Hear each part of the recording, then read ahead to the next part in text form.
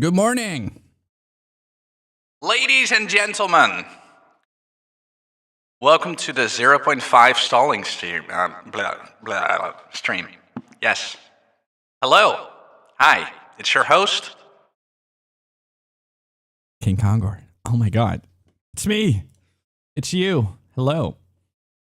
Hello. Yeah, I'm almost done. Look, it's the last bite. So, we're getting some new stuff. We're getting the Spirit Walker, aka Spiritborn, Diablo 4 class. We're getting Martial Arts, Rite of the Nameless, Master of the Atlas, Waking the Dreamer. Waking the Dreamer. The Hare and the Raven. We're gonna get the Runes of Aldur. Dude, so many runes. God damn, dude. Are you happy? No storage out of 10. But I'm still excited.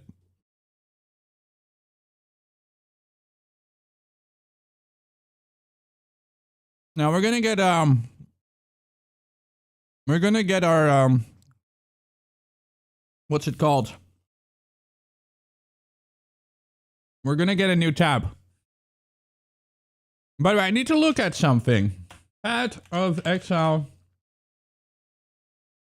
Let's actually start up the game first before we go into more details. Yeah, I need to see what support packs cost and what they give. I mean, I know what they give, but I want to see it in game. Dude, but how do you guys feel? Dude, honestly, I was having a really hard time waiting for it yesterday. But in the end, the waiting was worth it.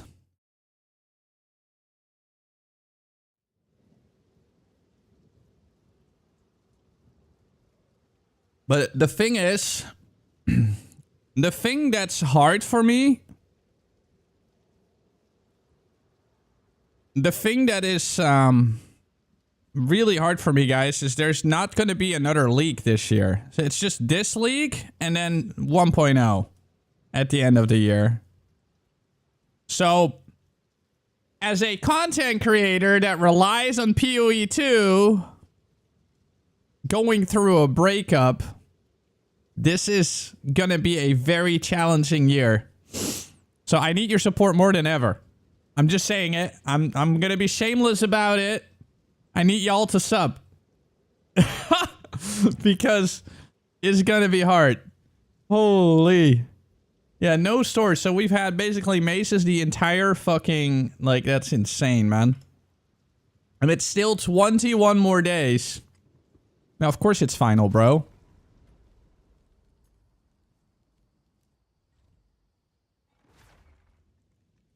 Yeah, we're gonna go in game. I want to see the MTXs, like, if I can. I need to look at how much they cost, though. Yo, thank you, Night Arc. I appreciate it, man. Yeah, like, usually, the majority of my earnings is around League launches. So now that we don't have that many League launches, I don't really do that well with PoE 1. With PoE 1, I don't really have an audience. With PoE 2, I do. But now with PoE 2 being kind of dead for... I don't know, even though it's going to be a really good league, it's going to be tough, dude. But we'll see. We'll see how long we can do things. I'm definitely going to focus a lot on the Isle this year. Apparently our server should be done soon. I mean, I made this image just now. VoIP down, panic, VoIP up, survival. Like, these fucking images, man. It's so stupid. I love it. Oh, man. Yeah, we have a whole Isle thing that we're working on. So that should be fun as well. But yeah, let's look at the shop. And shop means Ancient, Return of the Ancient supporter packs. Okay, so you got this. The blood of okay.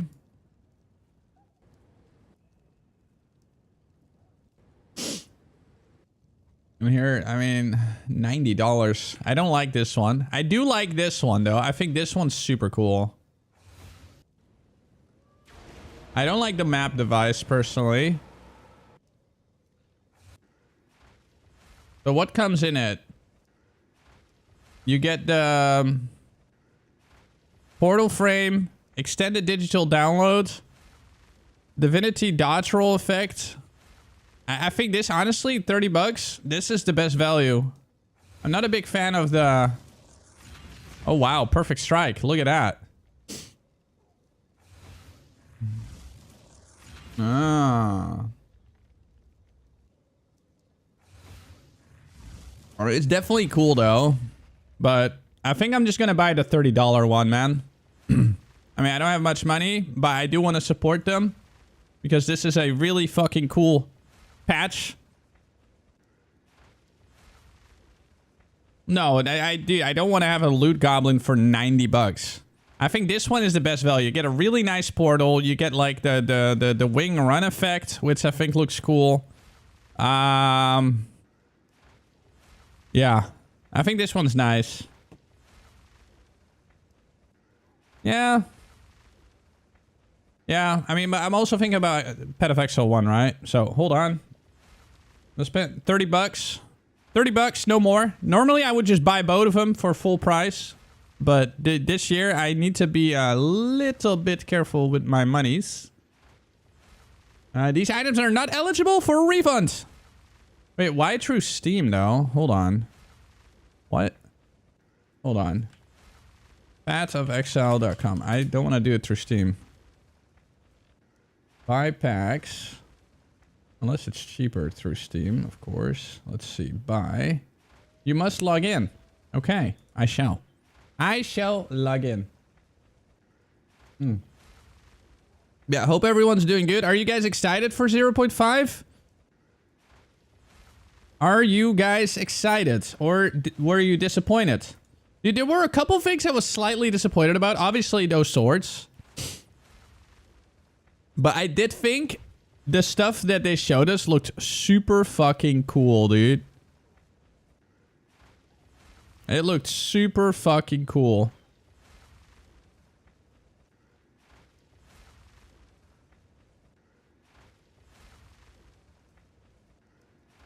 Alright, let me just do this. How much does it cost there? Yeah, it just saves me €2. Alright, pay 25. Because the dollar is like so worthless these days. Alright, I got it. 30 buccarinos. Oh, by the way, I need to check the drops as well. We need to check the bat water, guys. We need to check the bat water. Alright. Let me, check your drops. Okay.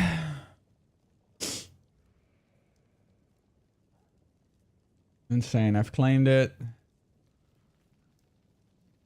The Red Queen's fonts. Claim now. Okay, now we need to go to the second link or the third one.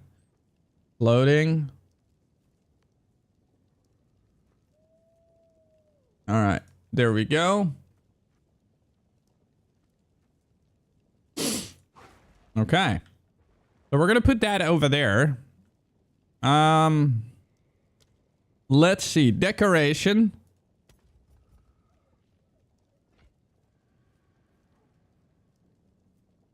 Now we have some bops in the hideout. Hold on. So how many different variations are there? Okay, there's 2 of them.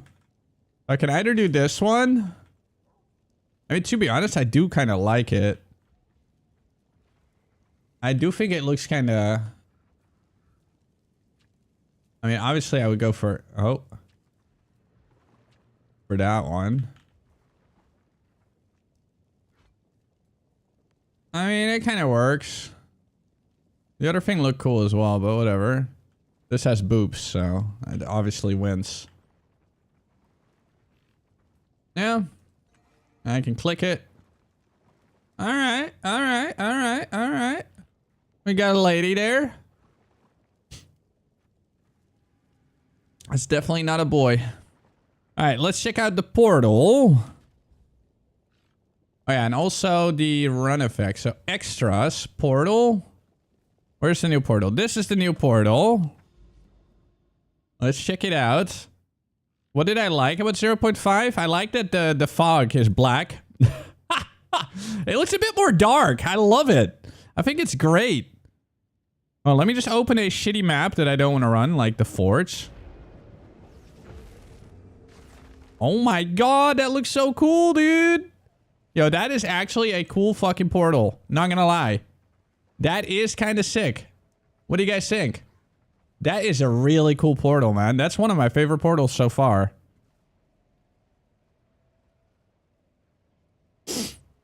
Hate is no new weapon / class. 2 ascendancy is basically one new class. No. It's not. A new class is a new weapon. Dude, this portal is sick, man. It definitely has the flu. Alright, where's the roll effect? Hold on, skills. Dodge roll effect. Okay, so does it work on a wolf? It does! Oh my god! Look at it! Holy! Yo! Yo! That is so cool. Brother. What about bear? Oh my god, look at the bear. The holy bear. Oh, you even got your holy eyes. Look at that. Yo, that's cool, dude. That is actually sick. And a dragon. A dragon with wings. What a surprise. Okay, now we have to check it in PoE 1. Now we have to check it in PoE 1 as well. Play. Alright, let's go check it out. Dude, that is so sick, though. Wait, why does it switch to that? What the fuck? What the fuck?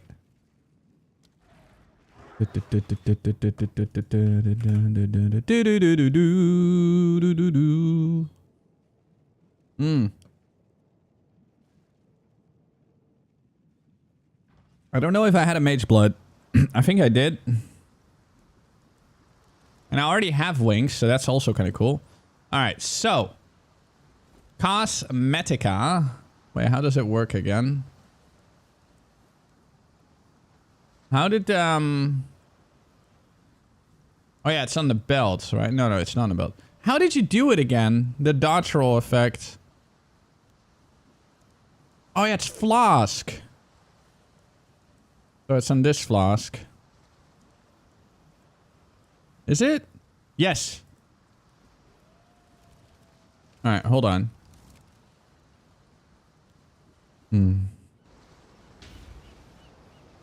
Okay, that looks weird because of the... Because it already has wings. But yeah, it's basically permanent. And you're like, oh my god. Hold on, so you just need to turn off your normal wings.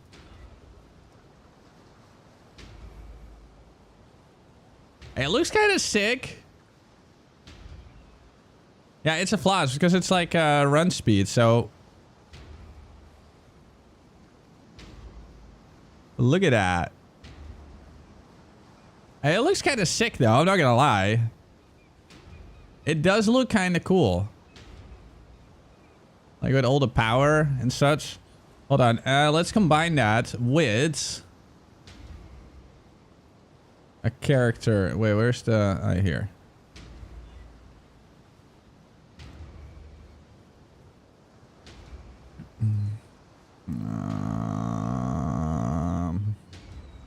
I feel like it's overriding all other effects on your character. Yeah, it does seem like that way. You don't even need a character effect anymore. You'll basically permanently look like this. It completely... It's basically a character skin. Interesting. I mean, it does work on the weapon, though, I think, but... Huh. Alright, pretty sick. Pretty sick. Yeah, I really like this build. I mean, this build is so sick. All right, let's see what the portal looks like in this game. Where is it? All right, hold on. It's okay. Yeah. Very cool. Very cool. Very sick. Very nice. Yeah, you see like this, I look like there. Yeah, I like kind of look like in areas. As soon as you start running, roar. Yeah, this is now. Honestly, this is now Diablo 3. This is now Diablo 3. Well, let me turn that off for a second so I don't shout all the time. This looks fucking sick, though. Holy moly. Well, I need a shinier one. There, Exalt. And then a cooler sword. There we go. Wait, do I have a cooler sword? Holy dude. Yeah, okay, I do like this. This is, like, be honest, it's kind of sick, right?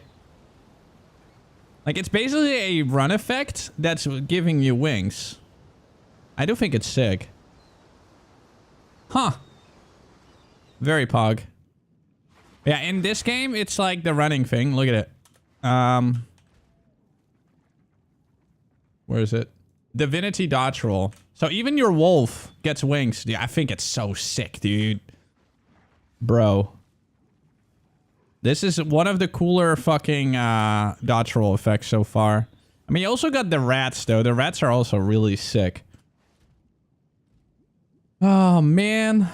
And then the portal looks incredible. The portal looks really good. They did a good job, man. Like last season, the packs are kind of boring, in my opinion. This one's crazy, man. The lightning effect like that and the blood font.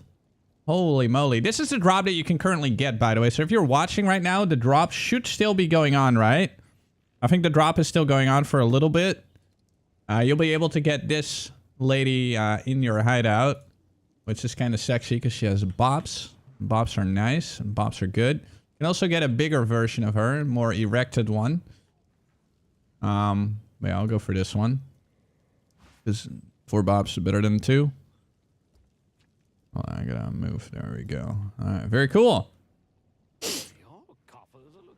Harlequin portal? I don't know, man. Popgun is already complaining? What are they complaining about? Alright, but we're gonna go and look at the stuff again. I also want to listen to the Q&A. To be honest, I'm gonna be very honest. So, when we are talking about Endgame, you expect Endgame. I think what people didn't expect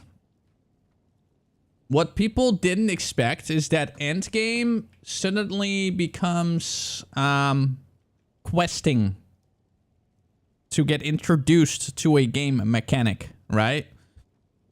So the Endgame is still going to be the same. And I really want to know what they meant when they said temple going to core. Because I want to know what this core thing means. Like, are we still changing temple? Temple has not been mentioned. Temple has not been mentioned. You want scarabs? Yeah, we all do.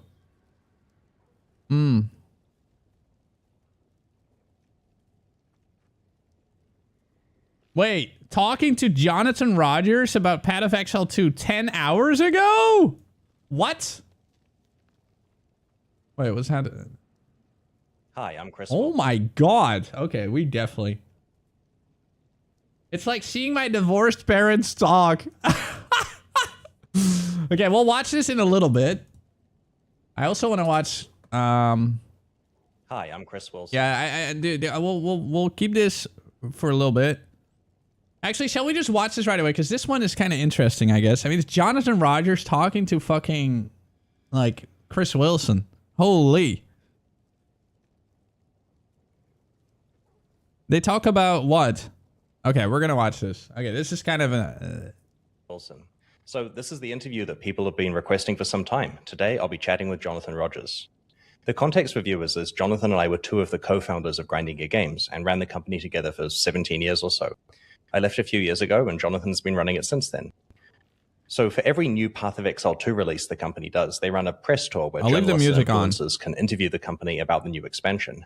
And now that I've got my YouTube channel, I kind of snuck onto the press tour and snagged an interview slot with Jonathan. Hey, Jonathan, how are you going? Hey, I'm going good. Nice, good to talk to you. Yeah, so how's life at GGG?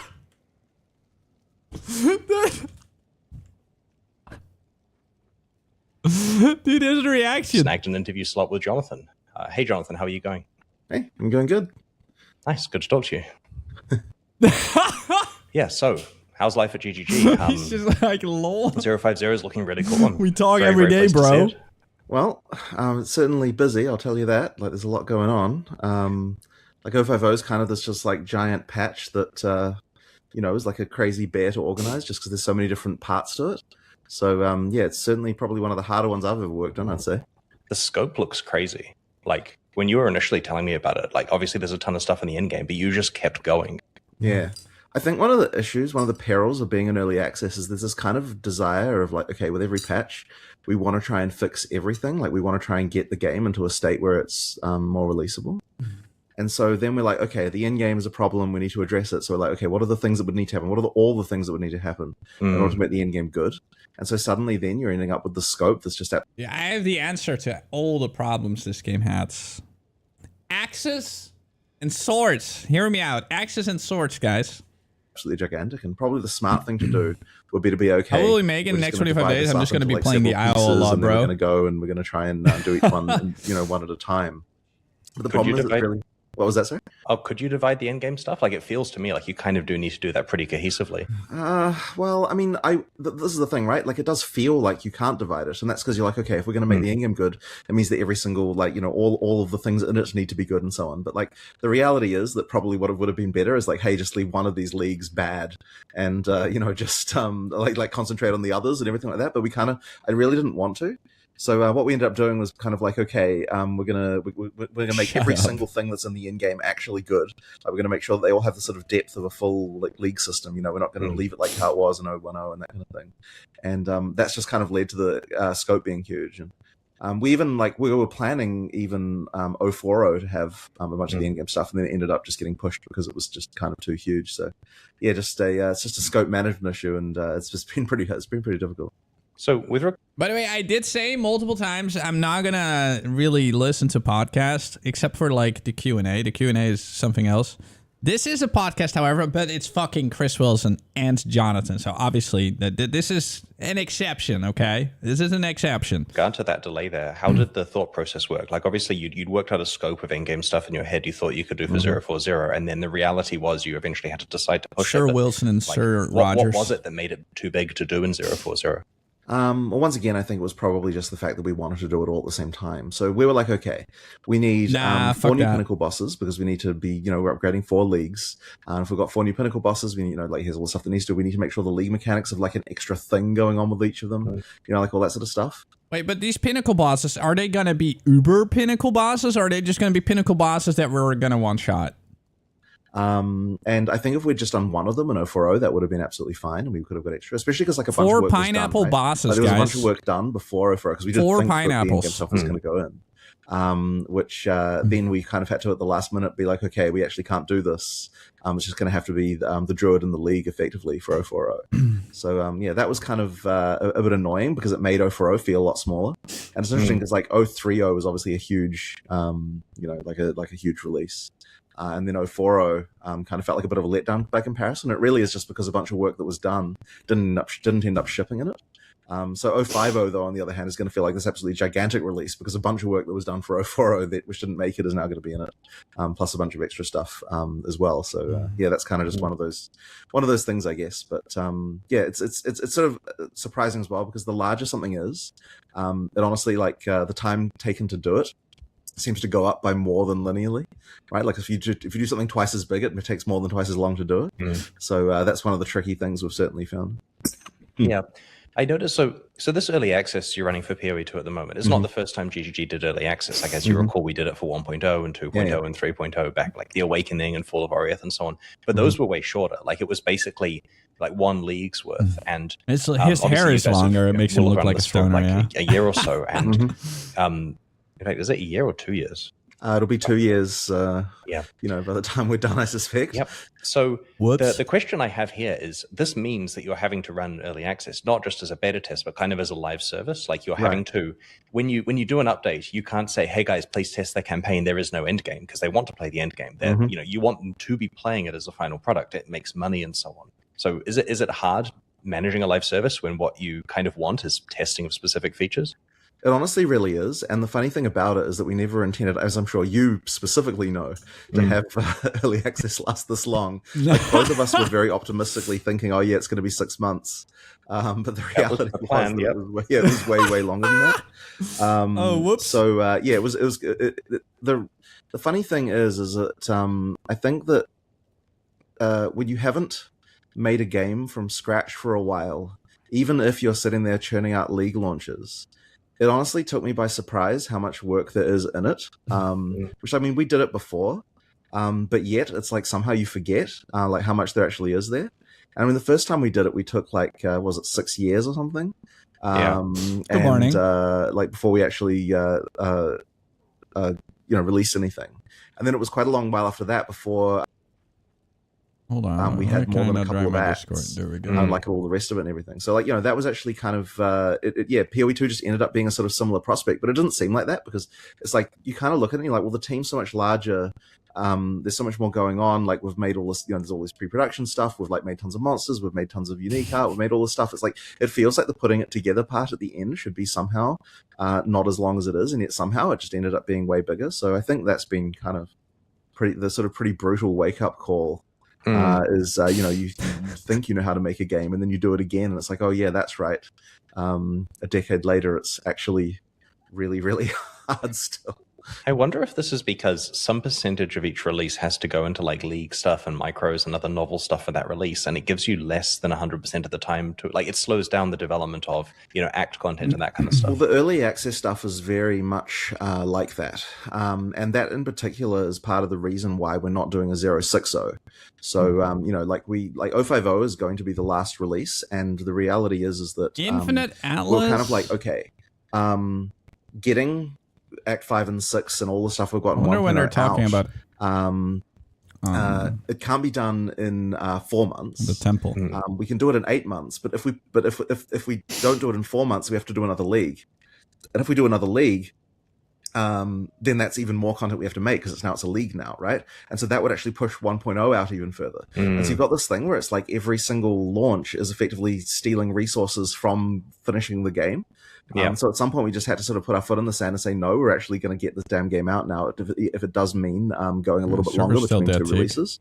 So it'll be really good though, because once we get to 1.0, like not having to have this like extra giant thing going on in the background. Wait, 8 months? Wait, what did I miss? Single launch is effectively stealing resources from finishing the game. So at some point we just had to sort of put our foot in the sand and say, no, we're actually going to get this damn game out now, if it does mean going a little bit longer between two releases. So it'll be really good though, because once we get to 1.0, like not having to have this like extra giant thing going on in the backdrop of finishing the campaign and so on is just going to be so much easier. Like the idea of just being able to make a league, we're going straight. Like, also, dude, I'm eating noodles the entire year. Make revamps of everything and like just crazy. I am eating noodles. Like, new campaign acts and everything is going to be instant noodles. Going to be pretty good. I think it's going to like allow us to relax a little bit more compared to what we have been doing, because the rush to 1.0 has been pretty crazy. One thing that you and I had done previously, like a long noodles time and ago, biscuits. we'd often be working on the next league, but have the beginnings of a larger league. Like I remember with Ascendancy, for example, when we started work on that. I mean, that's partly because we overscoped or underestimated it, but we essentially moved Ascendancy from its slot to the next slot, and did another league instead. Obviously, you guys, like I know GGG won't have plans that far out for the future, because you're focusing all on 1.0. But do you expect that you would intermingle larger releases and larger leagues? So, I mean, look, you need to have updates that like shake up the end game and do other stuff like that every now and then. Otherwise, things will get scale. So we'll absolutely be doing the whole like AB kind of like thing that we used to do. It's just at the moment, effectively, what you've got going on in the background is that the B, as it were, is like the extra act that you're sitting there working on, because there's like a ton of work that's going on there in the background. Yeah, like we'll probably do that. I mean, look, it's funnily enough, right? Because sometimes the like latency times get so crazy that there are like things being made for 1.2 already in the pipeline. You know, like it's like we know there's certain bosses that we need and stuff like that, and we're like, okay, sometime around 1.2 we're probably going to need this. So let's. And when is GTA 6 releasing again? It's actually a crazy year. Like, it's really a crazy year for games. Get it started into the pipeline now. So there's certainly some longer things like that. Yeah, that's very cool. Yeah, I mean, it's like, it's funny because we're like, okay, I mean, as I'm once again, I'm sure you'll probably remember, we're like, okay, the league that's after Christmas is never going to be the big one that has the thing, so therefore the 1.2 therefore has to be the one, and you know, like you pretty much that's how you sort of end up with that stuff. It's amazing. Like, this may just be it's not going to get delayed. They're already working on marketing. Trying to work on league planning stuff, but it always felt that the league around September was small because, like, my blame at the time was like, you know, northern hemisphere people going back to school or whatever, and it was always this Bond game looks a lot of fun as well. One of our best leagues we ever made by far. Just having such a big dip, it was like quiet and no one seemed to care at the time, and I thought, well, that's the September curse. And then you've got the January, February, March curse where you've made it over Christmas, as you say. And then you've also got like a new seasonal game coming out every week because there's going to be a Diablo 4 season and a Diablo 3 season and a Diablo 2 season and a Diablo 2 Resurrected season and World of Warcraft Classic and World of Warcraft season of whatever they've got going on and Last Epoch. And how do you, like... Dude, I'm actually annoyed with the amount of ARPGs there are right now. It's too bloated. There's too much bullshit. Too many different ARPGs. I hate it. I wish there was just a couple ARPGs and that's it. And then there's the GTA 6 and they all have their own seasons. Like, crazy where that happens. Like, how do you time all of this stuff these days with so much going on?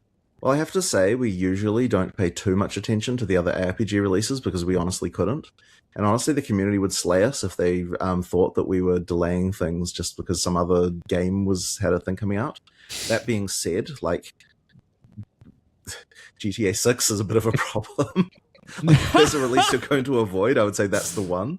But thankfully, since they're not on PC, he's aware. Then it's like not as big of a thing. And he wants to play they're going to buy out like literally all the media, like all the things will be that, like anything that it's possible to spend Your first money night on. Is the 27th, bro. So probably not a good idea, even just for that reason alone, to launch like on the same weekend as them. I would say.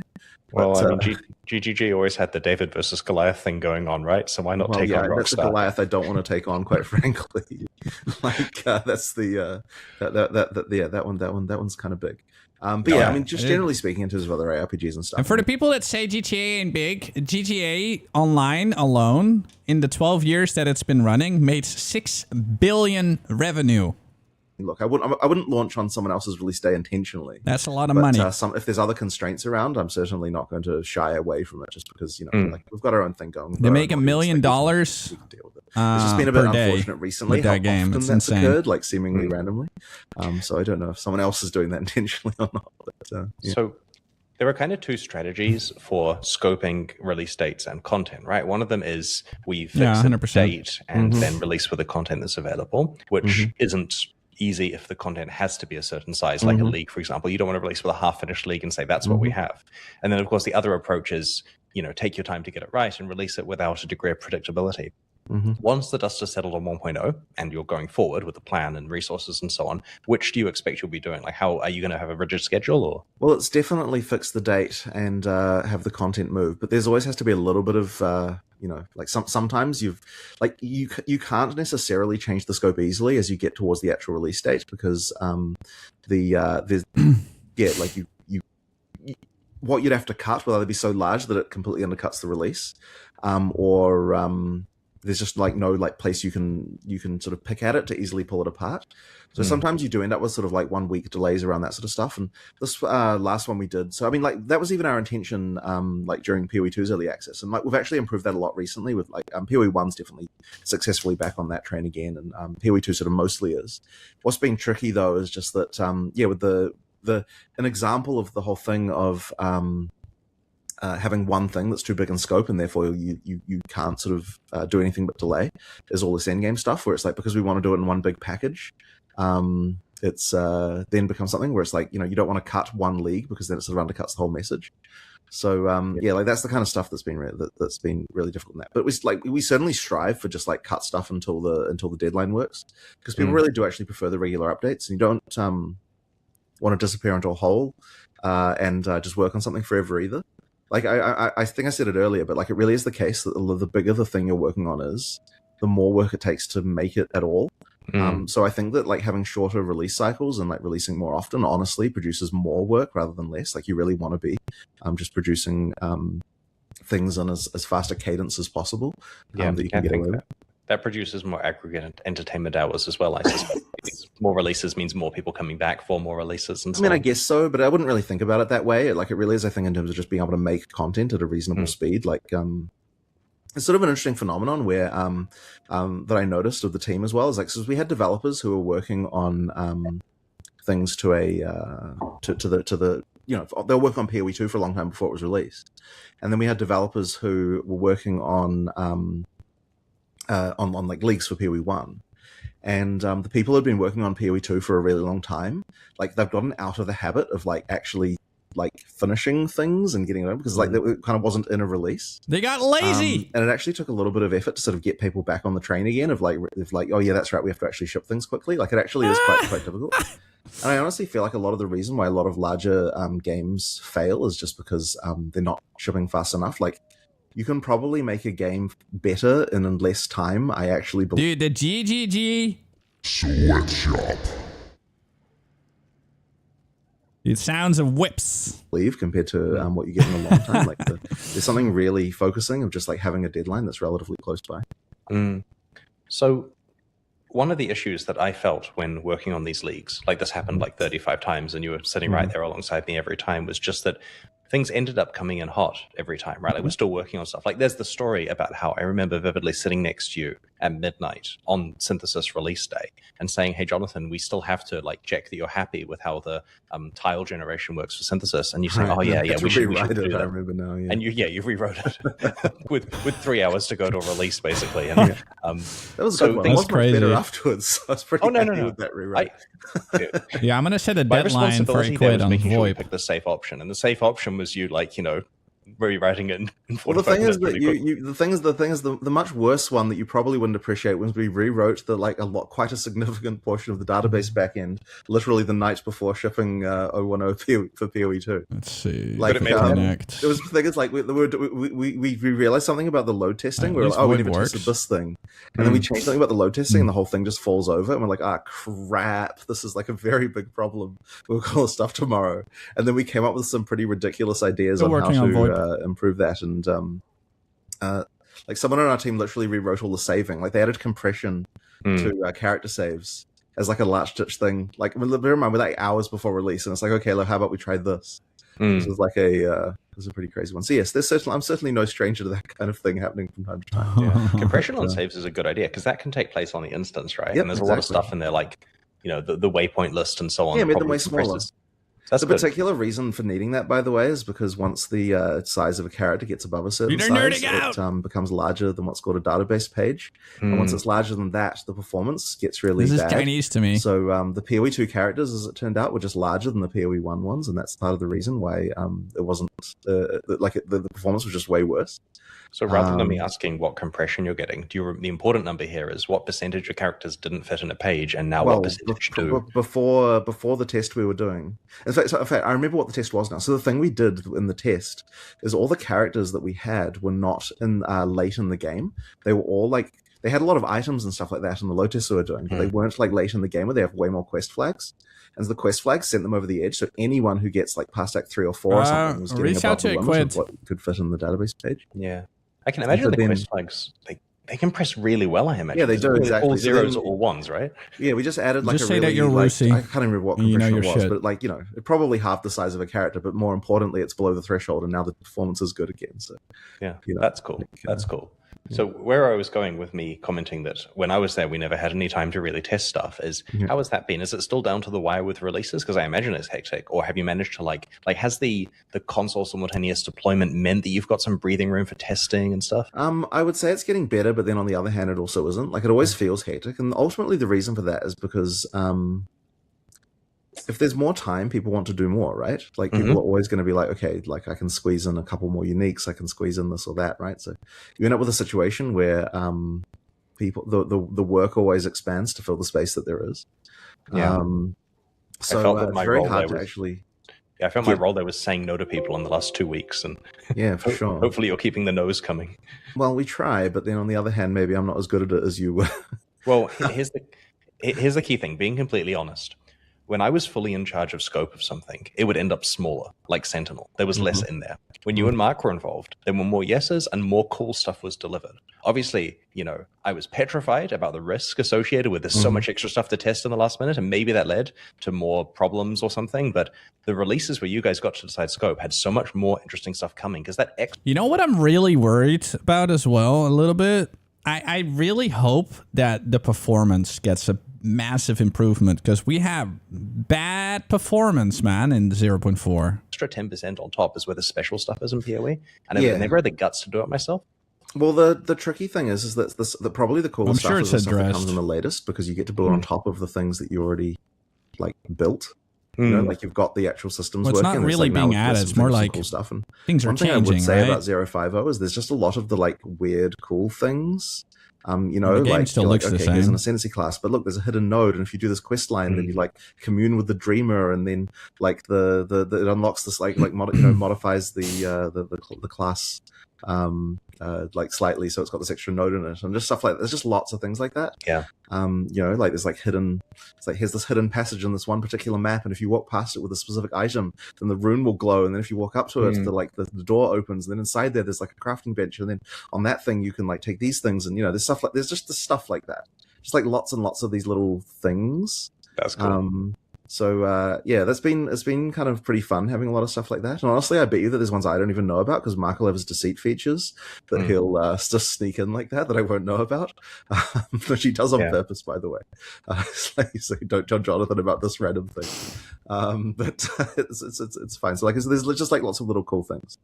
I strongly recommend not announcing or showing those. Of course, you know the temptation is it's more stuff to put on the live stream. Yeah. But of course, we'll show a couple of them, and I'll hint towards a couple of others. But yeah, like there'll be more that they won't have seen. Like there's quite a few. So on the topic of the 10%, you know, extra stuff that can go on top. One thing you and I tried a long time ago was to release a follow-up patch after a league launch, usually after a bad league launch, with extra stuff. And what we found at the time, at least my recollection of this, is that the players playing appreciated more content. You know, their Reddit comments would be a bit less angry because we've changed some stuff and fixed it, but it didn't bring players back. And so, you know, in terms of changing the shape of the graph or the income being generated during the follow-up patch, the extra 10% after release had little benefit, you know, apart from, you know, good feelings. But I can imagine what you're saying here is by fitting that 10% into the release, everyone gets to benefit from it. Yeah, well, you certainly want that. No, well, the thing you were saying there about like I mean, okay, so when it comes to seasonal content like this, you really want to just concentrate as much as you can in the season as possible. However, there is a really important thing, which is that you don't want people to feel, the people who are playing to feel sour. When do they talk about the temple, by the way? That will influence the results you get next season. Does anyone know? Because I honestly just want to hear about that. But it's really challenging, especially when the things that need fixing are actually nerfs. I think I want to start skipping through some stuff. So, you know, then you've got like sort of the double-edged sword problem. So, like there was things like, this is actually a PoE 1 example, but it's like, okay, we had some things where there were some mechanics with the Breach prequel that people weren't happy about. They about. talked about it on Q&A, so there's nothing about tempo in here. By the time the next release comes along, otherwise it would just be a bunch of people complaining about that. So you do really need to make sure that you're at least improving all that stuff. But in terms of like adding more content, like more uniques or something, it's just not really going to matter because it's like... Hold on. The biggest Q&A teaser for 2.5 hours. Holy.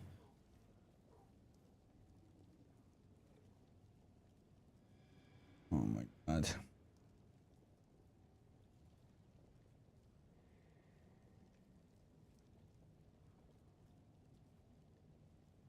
Loot outside of the temple is an unacceptable low amount of loot. Sucks they don't care about that. Basically, never getting a mirror or a lock. Ever? That guy doesn't know what he's talking about. How do I get the transcript? Oh, okay, here we go.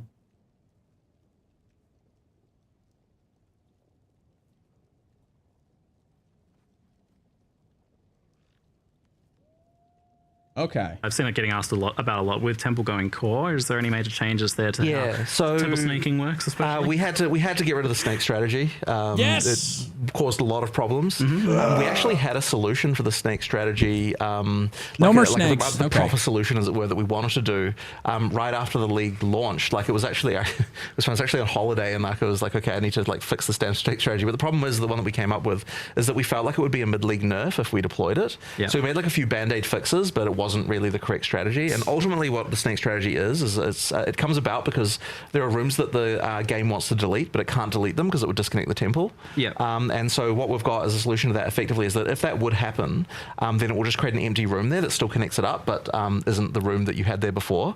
And that just means that there's no incentive to kind of do those weird strategies anymore, which should result in all of the weird, really broken stuff from happening. Yeah, like you can kind of take it more at face value because you don't have to worry about this like particular way of organizing things to be able to, to be able to do well. And to be clear, the current like snaking is resulting in what we deem as 1,000% unacceptable levels of item drops. Like, the item drops are out of control due to the stupid. But there was just there's always the situation when you've got the stuff where like we would love to nerf it, but you can only nerf something like that if it hasn't gotten too out of containment before you nerf it. Because the moment that people feel like 10% of the player base have like gotten, well, then I can't do it, and like you're pulling the ladder up behind them and that kind of stuff. Exactly, it just doesn't feel good. So the whole thing. We just sort of had to let it be. And the thing that sucks about it is that it can make people's perception of what the correct level of item drops is to be incorrect, and that can then mean that like when we don't have the like bananas temple loot going on, that people like might not be as happy with that. But it'll be a thing there, like one league down the line after they've forgotten about that part, it'll be okay. But yeah, like that was it was out of control and we didn't love it.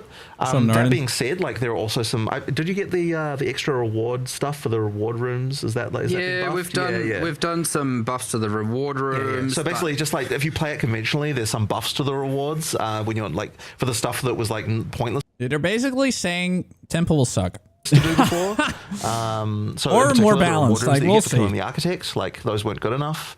We want to make sure so people weren't even bothering. There was a strategy where people were using those to like get quick at zero runs and stuff as well, and we fixed that problem. There's a bunch of algorithmic problems with like how rooms get deleted or decide to get deleted or swapped that have been changed such that there's not like some of these weird, they got to the point of being honestly a little bit exploitative to the point it's like, I hate that I have to do this thing. No maxed out. We certainly don't want anything where people feel like I have to do this weird thing that I don't enjoy doing in order to get the most rewards. Like that's the key thing we want to. Yeah, because of course they will do it, right? Because that's the most reward. Couple cool things. The Atlas tree now applies to the temple. Cool. Right. Whole thing. And we're obviously relevant. There are some cases where obviously there's no summoning circles in there, and obviously it has its own Atlas tree now. Now that it's core, and its own entire quest line on the Atlas. We can go there and do the thing. There's a place where it physically is. It's like you get all the points, and there's parts of the tree that are blocked behind killing the architects. So you're getting like little unlocks and stuff like that. There's supposed to be little districts in the city where like you kill the architects, and now this district is unlocked, and you can go in there. And little things. There's just little things. So exploring that, very nice. I'm okay, man. Production, could I request a brief intermission for us so we don't have to rush the rest of the endgame discussion? We'll be right back, folks. Okay. Firstly, I'm very happy to see that the world looks like an actual world now. Yes. It's an atlas, an actual map. It's where you go and do exploration. So was this kind of the goal for the outset when you were making this whole world map style atlas from the beginning? Well, okay. I think that I didn't realize when we were making it the importance of having... All right, let's see. So... Endgame deep dive. All right, let's see. Scope of zero. Why no swords? Oh my God! Okay, the sword question. Return of the Ancients expansion and its complete overhaul to just every single thing in the endgame. Complete endgame overhaul. The Runes of Aldur League with a frankly somewhat confusing. All this stuff is so cool. We'll be enjoying it. Things in it. You're not going to enjoy it for 6 months, bro. I promise you that. That work across weapons, maybe we will, but. extra looking ascendancies and some insane uniques and all that sort of stuff. But honestly, it's kind of easy to talk about what's not part of 0.5. So with that very elegant segue, let's do that first. So I think some people definitely had an expectation or a hope that there was going to be a new class or a new weapon type here, swords perhaps. Unfortunately, it's just the case that making a class is something that takes longer than a single cycle. So yeah, it was never going to be on the cards for 050, unfortunately. But so it wasn't even that it was moved in this case. No, it just wasn't. It just isn't something that we can do in that short amount of time. So it's going to have to be the next one before we're able to get. Well, last time you guys teased like the druid and the huntress beforehand. Exactly. Right? So it's kind of funny seeing everyone like this. Like probably the mistake we made was having a sword in the teaser for the breach stuff. So no one thought about that, but it's just kind of funny. It is a shame, but it seems like you guys have kind of. Well, you keep raising the bar on yourself as far as class design is concerned. Like, and it's not like we're not working on it in the background, right? Like that is definitely happening. I've been seeing a little bit of work going on there. We're simple people from New Zealand. Like swords, they're advanced technology that we haven't quite gotten. They're just a bunch of hobbits, guys. They're just, simpletons from the Shire, okay?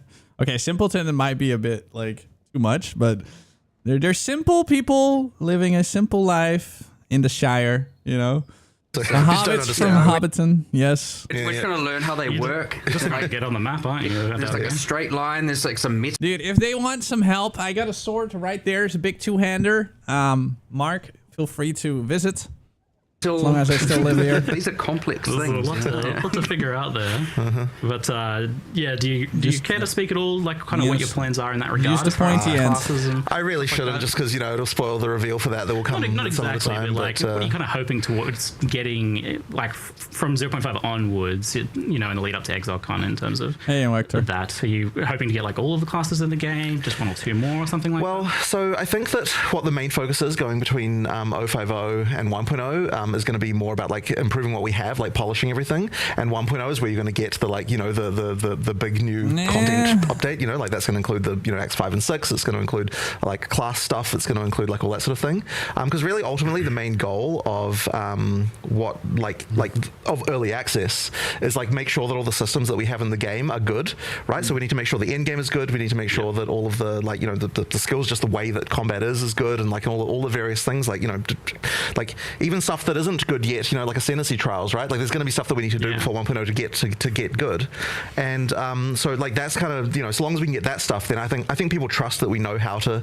create like an act at this point, right? Like so that isn't exactly something we need to test per se, so really what we need to do now is like assuming that people are happy with the end game that we've released in 050. That will mean that we've kind of checked all the boxes of stuff that we need to know, and there's still stuff that we need to improve, and like that'll happen between 050 and 1.0, but like that's the main thing we need to be sure of. And then once we've got that, it's like now we can get the big update, the ridiculous update that is 1.0 ready. And I heard you mentioning that recently as well, that you don't feel like you really need to get the last acts in for testing. No. I mean, like, know how to do that. We know how to do that. It's one of those things that like look, people saw in.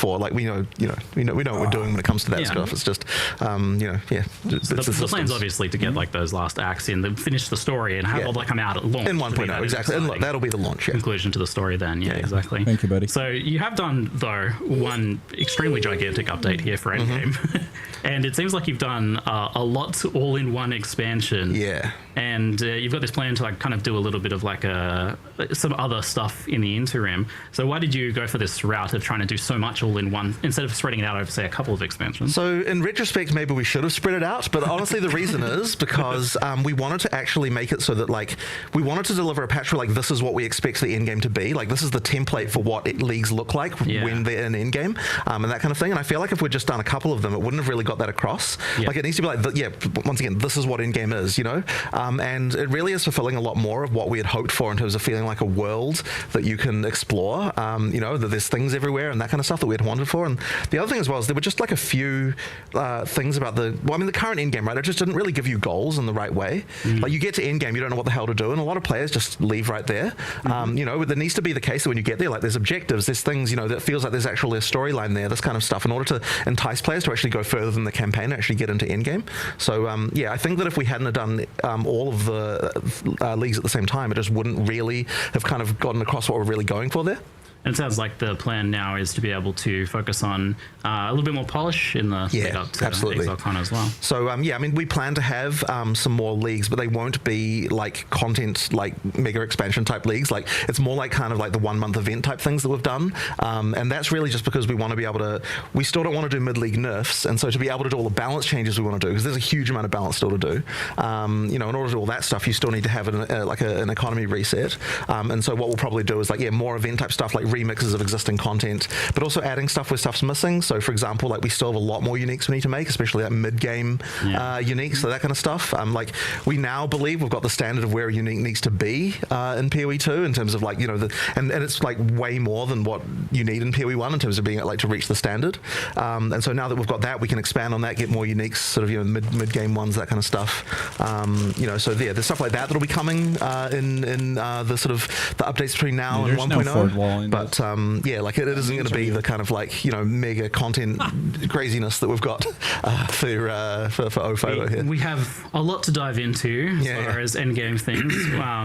While people watching live, get your questions in the chat for all of that. In the meantime, I want to ask you folks about the new league, the Runes of Aldur, which this is like an expedition rework, but it's also its own separate league. This encountering remnants, uncovering these runes throughout this storyline in the campaign, and then into endgame. And I was like, really, like, it's a lot. There's a lot of like crafting and items and reward types and systems. We'll look at all that stuff in detail in a bit, guys. You showed me this rather unhinged looking spreadsheet. Like I was like, oh, so these are just like random rewards or something. But then you show me this spreadsheet, like that's like the recipes of all how different runes combine together to make different things. Yeah. We probably put too much thought into it that honestly needed. But like, like we have to make sure that like if it's an iron rune, like what kind of stuff would be, you know, creating that, like, you know, that's just something that, like the recipes have a lot more structure to them, and I suspect a lot of that players won't even think about. Like they'll just see list pick for item, you know, like that's something they don't really think about. But there is some thought put into that of like what things go to what recipes. One way to look at this league has the most spreadsheets we've ever made. Like that's a title line, right? The other day I was looking through all we have this Giga. It's called like Verisium crafting or something. Yeah. I was looking through all the tabs, and I was like, I was on like the 60th tab, and I was like, the heck is this? I was reading all this stuff, and it said like Mark's ideas, and I was like, I don't remember coming up with any of this. I did. There's just like pages and pages and pages of crafts and stats, and just like honestly, I've lost the plot a little bit with respect to how many like different things we've made, and like it's honestly just been crazy. Idea writing. Yeah. Some of the rune stuff is like also super bizarre. Like what's like I don't even really understand that rune that's got to do with uniques. Like what's going on with that? It's called Olroth's Legacy. And it's a rune that you can place in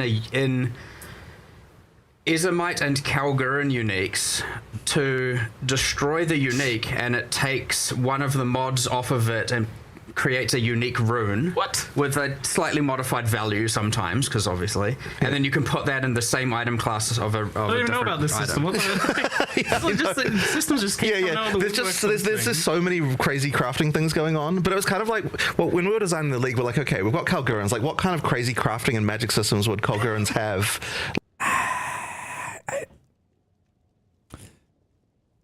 Dude, we're going to have to wait and see. Like that would be different than the stuff that's going on in Rayclast. And so, you know, the whole magic system is based around like this star metal that they have Verisium, and then they like, you know, like the you know, words give it power and so on. So we're just kind of thinking, we're using that as inspiration for all the different crafting things you have. Blue shapes. Yeah, all the blue runic shapes and everything. So it was just a lot of little nuts on this. Yeah, we went definitely. So there's so many crafting things. Like in fact, there's even more crafting stuff we had. Like, there were entire crafting benches that we have designed and practically like 80% implemented and then discarded. Like, it's just like a huge amount of that stuff. We can do this or some other way, some cool way.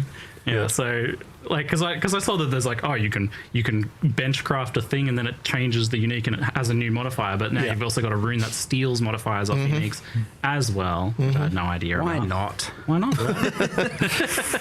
You like making more work for yourselves these days. That seems to be a running theme. I keep saying this to you, like, why do you do this? Like, why do you do this? Why do you make it so you have to like from now on you always have to look at all the modifiers on gloves? 100%. So yeah, because of that monk ascendancy, now every unique we ever make that's a glove unique, we have to design extra mods that it changes to. One other axis on that, all these new runes we've added, all of them Remember that shaman that has that whole bonded modifier on every rune that we need to also add? Yeah.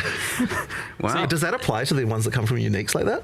TBD. What if I make it super classy? We are going to try to do it, yes. But, the idea is all of them will work, yes. So that's like, there's some really unusual ones too, because there's runes that are designed to just be put into an item to metacraft and then be replaced, right? I'm really proud of that one, actually, because I really like the way that it's like doing metacrafting in a more understandable way, I reckon, than what PoE 1 had. So, you put the item in, you can start rolling different mods, but then you can take it out again by putting another rune on top. So, I guess there's going to be maybe some process where you put one of those in, do a craft, and then put another one in, do another craft. Almost certainly. Together. That one's pretty cool. We got like chronomancy mods on boots. You got like a berserking themed one for helmet. There's like a kind of decay damage over time one for gloves, and there's a few others there. So we've kind of tried to theme them as well. Yeah, that's like even a different thing to what we've had in the past with meta mods. Like that's not just shaping how we access the current modifiers, but rather new modifier pools entirely getting added to items. I mean, we also have that new modifier pool thing going on with Breach as well, where with the new minion set of mods and the new caster set of mods on rings and stuff like that. Like, But the thing is, part of the reason for this is because we really wanted to make sure. So one of the things. Dude, I still don't know, man. Like, if we're going through all this fucking effort to make crafting good, just give us a crafting bench, right?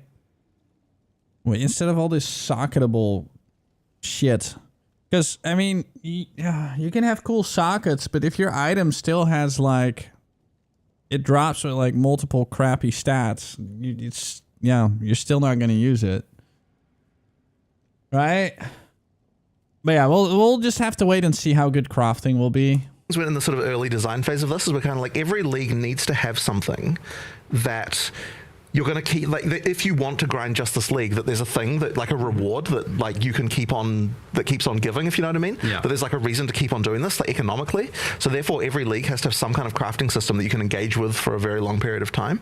And, like, we didn't quite have that. For, like, some of the leagues sort of had that a bit before, but now we want to make sure that every league definitely has something along those lines. So that, just a reason to keep going. Yeah, people can absolutely find, like, a niche, a thing, a service they provide the community or whatnot, which I quite like to see, especially the breach tree, getting real deep cuts on some of those things that you can do there, and now with the runes and everything as well. So for the back to the runes of Aldur, you're not actually needing to, like, find those runes that you're inscribing on those encounters, right? Because I wasn't quite clear on how that works.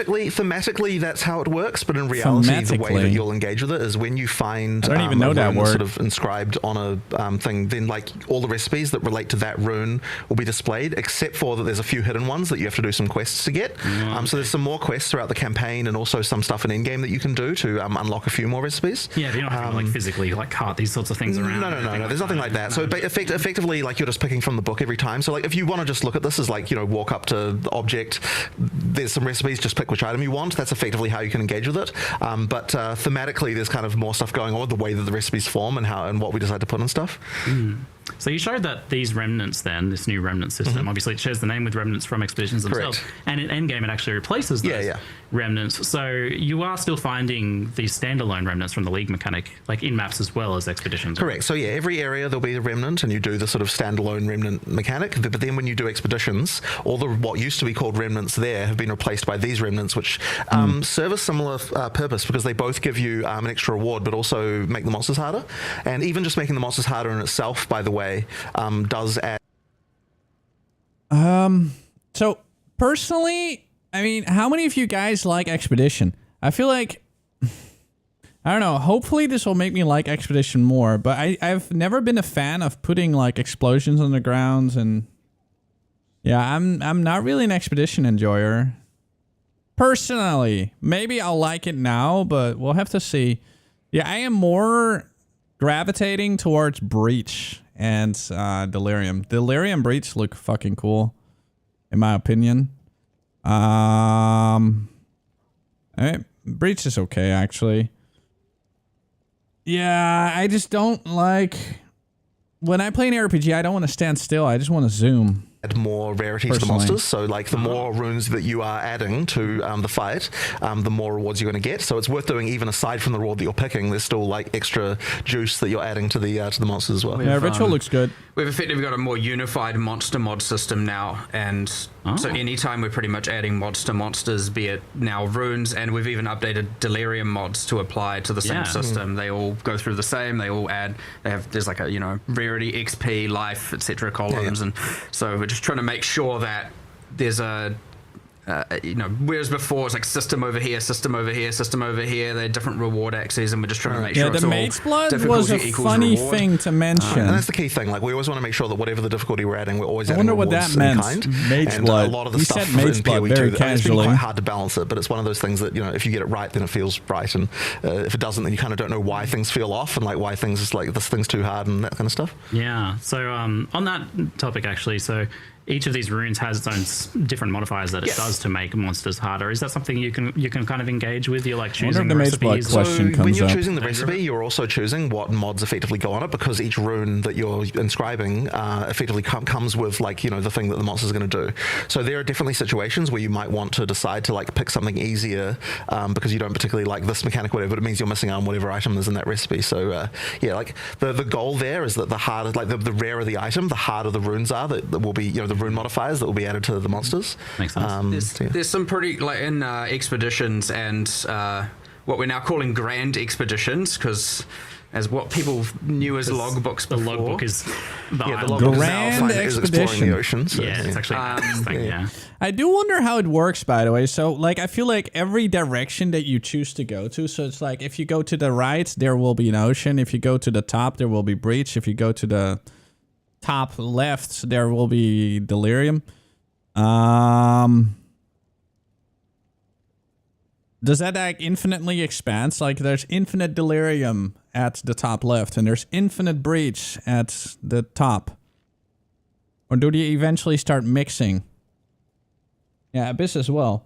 But the way that works right now, so is the entire world going to be like a fucking pizza? And every time they add a new mechanic, there's like, it thins out the area, right? So hold on, let me get paint. Because the way they showed it, right? Hold on. This is too tiny. Need to become bigger and bigger, bigger, bigger. All right. So. Hello, can I zoom in? There you go.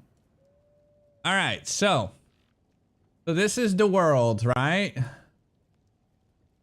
The world, the infinite fucking world. And you start over there. Actually, hold on. Let's make that. Hold on. Can I make it bigger? I don't know. Maybe. Doesn't matter. Anyways, you are the player. You start right there. Whatever. Right? This is your starting spot. Starting area. And then when you go to the top, you know, there's Abyss. Right? There's Abyss. Wait, I should probably make a circle first. Hold on. Yeah, let's make a circle. To make it a bit more, you know. So this is the world map. So then you have Kalguran on this way, right? Then you have Breach at over here. Then you have Abyss over there. Then you have, well, what else did we have? I mean, this is a circle. I mean, it's like we're creating the wheel, right? What else? Oh yeah, Delirium. Yeah, what else was there? What else was there? We have Breach, Delirium. Oh yeah, we have Ritual.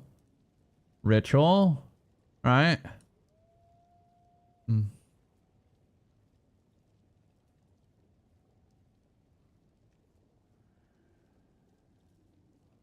But there was more though. Yeah. But then, so when after a while they're gonna keep, so let's say there's gonna be another new league at one point. There's gonna be another league at one point. There's gonna be another league at one point. There's gonna be another league at one point.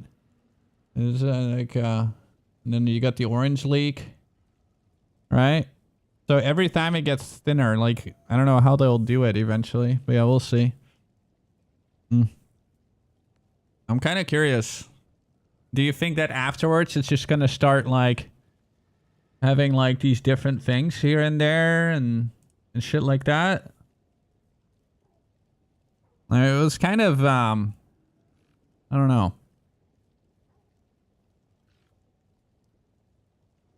I guess everything will tell in time. But it did look super cool. Not gonna lie. You get the cool things where, okay, let's say there's like 12 remnants and you want to get them all in the detonation chain. Each remnant you do the fight, and then one of those rooms is passed on to be additive with the next. So it doesn't manipulate. So effectively, the monsters have the mods of the remnant, and then all of the next remnant's monsters have one of the... Yeah, I need to go toilets. Give me 1 second.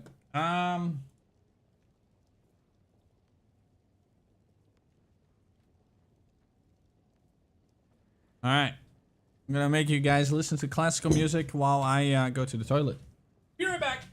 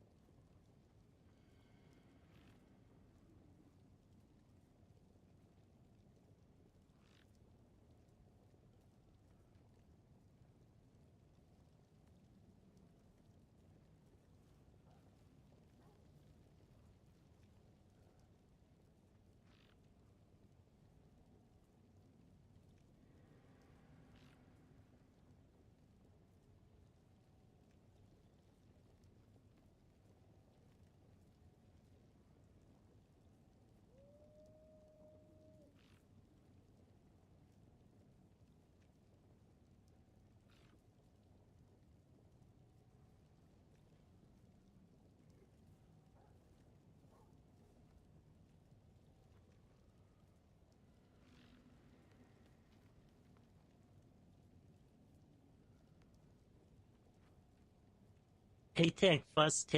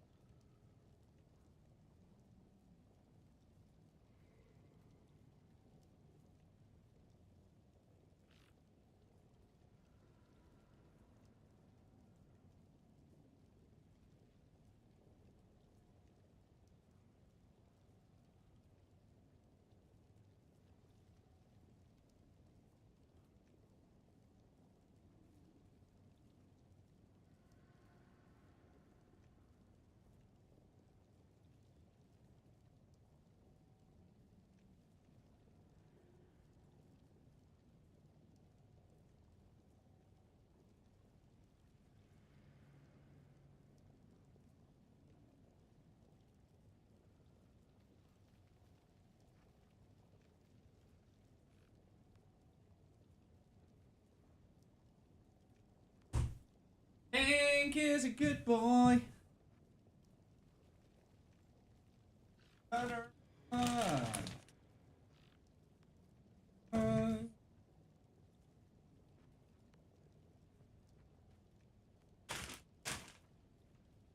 Anyone? Up.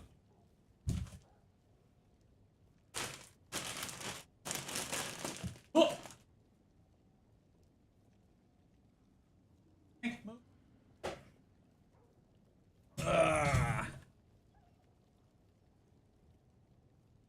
Yeah, sorry, the things didn't work. My bad. Those runes as well as all the ones they had. So every remnant's harder than the next, getting more and more and more mods. And you can imagine if you go down 12, you know, you can have technically up to 22 extra mods, which you'll notice the reason why we don't display a whole bunch of lines of text on it, and we instead have a bar of actual runic symbols. So you can mouse over those or something, can you? Like to see the modifiers? You were meant to be able to, but probably not right now. There's this thing that we'll do later, which is this pause rework. Yes. I'm going to just spoil it now because it's like one of those things that we're going to do. But effectively, the intention for frickin' ages has been, we just haven't had time to do it yet, that when you pause the game, you can mouse over all of the different things and like find out information about them. So the intention would be to like be able to expand all of that stuff, like so look at all buffs and explore what exact stats they give and that kind of stuff. If you want to do that, we've just been planning on doing it for ages, but we didn't get around to it. But I've been really keen on that. Wait, so what did he just say? You can mouse over all of the different things and like find out information about them. Wait, what things? So the intention would be to like be able to expand all of that stuff, like so look at all buffs and explore like what exact stats they give and that kind of stuff. If you want to do that, we've just been planning on doing it for ages, but we didn't get around to it. But he's talking about buffs and such. Yeah, okay, that's good. I like that. That's good.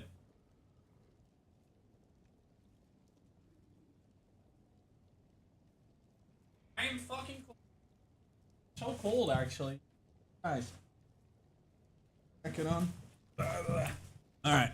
Keen on that. Do note when you are, the runes do say what they do on the remnant, and when the one that moves on to the next remnant has an extra icon above it. It's not actually moving on all of them, because I was going to say, because it's kind of like each remnant has a lot of modifiers, so it's not. Is it?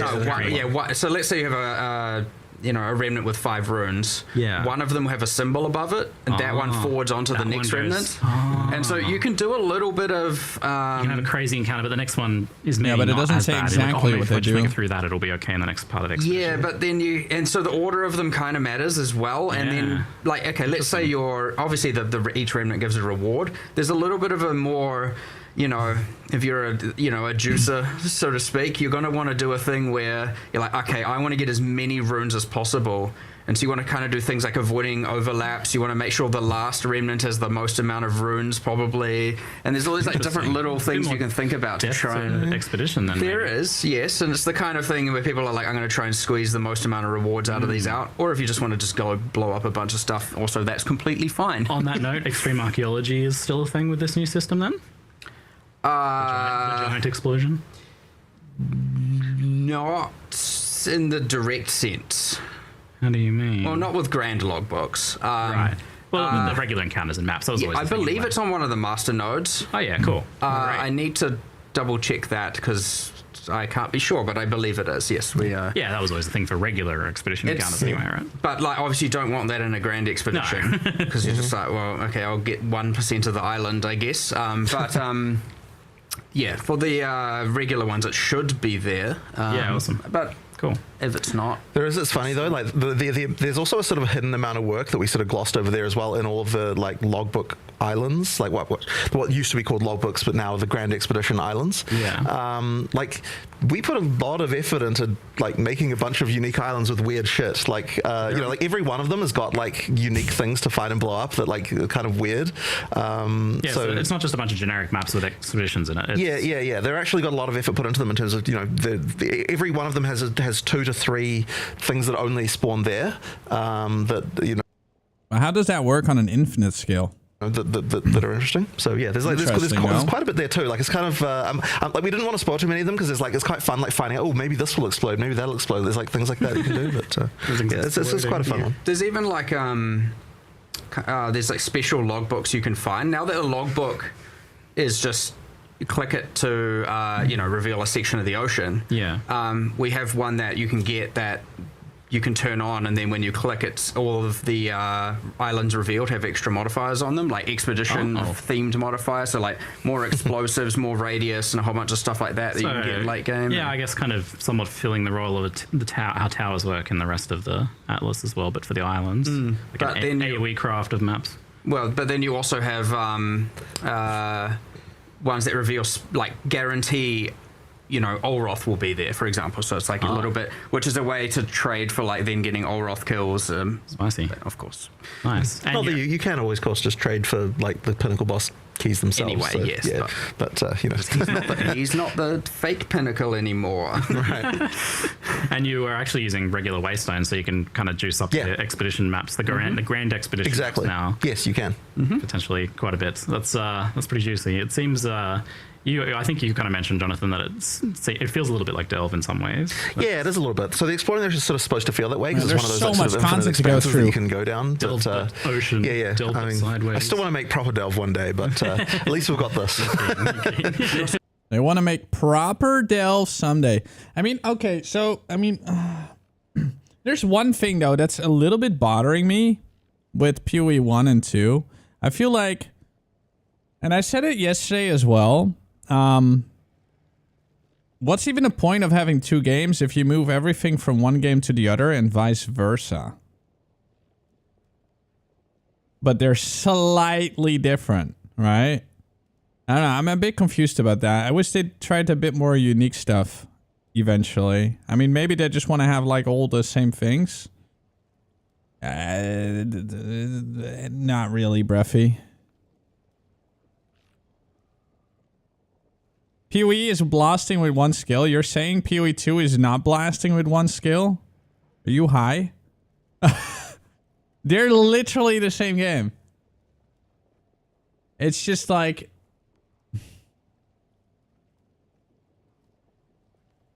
It's slightly different, but it's still very much alike. I wish just they... As cool as PoE 1 is, I feel like PoE 2 needs more of its own unique things. Right? Like just having it work slightly different. Because look at Breach, right? So they changed Breach in PoE 1, and now they're changing Breach in PoE 2 to be like Breach in PoE 1.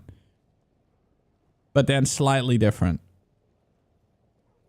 You don't have to run around. It makes me less excited to play PoE 1, to be honest. Because I've seen that, right? And now we're just getting the same thing in PoE 2. The islands reading all those giant blocks of text anymore. But like I said, PoE 2 in the end, it's the one button builds that become the meta every single time. All the meta builds have always been one button builds, and that's never going to change. There will always be a one button build that performs better than anything else, and that's what people will play. No, that's not wrong. Yes. To not get that is very correct. You remind me actually, so with the runes, is their modifiers like immune to fire damage and can't leech from them and stuff like that? No, they're just gone. Yes. Just more traditional modifiers, and then there's a set at the top. Like there's one called Power Rune, which is the rarest. It takes every mod. Why can't the combat be more methodical? Because the masses will always cater to whatever is the least effort and gets the most loot, and that is one button builds. They have been meta for the past 2 years. And makes it tier 2. So there's some meta-y ones, and then there's the ones we showed, and there's one that causes all monsters spawned by the remnant to share a life pool, which is actually crazy and also very satisfying. Like, kind of sounds fun, yeah. The funny thing about this is that if we had been a normal live stream where we were just doing a league, like so much more of the stuff we probably would have delved into. Yeah, but instead, because we had so much in-game stuff as like other things as well. You're doing like 5 leagues. Yeah, exactly. So you can't really show any of this stuff. Yeah. There's tons of like hidden stuff. It's like, I can't believe you glazed over this thing. Breffy, you're not listening to what I'm saying. They're basically making two the same games. And they keep like taking, like the one game just looks slightly better than the other, right? And it has slightly different mechanics, but in the end it's like, the thing I'm saying is I just wish they would, copy paste less. And you're saying, well, they're completely different games. But in the end, they're very much the same. even if you can do combo stuff, I mean, you can do combo stuff in PoE 1 as well, but I mean, people prefer doing, you know, one-button builds because it just simply works better. People don't like playing the piano. People just log in, they want to start blowing up screens. And whatever build blows up screens the quickest and the fastest, that's what people play. One-button builds will always be most popular. Even if it's possible to do 2, 3, 5, 10 combo build, the most popular builds are going to be the one-button builds. Simple as that. Like, personally, I would like to see a little bit more unique flair. Like there should be some mechanics, and it will probably happen after 1.0, because right now they're just taking the things that are popular and putting it in PoE 2. But I can't wait for them to add things to PoE 2 that will never go to PoE 1. Like a league mechanic that is just PoE 2 only. Right? Like, we have breach in both games. We have expedition goes. Now we're gonna, like he just said, we're gonna eventually get Delph. Like, just give us some unique stuff. Like, that's only in one of the two games, right? And the reason why I want this, and it's a personal thing, is because when I play PoE 2, and then a new PoE 1 league happens, I don't want to play what I already did in PoE 2. And something that's being added to PoE 1, then being added to PoE 2, I don't want to play the thing that I already did in PoE 1 for like a couple months, right? Like a rune steals a unique modifier. That would have been like a core system. Because it just burns me out. Yeah, exactly. It's like, oh yeah, we didn't have time. We had to cut it for time. Well, I mean, like, you know, another one of those we cut for time was the ability to upgrade runes. There's a thing that will upgrade a rune that's already in your in your gear. Yeah, you can get like a perfect. So you get a perfect rune of any rune can be upgraded past the normal level that it could normally go to using one of those. Like, it's called the Masterwork rune. Rub your runes. So there's something like that as well. Like, there's all sorts of stuff. Which you can then do incursion, extract, and trade. By the way, just to be clear. Yeah, because there's the incursion rune that lets you extract stuff. Yeah, so you can actually trade those, the upgraded ones if you wanted to. Oh, yeah. And you've got another category ones that absolutely can't be removed, and I assume not with that either. Yeah. Like, so that's like the dual socket thing and stuff like that. It's almost like vialing an item that's done. Yeah. This is where you're going to get the weird economy where... Dude, Briffy, you know I played PoE 1 in the beta, right? Like, I have a Diamond Kiwi. The Diamond Kiwi is from way, way before. Look.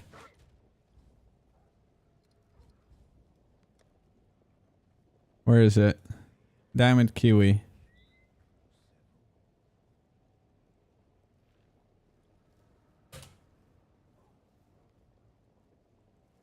Diamond Kiwi.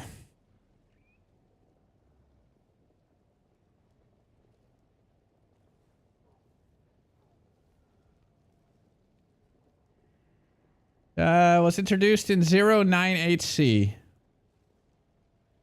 It is from January 2013.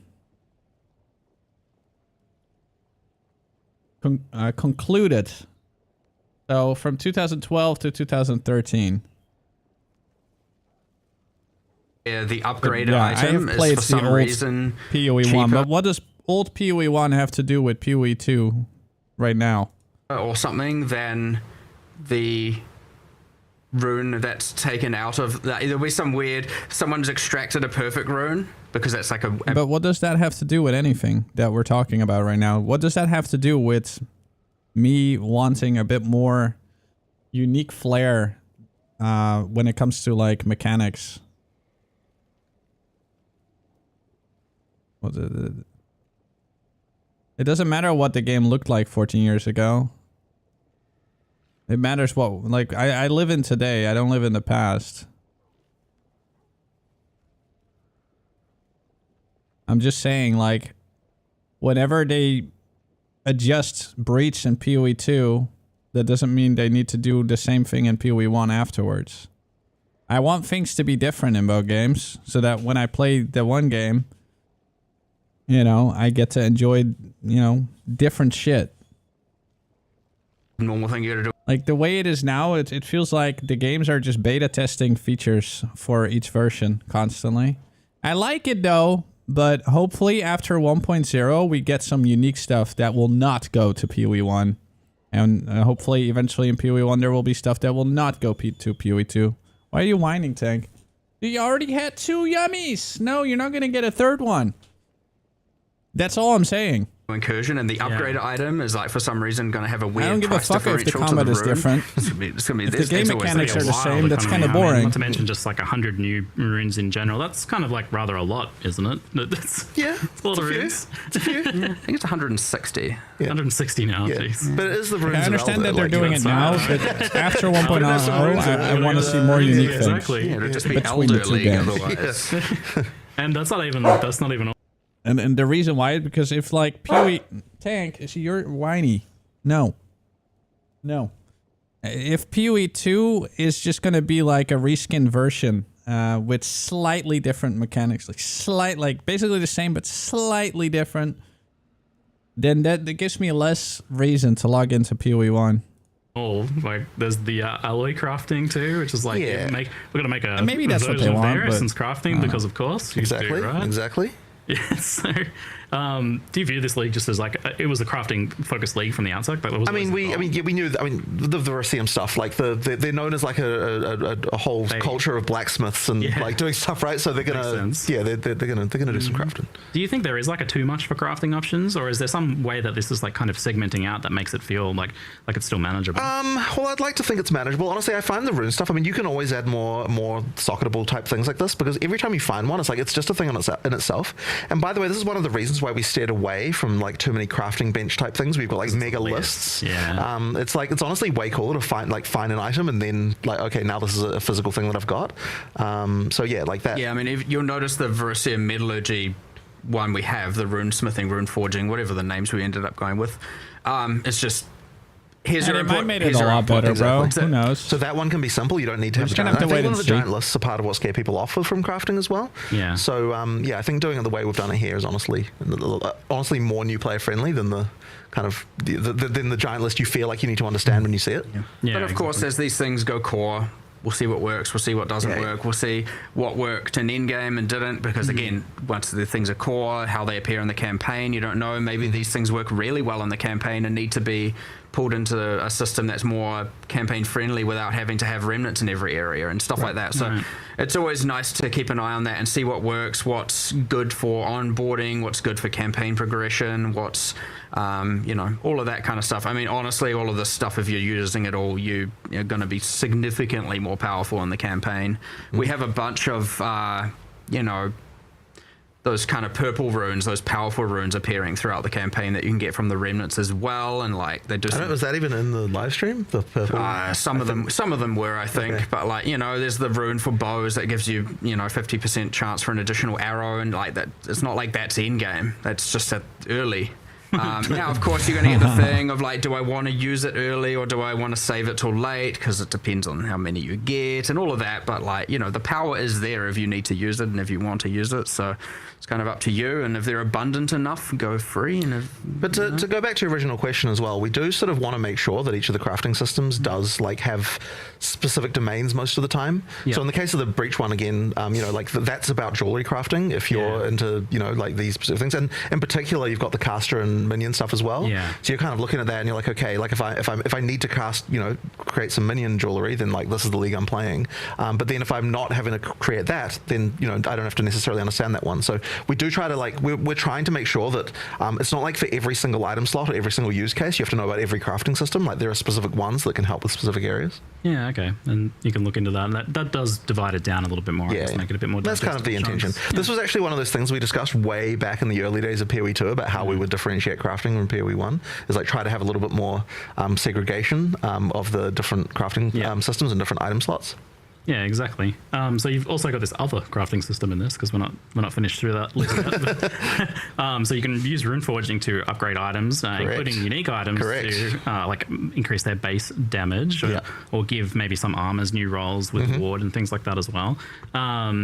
This is like another route to modifying uniques, which you've been doing a little experimenting a bit more with over time. And this has an ability to change affixes on uniques as well, right? Correct. So the changing affixes part, I believe, is mostly the Kalguran uniques where it does that.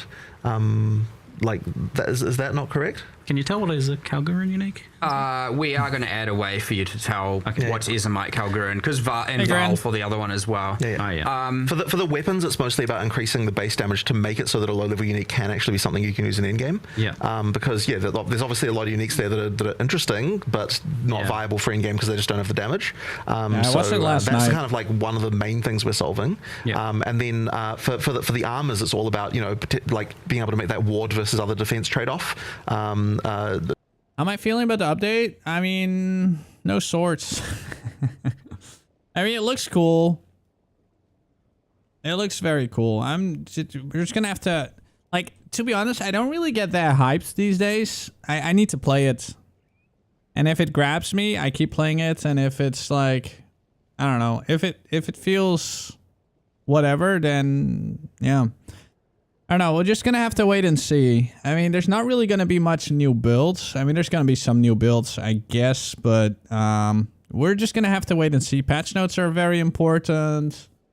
Well, you don't get patch notes for another 2 weeks, so I don't know. The game looks like it's shaping up to be very good, but I don't know how. Like, it's going to be a 6-month league. I don't think I can play this for 6 months. There's no fucking way. But yeah, we'll see. For the Kalgurun uniques, what we've tried to do is have that, because most of the Kalgurun uniques are in-game. Most, right? That's just, they, drops from as soon as Void works, man, I'm going to, like, full blast style, 100%. And we've tried to have multiple outcomes for them, and you don't get to pick. So, for example, there's a new shield being added. And it is a strength dex shield, so armor evasion, and it comes with raised shield, and it has some mechanics around that. In the Verisium bench, you can put it in, you can craft, and it can turn into a full ES base, a full evasion base with parry, or a full strength base with raised shield. So you can, if you want to get away from it being hybrid, and like that's just one example. Now you might have to get a few of them to get the one you want. Deal with it. But for all of them, that's kind of the idea. Is like some are just mods, some are a bit more transformative. There's just like, okay, there's a weapon, and one of the outcomes might be that it's just higher damage, slower speed. One of it might be that converts all of its damage to lightning, like it's got a Tempest theme. One of it might be that, there's like just a whole bunch of different stuff like that, and like some of them are a bit more niche, some of them are a bit more spike. But the idea is that there's generally, we're going to try and aim for 3 different outcomes for every Kalgurun unique. There are some other niche cases. I don't want to like spoil them because by the way, there's more crafting things. I'm just not going to tell you because they're secret. I'm getting all my secrets in, but I hope people can find them out and enjoy it. But yes, there are some other things as well that are a bit more out there. One that isn't so secret, but like there's the questions of like what happens if you try and add runic ward to something that has no defenses to begin with. Tabula rasa. Like there's like weird things where it's like, what happens when you convert nothing into something? I don't know, so divide by 0. And then there's some other weird cases as well. So yeah. Interesting. Well, there's going to be a lot of exploration and tinkering, and it seems like a long tail of discovery for this league as well. Yeah. Months in, people might be still discovering stuff. So that's it's pretty exciting. I don't think it's going to be months in. I think they underestimate the power of this community. Exciting to hear. With the uniques in general, like I think this crafting usually ability takes to modify one uniques, change how they work a little bit, and has been most pretty things popular. Do you feel like there's are you hundreds of thousands about, of players, right? Losing the identity of uniques, or what makes them unique, or what is the feel of a unique, or do you have kind of like an idea of how you can maintain? I think that it'll be possible to break that, but I don't think that we have here, because at the end of the day, the uniques are still like each serving a specific purpose, and that is different from rares and how they work. So I think it is okay. Like what I wouldn't want to do is just be like, oh, now a bunch of rare mods can spawn on uniques. Like I'm not a fan of that at all. So as long as we're not doing that, I think it's okay. I mean, like we do push the boundaries. Even just the fact that uniques have socketables that go in them kind of changes things a bit. But I think a lot of the time when you do that, you're not really looking at that as like the unique is has got random mods. It sort of feels more like it's just an extra place for things to go on your character. So I think it still works in terms of the flavor of what a unique is supposed to be. Yeah, it feels like a separate layer. Yeah, I guess a lot of the time you are changing one unique modifier for another unique modifier that's like a twist on the original concept, so it still retains that identity quite a lot there as well. So kind of like transitioning. Oh wait, first I did want to ask about the Runic Ward thing. So Runic Ward obviously has undergone a bit of a redesign, a bit of a concept change here. It's now a layer under your life. How did you arrive at this design? Kind of what's the reason for it? Well, once again, we were thinking, okay, we want to be able to make a magic system that feels like it's fundamentally different than what you'd have on Rayclast. We were trying to think like, okay, how do I say this? So, I feel like I've lost myself here, but like I guess it is really just coming, something that feels a little bit different. And we wanted to make colorless skills, right? We wanted to make a thing where these skills can be used across classes. So all of those skills we want to be used. But we didn't really feel like we would be able to use an energy system that wasn't independent of the existing ones that we had. Right. Yeah. And so then we're like, okay, if we make something here where you get to be able to trade some level of defensiveness for offense because you're spending effectively part of your life pool, then we'd be able to make a system there. But we probably couldn't have used life, because if we'd done that, there's so many other things that like are going on with life that wouldn't have really been able to, that wouldn't have been able to work. So hence, Ward. I mean, it's just a completely different thing than what Ward was in PoE 1. We just sort of used the term, but it means something completely different in PoE 2. I think it's just a significant upgrade from PoE 1's, just like kind of one-shot energy shield. I mean, that was like hard carried by uniques. Whereas this is a way more, just applicable system. You can just have a little bit of it, and you're just happy to have a little bit of extra life. Effectively, works way better in the campaign. Works just as more of an isolated system, and doesn't need to have like, okay, here's now 4 unique mechanics, and now my ward is a build, which is fine. It's probably going to be a ward build. It's all in game, that's fine, but like you were talking about having something in the campaign here, a full league and a system we want to engage with and get some, borrowed power out of via these skills and whatnot, and so it just works a lot better. We'll have to wait and see how ward is. One thing I should mention with the ward is that in the early base types, it's usually strict upgrades. Like if you're early in the campaign, you're not trading off anything, you just get extra bonuses. But as you get into the end game, that's where those bases start to be like, okay, in order to have more ward, we're going to be trading off your other defenses. And that means that when we finally do potentially move it into core, it's going to be like, it'll be a question of like, do I want to go for it? Like, it's not going to be something mandatory, because if it had just been always additive, it would have been that every single person needs to put ward on every single base type, and we don't want it to be that way in the end game. We want it to be, once it gets there, it's like a choice of like, do I want to engage with this? Do I not want to? So that was kind of an important consideration there at the end. We've actually also handcrafted every outcome. So every single, like, generally how you would expect this kind of thing to be done. Here's the formula. It converts. Right. We've just gone and said, nah, like, let's do it manually for everything, which means it was a metric amount of metadata to add. Every base type we add has to have the ward, the rune-crafted rune forge version. At endgame, you get some cool stuff where base type A might become very, very heavy on runic ward, where base type B might have just a little bit, and some are in the middle, and some sacrifice a bit more defense where others don't, and then the same with the uniques. You're getting like crazy different outcomes where it's a similar thing where it's like, what is Calm's Heart going to do? What's Brass Dome going to do? There's like different kind of things that people are going to play around with, and it's like, is it worth it? And the good thing is you can, of course, see the outcome before you do it with these non-random ones on armors. I didn't realize that. When you have both the slots, if you mouse over the right one, it will show what you're going to get, except for the... That's cool. Like those Calgar and unique outcomes, like I said. So that's a bit more... So they have like a build-in Hinekora. A bit more special. But most of the time, you can see what you're going to get. So if you're just like, oh, no, I don't want to lose that armor, then don't lose that armor. Just, So, but there's some crazy stuff. You'll get some runic ward stackers. You'll get some people that just have a supplemental amount just to stack, maybe just enough to use a skill or just enough to use a support. And you'll get people who are just trying to spam the skills as much as they possibly can. You'll have some people that have low amounts stacking higher regen of it, and like all kinds of stuff is the goal. All done via, the metallurgy, the runes, the different skills, like... the whole suite is there, so there's just all kinds of stuff you can do. Yeah, and on the topic of the Kalguran skills, this is like, especially because this is like something that gets asked all the time, is like, oh, can we have more weapon agnostic skills? Things that kind of like blur those boundaries a little bit now that you've got those established. What's the design process or the goal, or how you're So it's a little bit tricky because, yeah, we have to make sure that these things are going to be things that can be used across classes. Like, I don't want to just be like, okay, this one's only for like, you know, one particular character, and it needs to kind of span them, and that means they tend to need to work with things like existing debuffs and existing buffs. We've got one that generates they've got various things that like that just play with all of those different mechanics.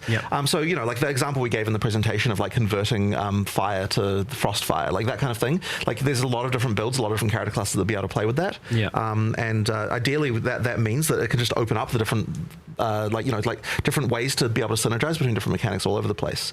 And then because they spend ward rather than some other resource, it means that, you know, there's no issue there either. Yeah, potentially slot into any build and don't have attribute requirements or colors. That's the other thing, of course. Yeah, they don't have strength, dex, and attribute requirements. They just have level requirements. So that way, you know, the Kalgurans are a little bit more ahead of Rayclass times, it seems. Oh well, there's a bit more of a technological magic, isn't it? It's cool that it's often the case when we add these things, it can feel a bit shallow. Like it can feel like here's this whole new magic system, but only there's this little amount. Whereas here, I feel like we've actually gone, here's this whole magic system, like here's a taste of it, and like in some cases, like sure, 25 skills now, we'll see what happens later, you know, and like there's things to expand on, unless they're of course terrible, in which case they never existed, you know what I mean? But I mean for the long-term health of the game. But you get this thing where it's like it really feels like, with respect to the Kalguran magic, the Kalguran technology, we're just like getting further and further and really learning more and more about how these people gain their power, how it's different from everything you know on Rayclass, and like it's honestly been just quite cool. And like Runic Ward, as I said, it feels way more than just like, it feels pretty core. Like it doesn't feel like this like just secondary thing. Not that you have to do it, it's not mandatory, but it feels core when you do engage with it, which is very cool. And I wouldn't say we've gone this deep into like a extra resource system and thing like in any league ever before, not in this regard. So yeah, it's like usually just like some map thing, you collect petals or something. Seems a bit more engaging than that, a bit more fundamental character builds. Okay. Well, it seems like that's something you would probably want to keep long term then as well, like as long as it works well. Yeah, I mean, if it works, then we will. Yeah, if people like it ultimately. Since we're talking a lot about gear, just kind of zooming out to a bit broader picture, some outstanding issues from our last meeting. If I consult the minutes here, plus skills is often brought up as something that's has a very high level of impact on your gearing choices and can feel for some, I think, a bit restrictive as just because it's so much stronger. That's new update looking. I mean, it looks more like a game that's ready for release. I mean, that's kind of their goal. I mean, there's a lot of cool new stuff, so I'm curious how it will play. Their vision of Endgame is different than my vision of Endgame, though. I agree with Fupgun a little bit on this. We're just gonna have to wait and see how it plays. Maybe it's like super addicting and there's so much to do. What's your vision? I want to be able to play the Endgame for a long time. So I feel like the way they have addressed Endgame and with this patch is just an introduction to the Atlas, right? However, once you've done those things, that's where the Endgame starts for me. So I feel like the way they look at Endgame is like you do the campaign and then you get introduced to the Infinite Atlas, right? But for me, Endgame is once I'm doing that Atlas, do I get to keep enjoying that part of the game for like a very long time, right? But yeah, there's a lot of things to do, which is good. So the introduction to the end game is great. But yeah, we'll see. No, they did not change mapping. Yeah, we'll see. We'll see. I don't think I can play this for 6 months. I can tell you that. We did have a big conversation about that. I can't remember what we finally decided What's up, Mr. on. Nice? Yeah, it's one of those dexterity-like conversations. Yeah. I think we are trimming a few levels off the top. Yeah, that's we'll have to wait and see how the Atlas is, right? More so, we're it does trimming look some off very the top and moving some of it different. up so that there's still a high-level mod. But they did onboarding for new players. Yep. Doing that for the weapon. So I'm going to be very honest. I wasn't that excited when I was watching the reveal yesterday. It looked very good. Definitely. A lot of cool shit. But I wasn't like, oh my god, whoa. Mods. I'm going to be very honest. Like, you guys know I'm always just honest here. Like...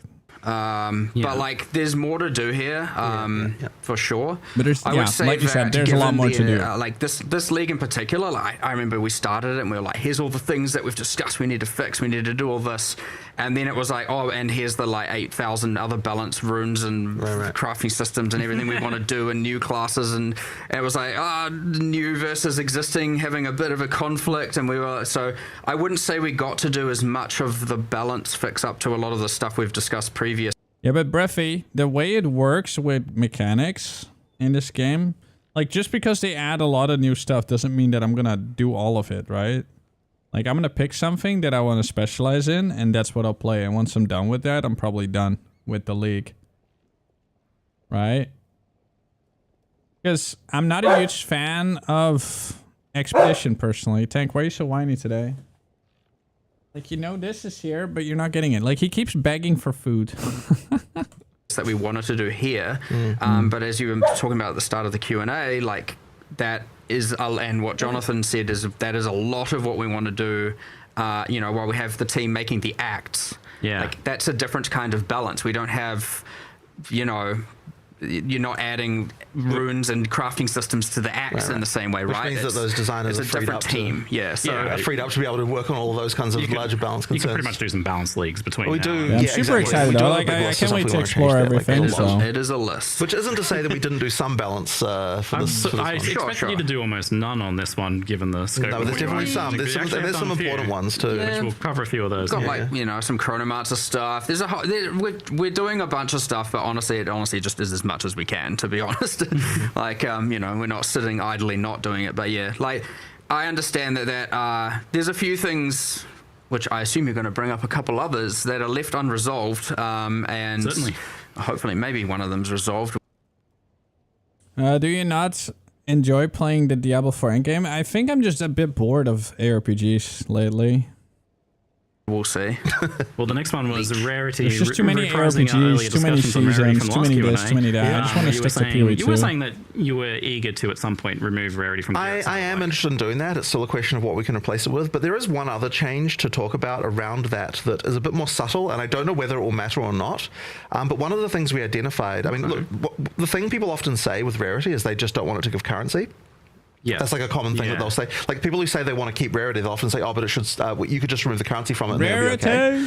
So what we were thinking about is like, there's a sort of market dynamic that goes on in PoE 1, but hadn't been going on in PoE 2 so much, where people couldn't really respond in PoE 2 to the market by like picking the reward type that they would like to get as much. Yeah. So in PoE 1, it's like if currency is becoming more valuable, you can respond to that by farming leagues that give you more currency. And if uniques are becoming more valuable, then you can respond to that by farming more uniques and that kind of stuff. So there was like a little bit of an aim here to make it so that the league's a little bit more like by picking what league you're also picking more of what types of rewards you want to get a little bit better, which can mean that like if there's a gap in the market, you can fill it that way, and that should result in like more price. We're getting total economist here right now, but it'll mean that people can respond to the price signals that the market is giving them by farming the correct thing to like get the thing that like the market is valuing more right now. So we're actually seeing that phenomenal difference between the two games on like the economic statistic level. Well, I think it's not so much looking at the statistics, but just realizing that like without the ability for players to do that, it can mean that you can get endless inflation in one thing because people people aren't able to respond to that by effectively getting more of that thing to drive the prices down again. Like, so that kind of stuff actually can matter. And so one of the things we have been doing is, making it so that, here's a league you can farm more to get more of this thing. And like, even with regard to something like Breach, because you can pick, like, there's mods for picking what type of womb gift is going to drop more often. You can be like, okay, if currency is more valuable right now, I'm going to pick that one. That's the, I'm going to have that tree be the one that I'm getting more of, and that kind of stuff. So it's like giving a little bit more control over what the rewards are, which should actually lead to a bit more price stabilization here as well. But we'll see how that works. Like, I don't know whether that's actually one of the things, but it does seem related to the fact that in PoE 2, since rarity effectively boosts everything, it meant that that mechanic wasn't letting it be one of the levers that people could use to respond to the market that way. Yeah, exactly. You were just going to do it because it was clear. Sorry, guys, for turning into an economist all of a sudden, but it's like I like it. It's one of those things. I think it's just ignoring the whole economy aspect. It just gives players agency to target what type of loot they want anyway, right? How is that not just straight up better for like, here's what I need, here's what I want, I'm going to go get it, and here's the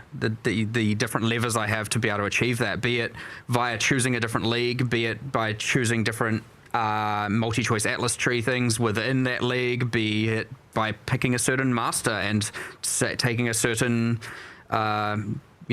Atlas Master skill that changes the rewards of one of the leagues. Like, there's many different axes here, which is very, very cool to just be like, all right, we're going to try and get the best out of the uniques today, or I'm going to try and target farm this or that. And like, it's just a win, even if you're just like, I don't care about inflation and all of the trade and all of that. Like, it's just good. So win-win on that regard, hopefully, assuming but the in economy saying that doesn't necessarily mean that we're like happy with how item find stuff is. Like, there still might be changes. Yeah, correct. It sounds like you're still eager to replace that. Yeah, I am. Given that you can find the modifiers. It's one of those things that's surprisingly hard, alongside Leech, alongside Dex and various other things like the forever topics that always seem to come back and to haunt us every time. Yes, keep you awake at night. Since we're talking economy and inflation, is that something you guys are kind of like interested in looking at in some way, like sinks for exalts or divines, or kind of managing that sort of stuff, or you just kind of like see what happens? This is a weird one, because some of the perceptions that people have about like what each thing means can be backwards from what people expect. But I do think that that's gonna come down to that sort of ability for people to respond to the market. I think that's going to help. But as I said, we'll see. If it doesn't help with that stuff, then we'll revisit it and see what happens. More sinks for exalts is an inevitability for sure. It will occur at some. It just kind of has to. Sinks for divines. I don't know. Find Mage Blood, see what happens. Again, mentioning Mage Bloods. I was like, you have something in the works for that one. I know how you do. Good luck. Yeah, wait and see with that. On is the this topic of Mage crafting, are there any, with all this new stuff, are there any changes to like the existing stuff of crafting, like how the crafting systems work, the currencies work? How happy have you been with the introduction of Greater and Perfect orbs? I would just say that Greater and Perfect are too, especially Perfect is just too common. Like, we're probably going to have to nerf the drop rates of those. Transmutes and orgs. Yeah. And because effectively it's sort of being a problem in that kind of early in the endgame crafting is like probably a little bit too easy. So we'll probably nerf the drop rates of some of that stuff a little bit. I think it probably just a little bit too far. Like, not to make them like impossible. Mostly transmutes and augments. Mostly transmutes and augments. It was just making it a little bit too easy. Yeah. So I guess the outcome of that is that they become the norm like immediately, right? Sure. So there'll probably be a change there. But like I think that it was just being a little bit too easy to progress in that early endgame part there. Okay. All right. Now I'm going to hit you with, I usually do this at the end, but right now, a surprise QOL UX round. So you've got this in-game build planner, which is an awesome addition. Very excited and kind of surprised that you did that as well. It's a huge leap over what you tested in the past. That kind of went away for a while, which was like the ability to plan passives. Yeah. So I guess that's the reason why that went away, since you had a bigger project in mind. I'm curious, when you take a different angle on this, what don't you want to do with this? Like, where is the line of where you don't want this to? Because this is something that helps like players a lot. It's very in-game. Right.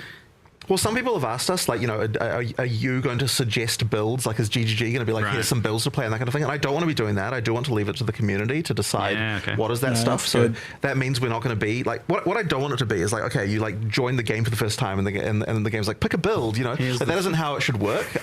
Like, it needs to be that that most, look, I know that a lot of players want to follow build guides, and that's absolutely fine. We want to give as good of tools as we can for that. But at the same time, like, I still want the desirable theory of the of the game to be that you join the game having never played it before and you just explore and find the stuff that's interesting.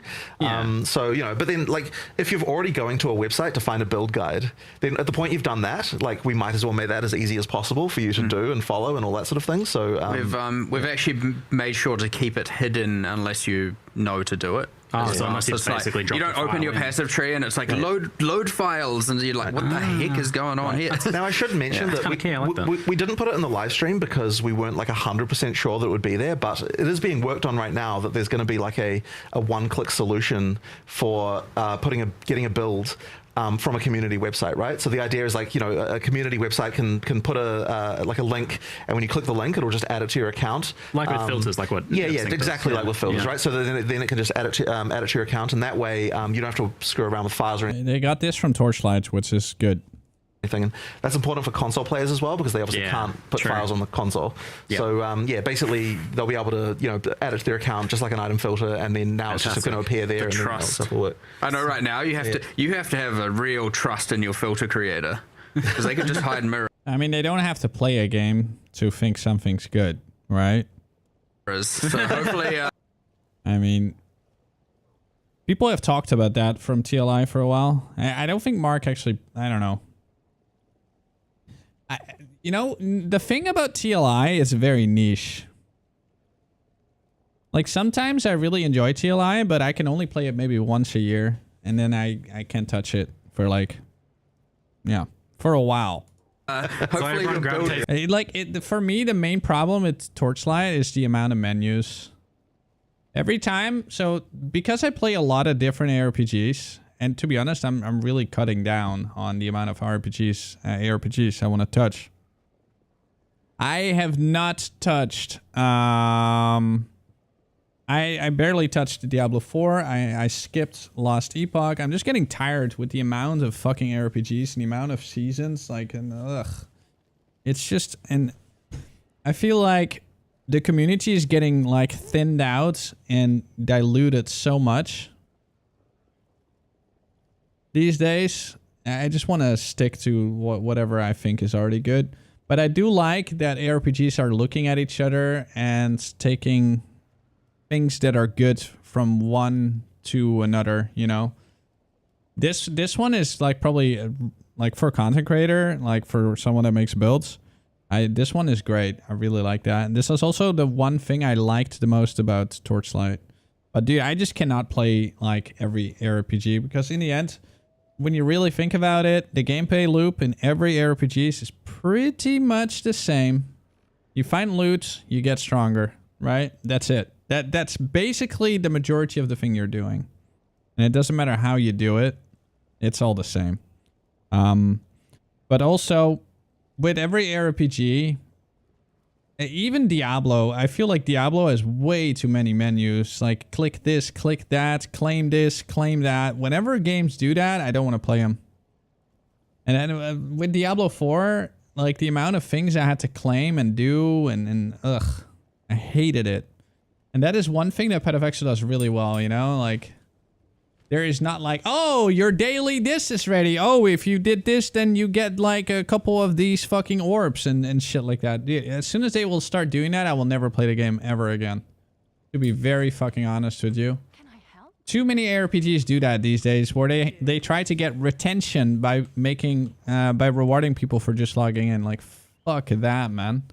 Because the guy we trust him, right? So April 1st, your build creator just completely changes your build and randomly for a day. But the documentation for how to do the build file should be going up today-ish, and that means that what I'd expect to happen, although obviously it's up to them, like the various community projects like Path of Building and that kind of stuff, to all like adopt that and make it so that you can so that you can export a build from those tools, and then then the creators can create websites showing those off and that kind of thing, and like that kind of stuff is what we'd expect to. Yeah, it just improves the actual like physical act of like having a build guide and implementing that, using it for people who are. That's awesome. And if we also find that like build creators are interested in adding notes to more places, like we tried to get everything we could think of, but there might be places where you're like, because the idea is like anywhere where a creator wants to be able to say like, here's some more tutorialization that they want to add. The idea is that they can kind of do that. I love that. Like that's the sort of I can tell people to upgrade their life flasks for life flasks that heal more life. Yeah, for sure. One. Exactly like the example we had in the video. Love it. Yeah. It's very true. People overlook it. Yeah. So another one from our outstanding minutes is the mouse and keyboard and controller hot swap. I know, and it's becoming a running joke at this point of like people promising it every league and then not delivering it. And the annoying thing about it is that it's one of those things that like someone will work on it for like there's a surprising amount of code to do to change it, but then every time it's like the guy like someone will work on it for like a month or something, and they'll be like, oh shit, we've got this urgent league UI that needs doing, and then they get derailed. But I promise this time is the time that we will get it for 1.0. I took him for the fragment tab. Sorry. Yeah, it is actually legitimately. Not legitimately sorry. Was.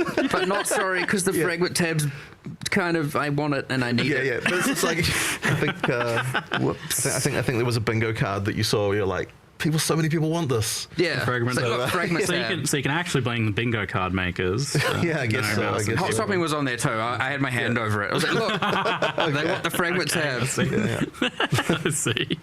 Really what I mean is I want the fragment tab. Another one that I haven't mentioned before, but revisiting is visibility issues. So skills, I think, are being designed to look as cool as possible under normal circumstances a lot of the time. Like the artist, I imagine, is working on them in that situation.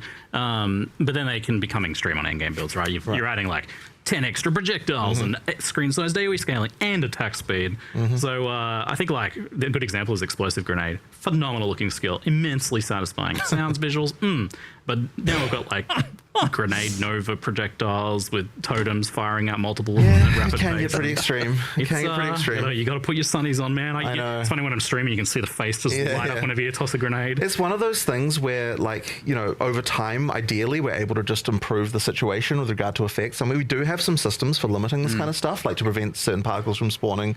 I was wondering if like some sort of dynamic culling effect. We do have stuff like that, but it's one of those things that it's easy for it to get left till the end and then not done, because the effects artists are obviously optimizing for what looks good. And whenever you're if effects artists come to me and like, hey, what do you think of the skill? It's not I tend not to be like, okay, now let's see it when there's like a bajillion of them, like that's one of those steps we should probably take at some point. Yeah, it's maybe you should. Like we do have systems for it. It's just a matter of like spending time working on it, and it's the kind of thing that just over time will slowly it improve. honestly is a time problem. We do it gets tested internally, it does get reported, there are issues, tasks that are made, and they say help my frame rate, help my eyes. It does say that, and 100%. And then it's like, I could optimize this. I don't quite know how, and a few people have to collaborate to do it. We definitely do fix the worst cases, like when they're really, really bad. We do. But before you see them, ideally. But there can also just be cases where it's like we didn't realize that a build would be created that could get to this level of insane. Well, yeah, when explosive grenades were added, there wasn't a way to do all this exactly. Stuff. So then, three leagues later, sometimes it is the balance that's the problem, right? And then so that can be a bit tricky when it's like, how do you know, is this an engine task, an art task, is it a balance task? And that's the funny thing about it as well, because all of those sorts of issues have to actually go to a game designer, because they're the ones who can decide, like, is this even acceptable in the first place? And that's like a sort of a very tricky thing. So like we did do some nerfs in 040, I believe, to some of the grenade spam stuff that you could do, but then I believe there were some other mechanics added that kind of made it come back again. So it was it was like slight nerf and then way more. It happens. Yeah. That's good. But we'll resolve them over time. Like we will get it better. And just to reiterate, because in the past we'd asked about the idea of like transparency sliders or brightness sliders. I'm not a fan, honestly. Like I think it does fundamentally kind of ruin something there that I'm not. So that's like I want to try and fix it so that you don't even have to think about it. That it's not a setting you need to do. It's not anything like that. You want to take the hard route on that, which for sure. Always, every time. The hard route. That's the best route.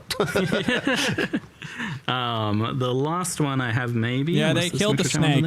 Is you guys looking to get full Steam Deck verified sometime? Yes. Well, I was telling you about that earlier. So so this is a there were a few things around the UI. It takes for just little things like that. That's so cute. I love it. It's a little bit of stuff with monsters as well. Like there's in the Venom Crypts again. Topic. Something that comes up somewhat often is this idea of like, so you've got What do you mean? Why is he arrogant? He's just new skills getting unlocked all the way through into like late Act 4. I mean, they did make the best ARPG of our time. Like a good thing, right? Like you've got a nice steady progression of new stuff to play with. But recently, I saw some interesting reasons why people don't like this. And that's the idea that you sometimes spend hours leveling a build that it just isn't your build. Like you play all the way through to Act 4 on some other build that you don't want to play until you get you know, your top tier ice skill. Yeah, it would be. I agree with you though on that. You're like a fan of having that like long tail of progression. But there are other reasons why you kind of like want this spread. And how do you feel the idea of compressing, I don't know, maybe the main skills down to the first 30 levels or something? That's actually not something that I've had come up before in terms of being a problem like that. So that's very interesting to think about. I've seen. I prefer the slow unlocks personally. Like, that's my style. I prefer. I mean, it's certainly as a first-time player, you want it to be that you kind of get that, like, you know, it feels like your build is still progressing as you get through the game. But it is interesting, of course, to think if you want to just speed through and you want to play a certain build. Like that is certainly something even on like the experimentation level. So like, you know, when you respec to a character at Endgame, it's like just trash. It feels bad generally to do that because you didn't have that evolution of that build over time. And I feel like it maybe if you're swapping over at level 52 to your main to your actual build then because that's when you get the skill then you don't actually really have much of that progression evolution of your build to test. It might be more of a matter of just swapping where some skills are given. I think like, it also can also be that we're not necessarily like it's not necessarily clear when we're creating the build like what some skills might end up being ones that feel like main skills in that way. Yeah, I imagine I need to so it's probably likely that that's like one of the issues there is just like moving things around where they start. Yeah. It's just that we don't want something that's like too flashy to be something you get really, really early because otherwise it feels kind of strange in the power curve. Like you do need to feel like that level of progression of like the skills get more epic. So I imagine like it's pretty okay to have things like those glory skills and stuff like that right down the bottom there. Well, certainly. Like I mean, the last row tends to always be those sort of ultimate type things that glory. Like, in theory, those are not things that your entire build is like made around. So it's more just sort of extra. The examples that I get see brought up usually aren't that sort of thing, but rather like what's that ice skill that shoots projectiles everywhere? That round spinny one. Winter something. Is it Winter Orb? Is that the name? Or Eye of Winter? Eye of Winter, that's the one. Yeah, Eye of Winter is an example that I see get brought up because like it is on that last tier and it is kind of a main skill and it's not really like a big cooldown skill. That one honestly might be able to come down. All right, so that's something to maybe. I suspect there's some tweaks to the levels. There's some reorganization. There's possibly. I mean, I could see a thing where also once we have the full campaign in place, maybe there's a point where we're like, okay, you want every skill by, and then we come up with a new point. You know, like. But I honestly suspect the rearranging is the solution there. Nice. Okay, sure. That's good to hear. I think that'll be good for these people who feel like they don't get to play their build for a long time. There. Right. Kind of. Carrying on with the topic of skills, builds, and balance, we have the two new ascendancies, which you seem to be getting a little bit like with the classes. They're following a similar trajectory of getting a little bit more... getting the spirit born. A little bit more high effort each time. So, well, as we kind of learned from PoE 1, like you know, we have changed some, but ascendancy classes are kind of like just forever things. Yep. You know, we obviously have a whole alternate classes league and stuff like that, which is cool, but you know, we don't. On rare occasions, we're obviously going to change the balance, change kind of what the skills are, but who those characters are and the identity of that, and most of them are going to remain fixed for like a long time. Yep. You'll get rebalances, you'll get changes, like obviously, right? We've done that a lot, but like, you know, I wouldn't expect the Deadeye to despawn anytime soon as an identity. If ever, just by the way, just and so like they just need to be high effort and they need to be, you know, something that we are like something that comes up a lot and you'll notice it in these two. Like now for every single beast boss, the Spirit Walker, yes, we have to make a tamed version. This is what I keep saying. Like for every for every mod on gloves, of which we just added a bunch of alloys. And there's, you know, it goes on and on. We have to. It's a maintenance. But the thing is, as I said, these are forever classes. These are identities. These are very important. And so it's like always very worth it. But now we just a bit of a rant here about those beasts because it's come up a bit recently where I'm like, what is a beast? Is the are the new pinnacle bosses beasts? And I'm just like, oh no, what's going on here? What are we doing? Like, you know, like some, you know, there was the shapeshifted one who turns into a werewolf, a beast when they're in shapeshift form. Wow, exactly. So, you know, well, you're gonna tame the count? Is that what you're telling me? Yeah, only in second form. Only in second phase, yeah, maybe, or maybe because I mean, cool. You know, or maybe specifically.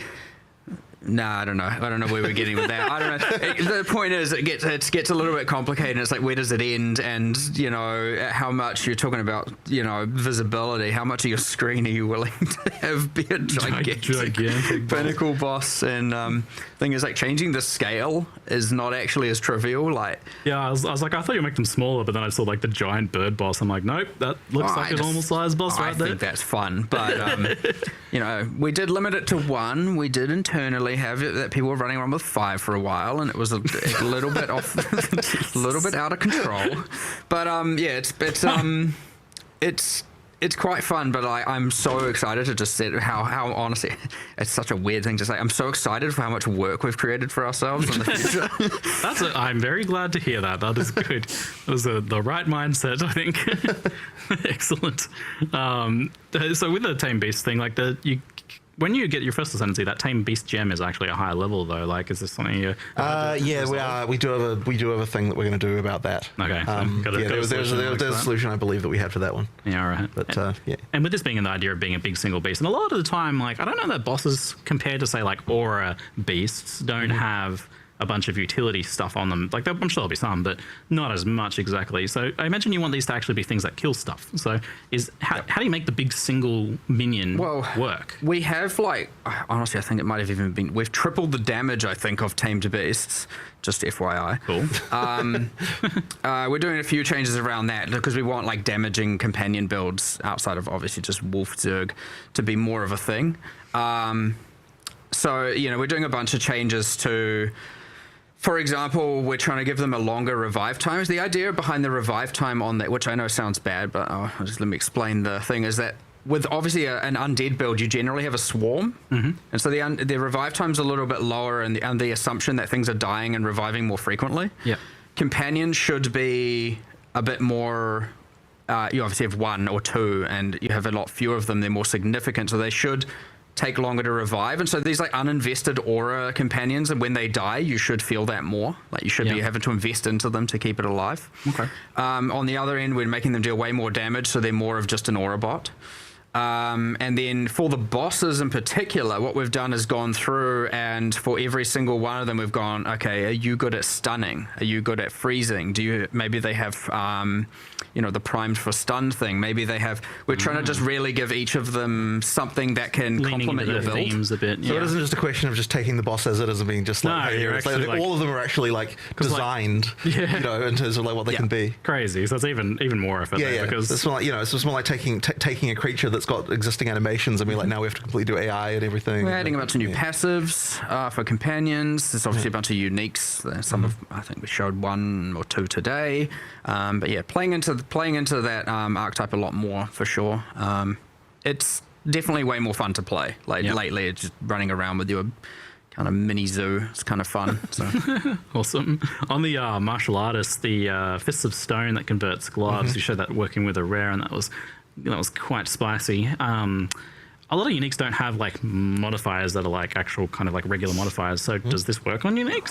Certainly does. Crazy. Excuse me. Why not? Why not? Every unique glove from now on, you gotta find some way to convert the modifiers into something else. Does it affect the mods that go on the runes that are in the item?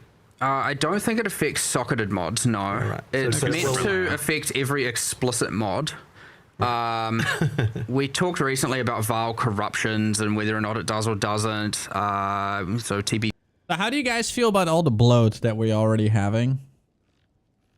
Because right now, it's been 2 years and there's already so many systems over systems over systems over systems over systems, right?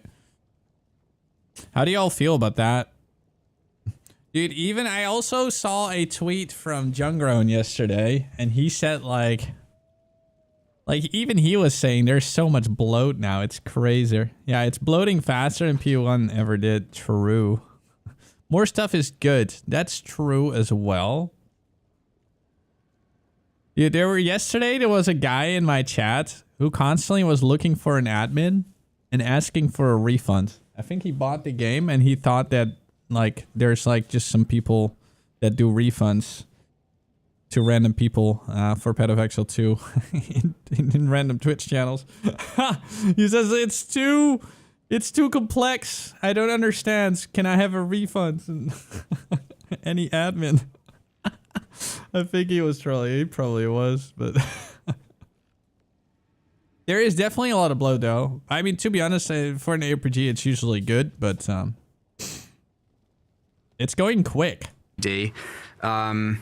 But yes, it does affect uniques. It is intended to affect. Yeah, all the runes. Like I feel like they're like so with all these different methods of crafting. They could have just simplified it with a crafting bench. Just everything in the same place, and sometimes you add some new crafting methods to it, right? It's like one of those things where they're reinventing the wheel. But yeah, we'll see how it all plays out. I mean, it does look very cool though. And then, like, if we get some deterministic crafting, that should be exciting again. I mean, I do really like crafting. I enjoyed crafting. I mean, you guys have seen me make like mirror-worthy stuff, so yeah. Affect all essence mods and alloys and all of that, but like honestly, you will go as far as we can with these until we run out of time. You've got the rune modifiers that have their unique modifier pools now, so I guess you're doing those too. I was just trying to think of some uniques to talk about, but I can't remember a whole lot of specifics. Yeah, so it's one of those. Yeah, all uniques are very forgettable.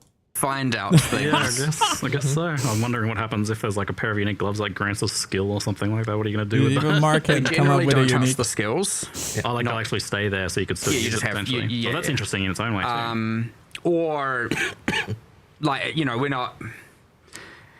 Look, having to remake a skill for this is a little bit in the, okay, I talk about creating work for ourselves. That's like that's not a bang for buck win. So like making a new skill of a skill for this, that's a line that would have to be very special to cross. So maybe in the future, but not right now. Yeah. Right on. So normally patch notes would be right out of this Q&A, but thankfully we're not holding that hostage today, as that's coming out a week before. Yeah, so it still needs to be that it's a week before launch because there's still too much that will change between now and then. Usually going right up until the end. If you got them now, that'd be inaccurate, and then you'd get disappointed or even happier. Who knows? But too much would just change, and you know. But maybe we can speak like on the bigger picture intentions, which to some extent we've already been doing a bit, but. Like a classic, another minutes from previous. You've done some buffs to armor and evasion, added some new mechanics here and there. Is there any additional love for those on the card in some way, or defenses in general discussion? Defenses. So we looked at a couple of things. Like the first thing we identified, because I'm all about like just reviewing the fundamentals. Is we're like, okay, we at some point in one of our many millions of spreadsheets. We're like, okay, here's obviously you have an expected amount of how much defense does someone have at a certain point in the game. Now that we have obviously enough players, enough statistics, we went and then had a look, and we were like, oh, people are way low, especially at say between interlude, Act 4, mid game, early end game. People's defenses are significantly lower than what we had deemed as what we wanted them to have. And you can look at that in a few ways. You can say, well, okay, people aren't upgrading gear as much as we wanted or expected. People aren't upgrading, I wouldn't say expected is definitely more of the thing. People aren't maybe taking as many defensive passives as we had expected, etc. And there are obviously many reasons for that. Some of them are garbage. But at the end of the day, right, we balance the game for people to have this much of a defense or this much EHP, and they don't have it. So let's get them to have that amount is our play. So instead of obviously changing, you could either change monster damage at that point, or we can give people more defenses. So we are generally buffing all of the base types on all of the defensive gear, on all armor and evasion, I should say, up to the end of endgame, because like peak characters, there's a lot. You can get a lot. So like we've taken some of the outliers that are the things that make the end game characters have a lot of those defenses and kind of brought them a bit down. So it shouldn't be worse. It should just be the same. But relative to rares, they could be a little bit worse. But yeah, ultimately, this is mostly from Act 3 onwards, right? Pretty much, yeah. So more armor and evasion is the start point. You know, we've done a whole bunch of other stuff. Like, I mean, Energy Shield there's a thing where it has too much recovery available, like too easily for recharge, and like we've done a few things. A lot of them are outliers, not necessarily all of them. So we've done a bit of changes to a whole bunch of stuff. But in particular, we're also doing like the deflection equation is honestly kind of not good enough. It's too rewarding for very little investment, and then the dead effects are not bad. They just need to be the formula that I was trying to figure out the other day. But better. And then for investing beyond that, it's kind of like, well, not worth it. Yeah. The passive tree nodes are too weak. It just needs to be more obvious. There's always clusters there no one cares about. Well, mostly. There's other things like the armor applies to elemental. Like there's a bit of it. Generally, it isn't weak, but you know, I wanted 5 clusters for it. I wanted you to be able to actually invest in it if you were in different parts of the tree. Currently, there's only like 3 nodes that granted in the strength section. It's not enough. And then all the way through to like things like the hybrid section of the passive tree, where normally you have armor in the strength section. Over here you have evasion in the dex section, and then combined you should have both of them on the nodes. And you do for armor and evasion, and then you have I know, big rant here. Then you have things where like, okay, all the armor and evasion notables are like kind of hyper conditional. Some of them don't even grant armor and evasion. And so there's just like a ton of work across the board. And then those secondary defenses don't generally have hybrid nodes, which they should. So if you're now playing hybrid, you have to double invest in the secondary axes. And so there's just all kinds of just like, honestly, what I would establish as fundamental problems going on here that just need to all be addressed. And, you know, when I look at all of them, I'm like, well, they all are just buffing it. So that's great. Awesome. Except for like a little bit of energy shield problems, and I mean, you know, other hybrid going more northeast, like we looked at all pure evasion versus pure evasion with 1,000 energy shield or more kind of thing, as in a ghost dance user. Yep. And like the differential in power of using ghost dance with 1k ES is just out of control.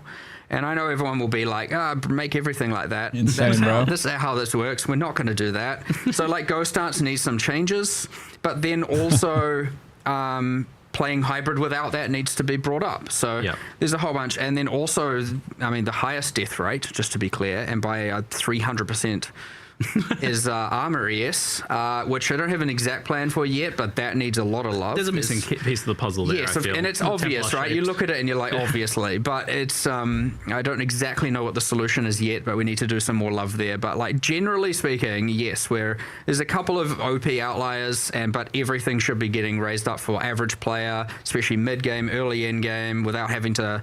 And you don't have to. The only way to play it shouldn't be this one very specific node to take this very specific skill or use this very specific node or use this very specific unique, and just trying to make it just more broadly like investing in defenses no matter what feels good. And we're not there yet.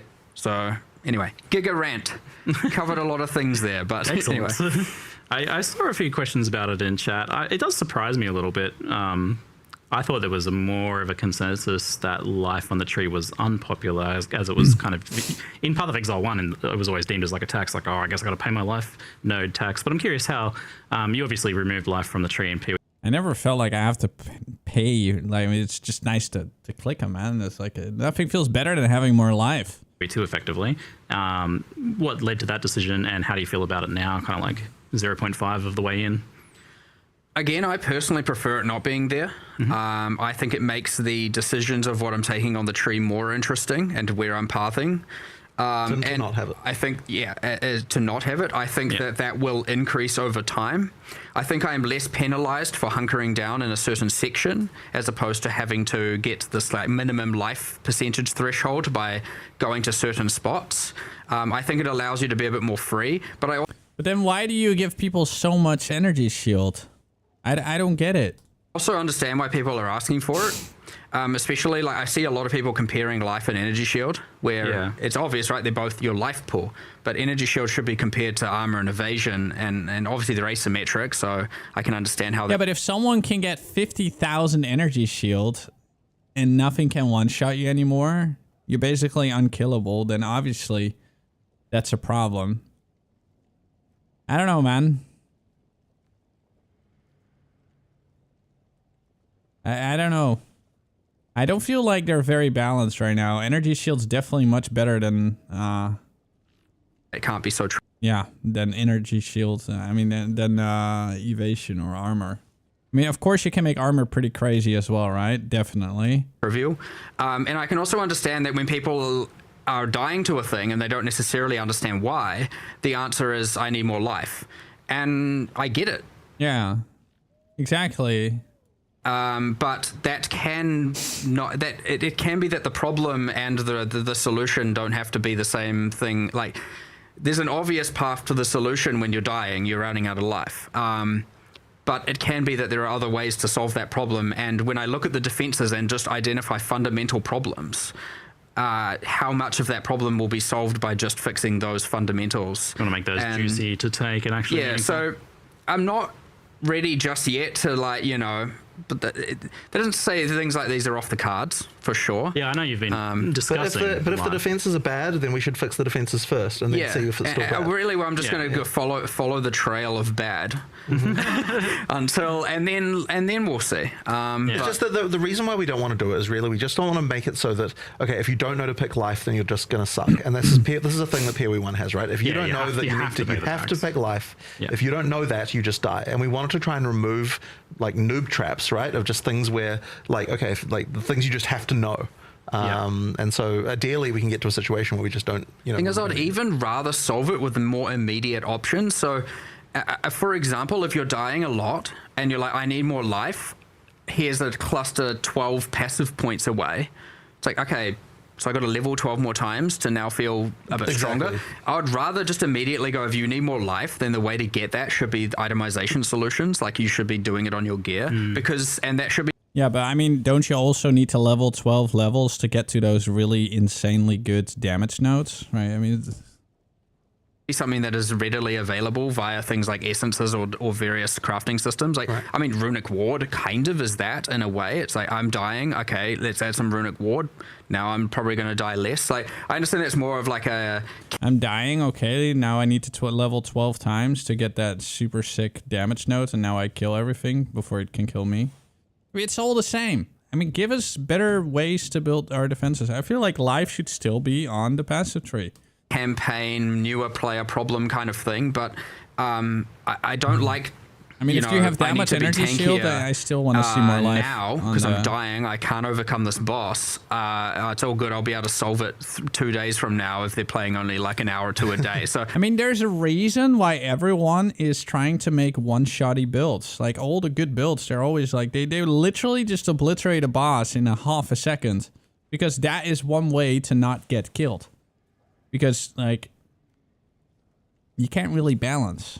Right? There's no balance between damage and life. It's just like you either have a lot of damage and low life, or you have a lot of life. There needs to be a middle way, in my opinion.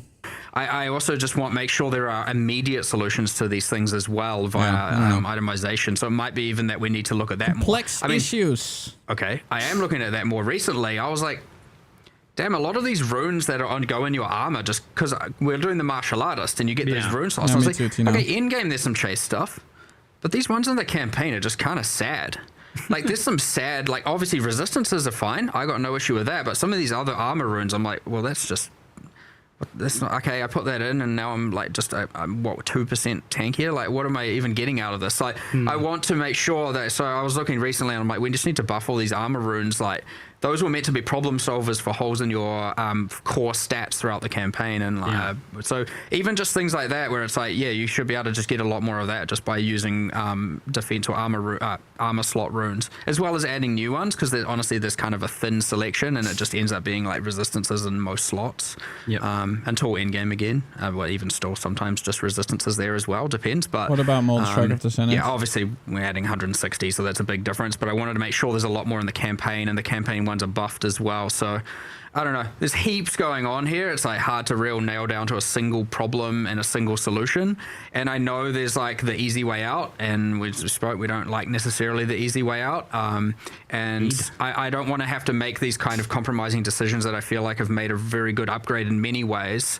When we have just fundamental problems left, right, and center still. So we'll just keep fixing them, and that's part of, again, this lead up. Like we need to address a lot of these fundamental balance concerns by release, right? This is why we're wanting to do, these intermediary patches, and here on out just like make everything better, plug all the holes, get everything good. Because it's really hard to do that when you're adding 100 new systems and crafting systems at the same time. You're like, okay, we're making holes faster than we can plug them. And it's obviously not that dire. Like most of the time, it's like pretty, things are pretty comfortable. But it's obviously it's my job to make these good. And so I look at them with a lot more self-criticism. But at the end of the day, we will get it pretty damn good, if not, perfect. Balance is never perfect. We were talking about yesterday, how do you make the passive skill tree good for launch? Like, how do you get that? Like, what are the problems with it? Because it's something that like you're adding more and more cool stuff to it, but at the same time, there's still people that just kind of like don't like the passive tree for some reason, and it's often a lot of different reasons, like the size of it, the travel nodes, like the downside nodes. It takes a lot of massaging to get the tree into a good kind of state, and it's really, really tricky detail work as well. Like the difference of just like one node here, one connection there can like make a huge difference to quite a lot of stuff. So it's just I've identified, as I said, issues with defenses, there's issues with lack of interesting mechanics and some of those is just due to the absence of classes. Leave it plain. Like you'll notice the parts of the tree that have 2 classes for the start point have just generally a lot more going on, because there's a lot more stat design, mechanics design, and stuff that's happened.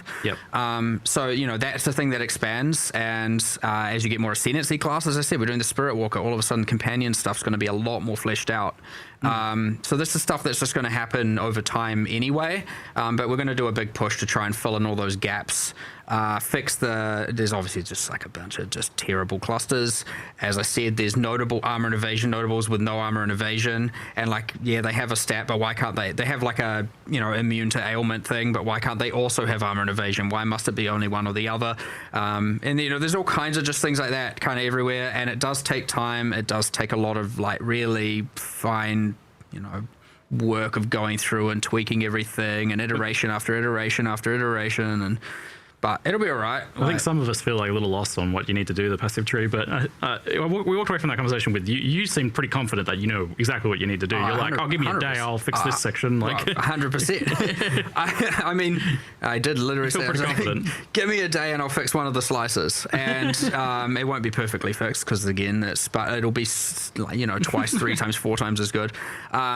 But like getting a day is not exactly entirely trivial, but that's all right. We'll get there. I am confident we'll get there, though. I have no doubt in my mind that I see a road to success there. So it's just a matter of getting there. And yeah, it takes time, and I don't want to make things worse in the meanwhile as well. So obviously knee-jerk reactioning everything in, and sometimes stuff you can't come back from, or makes it very hard to come back from, can be very dangerous. But I would say that like, if there's any criticisms after 1.0, which there always will be, like, of course, you can't, there's always going to be some finer than others, some broader. It should be significantly less core issues by that point, if hopefully the majority of all of them are addressed. So, but yeah, hopefully if we do a couple of cool Eventy League economy resets between here and full release, we'll do some substantial passive tree updates as well at the same time.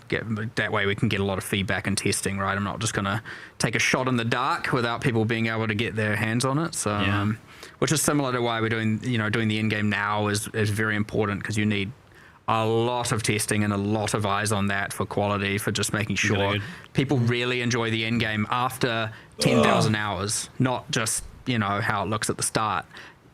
There's a lot of time there, and obviously the player base is capable of testing this at a significantly faster rate than we are. Yeah, game developing is hard these days, that's the joy of being able to try and get all this done before the release and have it be as flawless as possible. Excellent. On the build meta side of things, one of the ones that came up was fire and ignite builds, but kind of like damage over time builds in general. In particular, there's kind of like absence of the pure damage over time build. Like it seems to be always better to scale the hit damage and treat things like ignite as an add-on. And there seems to be various other problems with ignite as well in terms of like scaling. It seems to be always correct to go like stacking, or in some cases people are saying like, well, the best way to play ignite is chaos damage. So how do you guys feel about kind of like the state of that sort of thing? Those keystones are always going to have that level of like one way is quantifiably better than the other in an interesting way, but yeah, this obviously it's not fully fleshed out or fully right, like you can tell while playing this, and we do want to do more. It was number 3 on I had my like top 5, here's the things I want to fix. So like defenses was number 1. Number 2, I think I actually had some stuff to do with some minion stuff, which, I mean, we've done a lot of itemization for, but I didn't get to do as much as I wanted.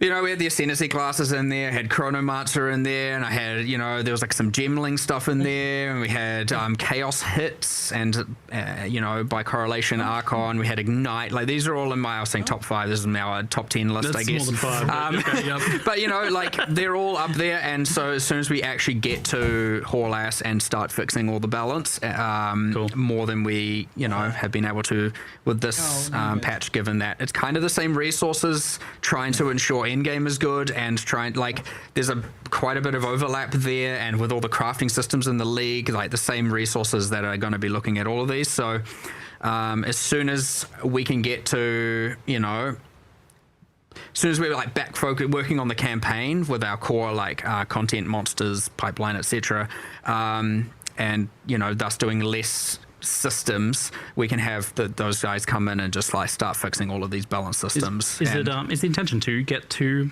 there being builds that are like the pure dot feel, like where you don't really have the upfront hit damage, so you dual flame blast and then it's just pure ignite, that sort of thing? Oh, like the whole spreading wildfire ignite fantasy 100% needs to be a thing where you're just doing like, you know, there is the thing where, like, when you take away hits, things can lose a lot of satisfaction, but there is a different kind of satisfaction of just watching the world burn around you or decay around you. So, you know, you trade one for another, and different players have their different preferences, but 100% that is something that we want to support. We had a bunch of keystones in mind for enabling it. We had different supports that we thought we could try to enable it.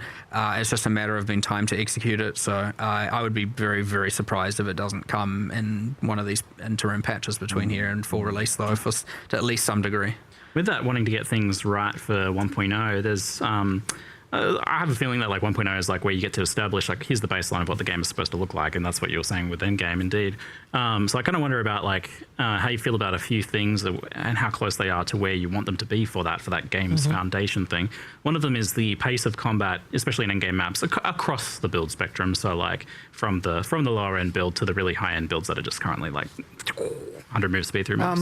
It's a really tricky question because like people get such different experiences here. I mean, like there are definitely a few, like part of the issue that we have is that people often judge things by watching streamers who are often playing something that's completely cracked and out of control. And so people don't get an understanding of what the average player is actually experiencing.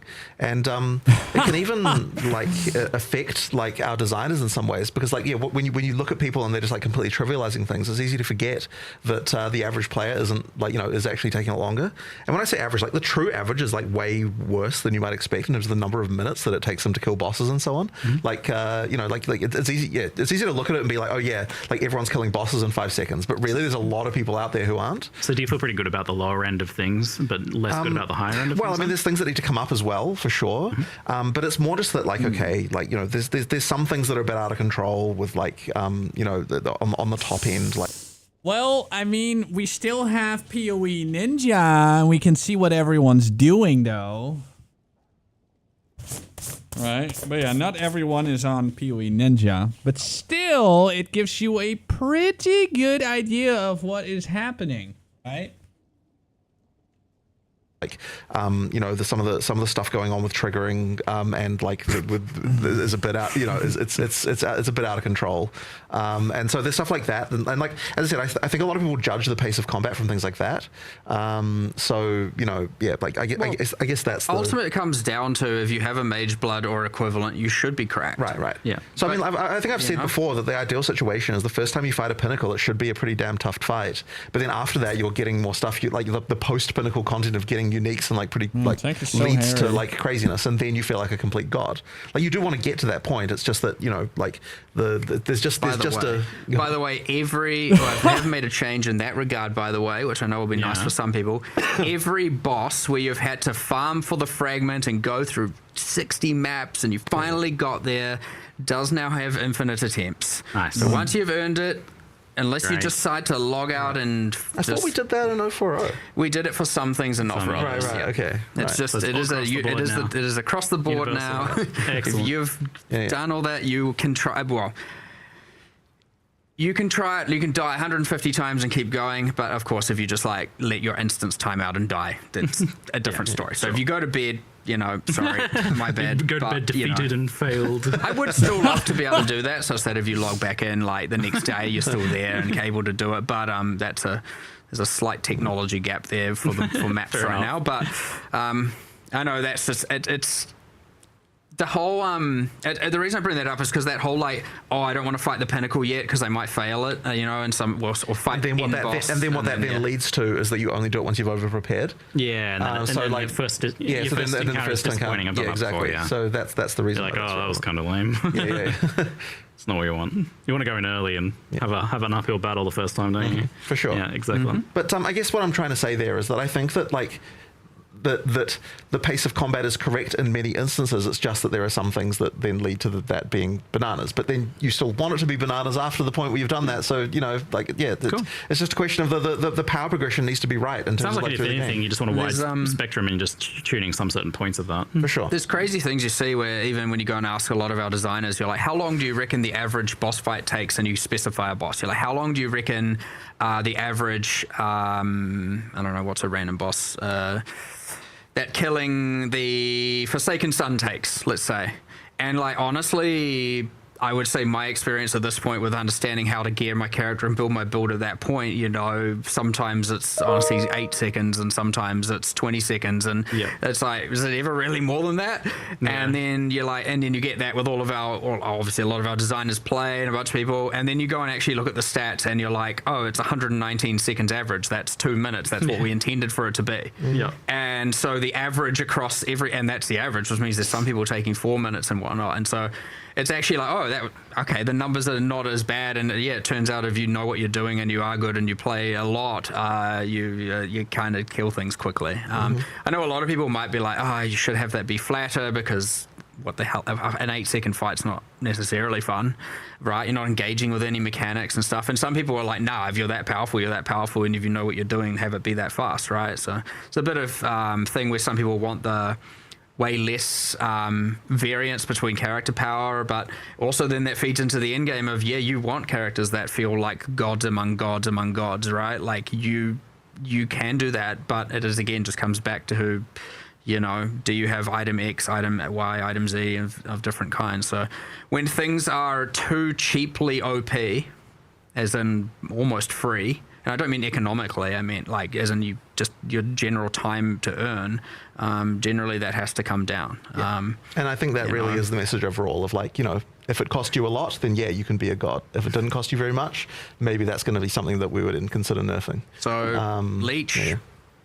I was going to ask, triggering. That's my next one. The state of recovery, especially because like really fast life recovery tends to lead to situations where in combat the only thing that matters is the thing that kills you instantly. So how do you feel about recovery overall? So we're definitely unhappy with leech, and this is one of those things where we attempted to simplify it from PoE 1 because PoE 1 had the most complicated leech thing in the history of the universe. So funny. And so we're like, we're going to simplify it. We're going to try and make it simple, but unfortunately the simpler thing has not led to a good result, and so now leech is like it's a bit of a problem. So we are changing it drastically. Like, are we fine with telling people how it works now? Like, we could go into it. Yeah, that's fine. Yeah, all right. So basically, so the key thing that we're first changing is we're going to a single source method of doing leech, which means there's only one leech buff active. So whatever is the biggest hit that you did, like you're only leeching from one place, and that obviously then means that we need to change all the balance of leech and everything like that to make that work. But it does mean that there's a difference between there's more of a thing with like life gain on hit versus leech is like a thing between like fast hitting and slow hitting builds. Like higher hits are going to lead to more leech. But the other thing we're changing as well, and this is just kind of to retain the idea. Like, so one thing we liked about what we had was that when you get more leech percent, you do get more leech. But the thing is that the way that damage scales, like it just gets completely cracked at some point, and like it gives you insane amounts. So effectively what we want to do is add a cap to the amount of damage that leech will consider when calculating how much leech you get. So I don't know what that number will be. Like, I don't even know what order of magnitude it is, right? But let's just say that it's like 1 million or something, right? Like, I don't know, maybe it's less than that. Yeah, it's hard to say what that number is. It's more than there's a goal of the kind of expected rate per second you get for various levels. Effectively, there'll be a number that's like 1 million or 100,000 or some number, right? That'll be like, okay, like after when we go to calculate leech, we're first capping your damage to that. Like, you're still doing the damage, by the way, but like just for the leech calculation, and then we apply your leech percent to that. And what that will mean is that it's always the case that getting more leech will give you more recovery, right? Like if you double the percent on your character, you get double the recovery. I wonder how instantly so there's no like capping thing like that, but it just means that life exactly. But then now. at some point, like, getting more damage isn't increasing your recovery, right? And that's like the key thing that we need to that's what you're trying to disentangle. So, and I mean, the intention really is to sort of get it so that like a typical character who's like investing in leech actually cares. It's like they're able to recover their entire life orb in like 3 seconds or something like that. Like that's the kind of thing, right? And yeah, you could go further than that with like even more investment, but it's probably like not worthwhile compared to other stuff. And then like other characters who aren't investing are going to get less than that sort of thing. But like you do actually have to, like we don't want it to be so ridiculous that that's the only like source of recovery you would ever need.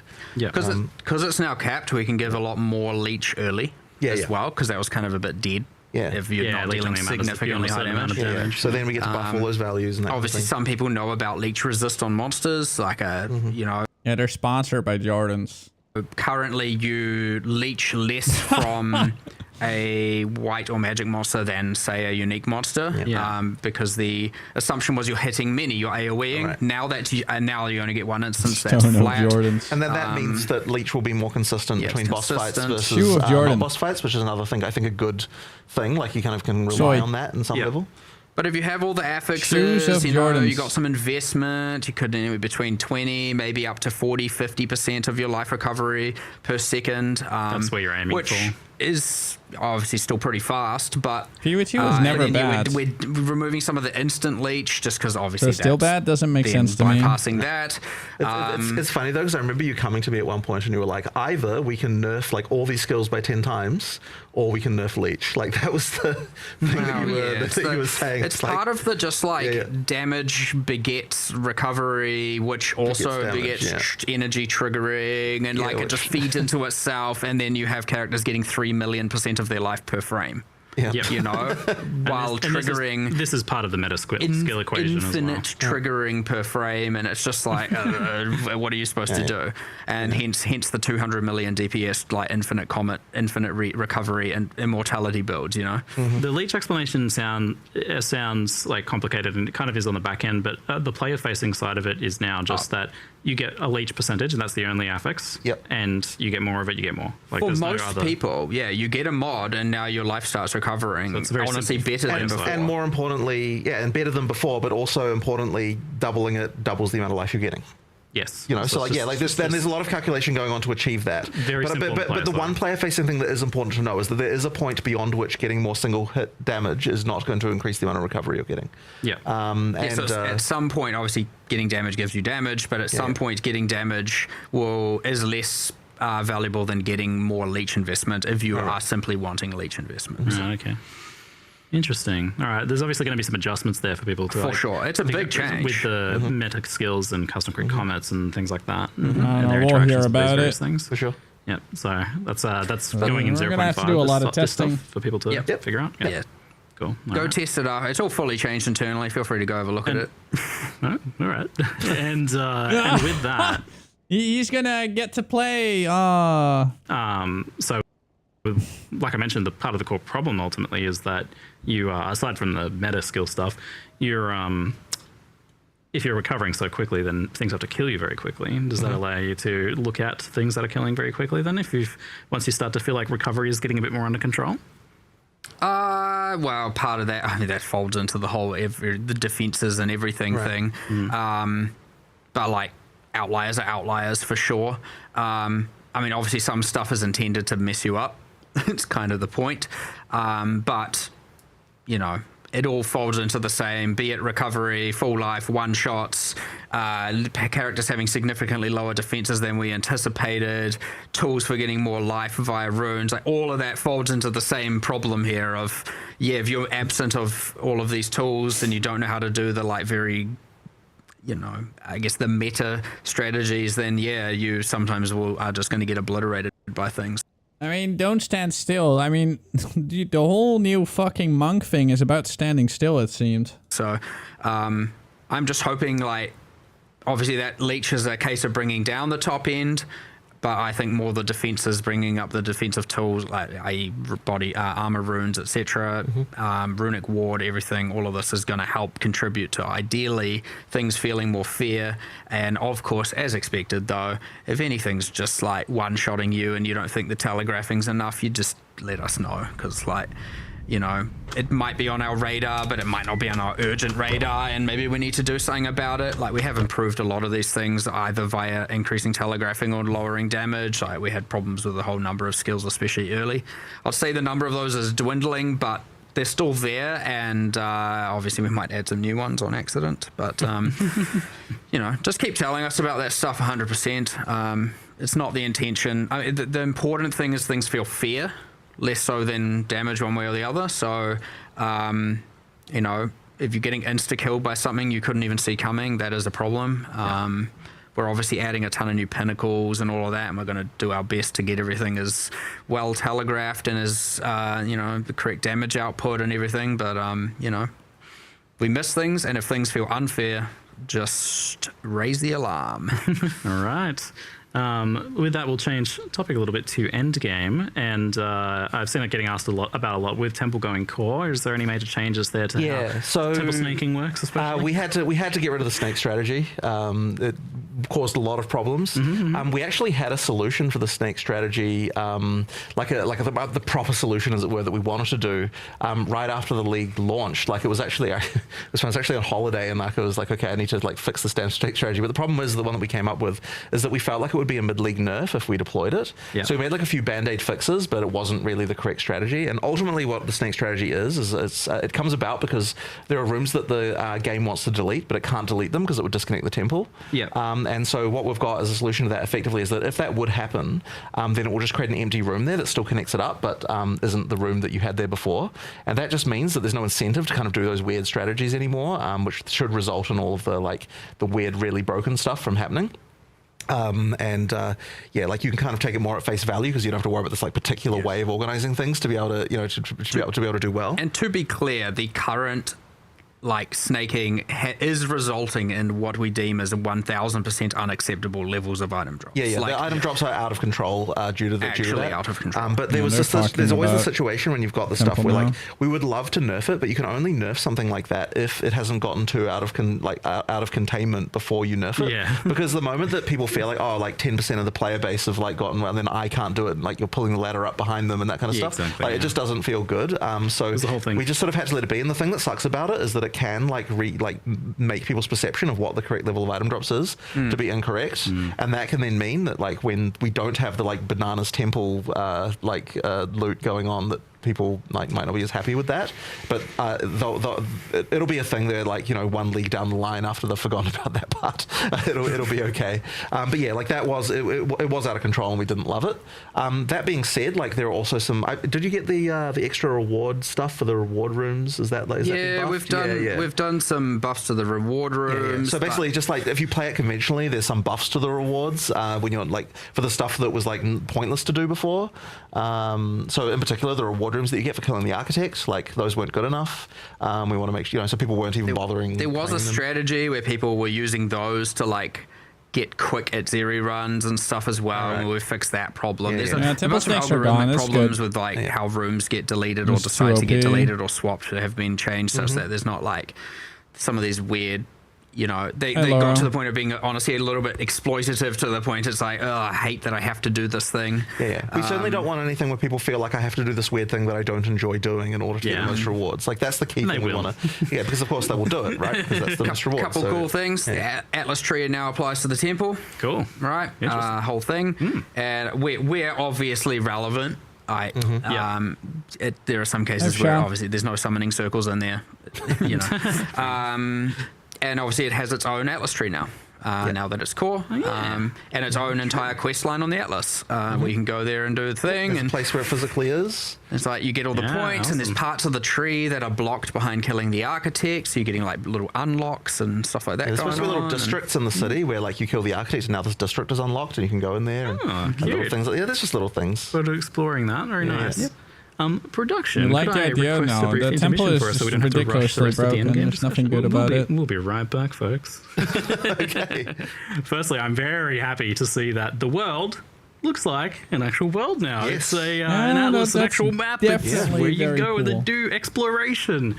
So was this kind of the goal for the outset when you were making this whole world map style Atlas from the beginning? Well, okay. I think that I didn't realize when we were making it the importance of having those fixed locations, like knowing where things are. Okay. And so it's like we wanted it to feel like there was a world of stuff to explore, but I think that we did make a mistake in not necessarily like realizing that, you know, it is important that you can get your bearings and that kind of stuff initially.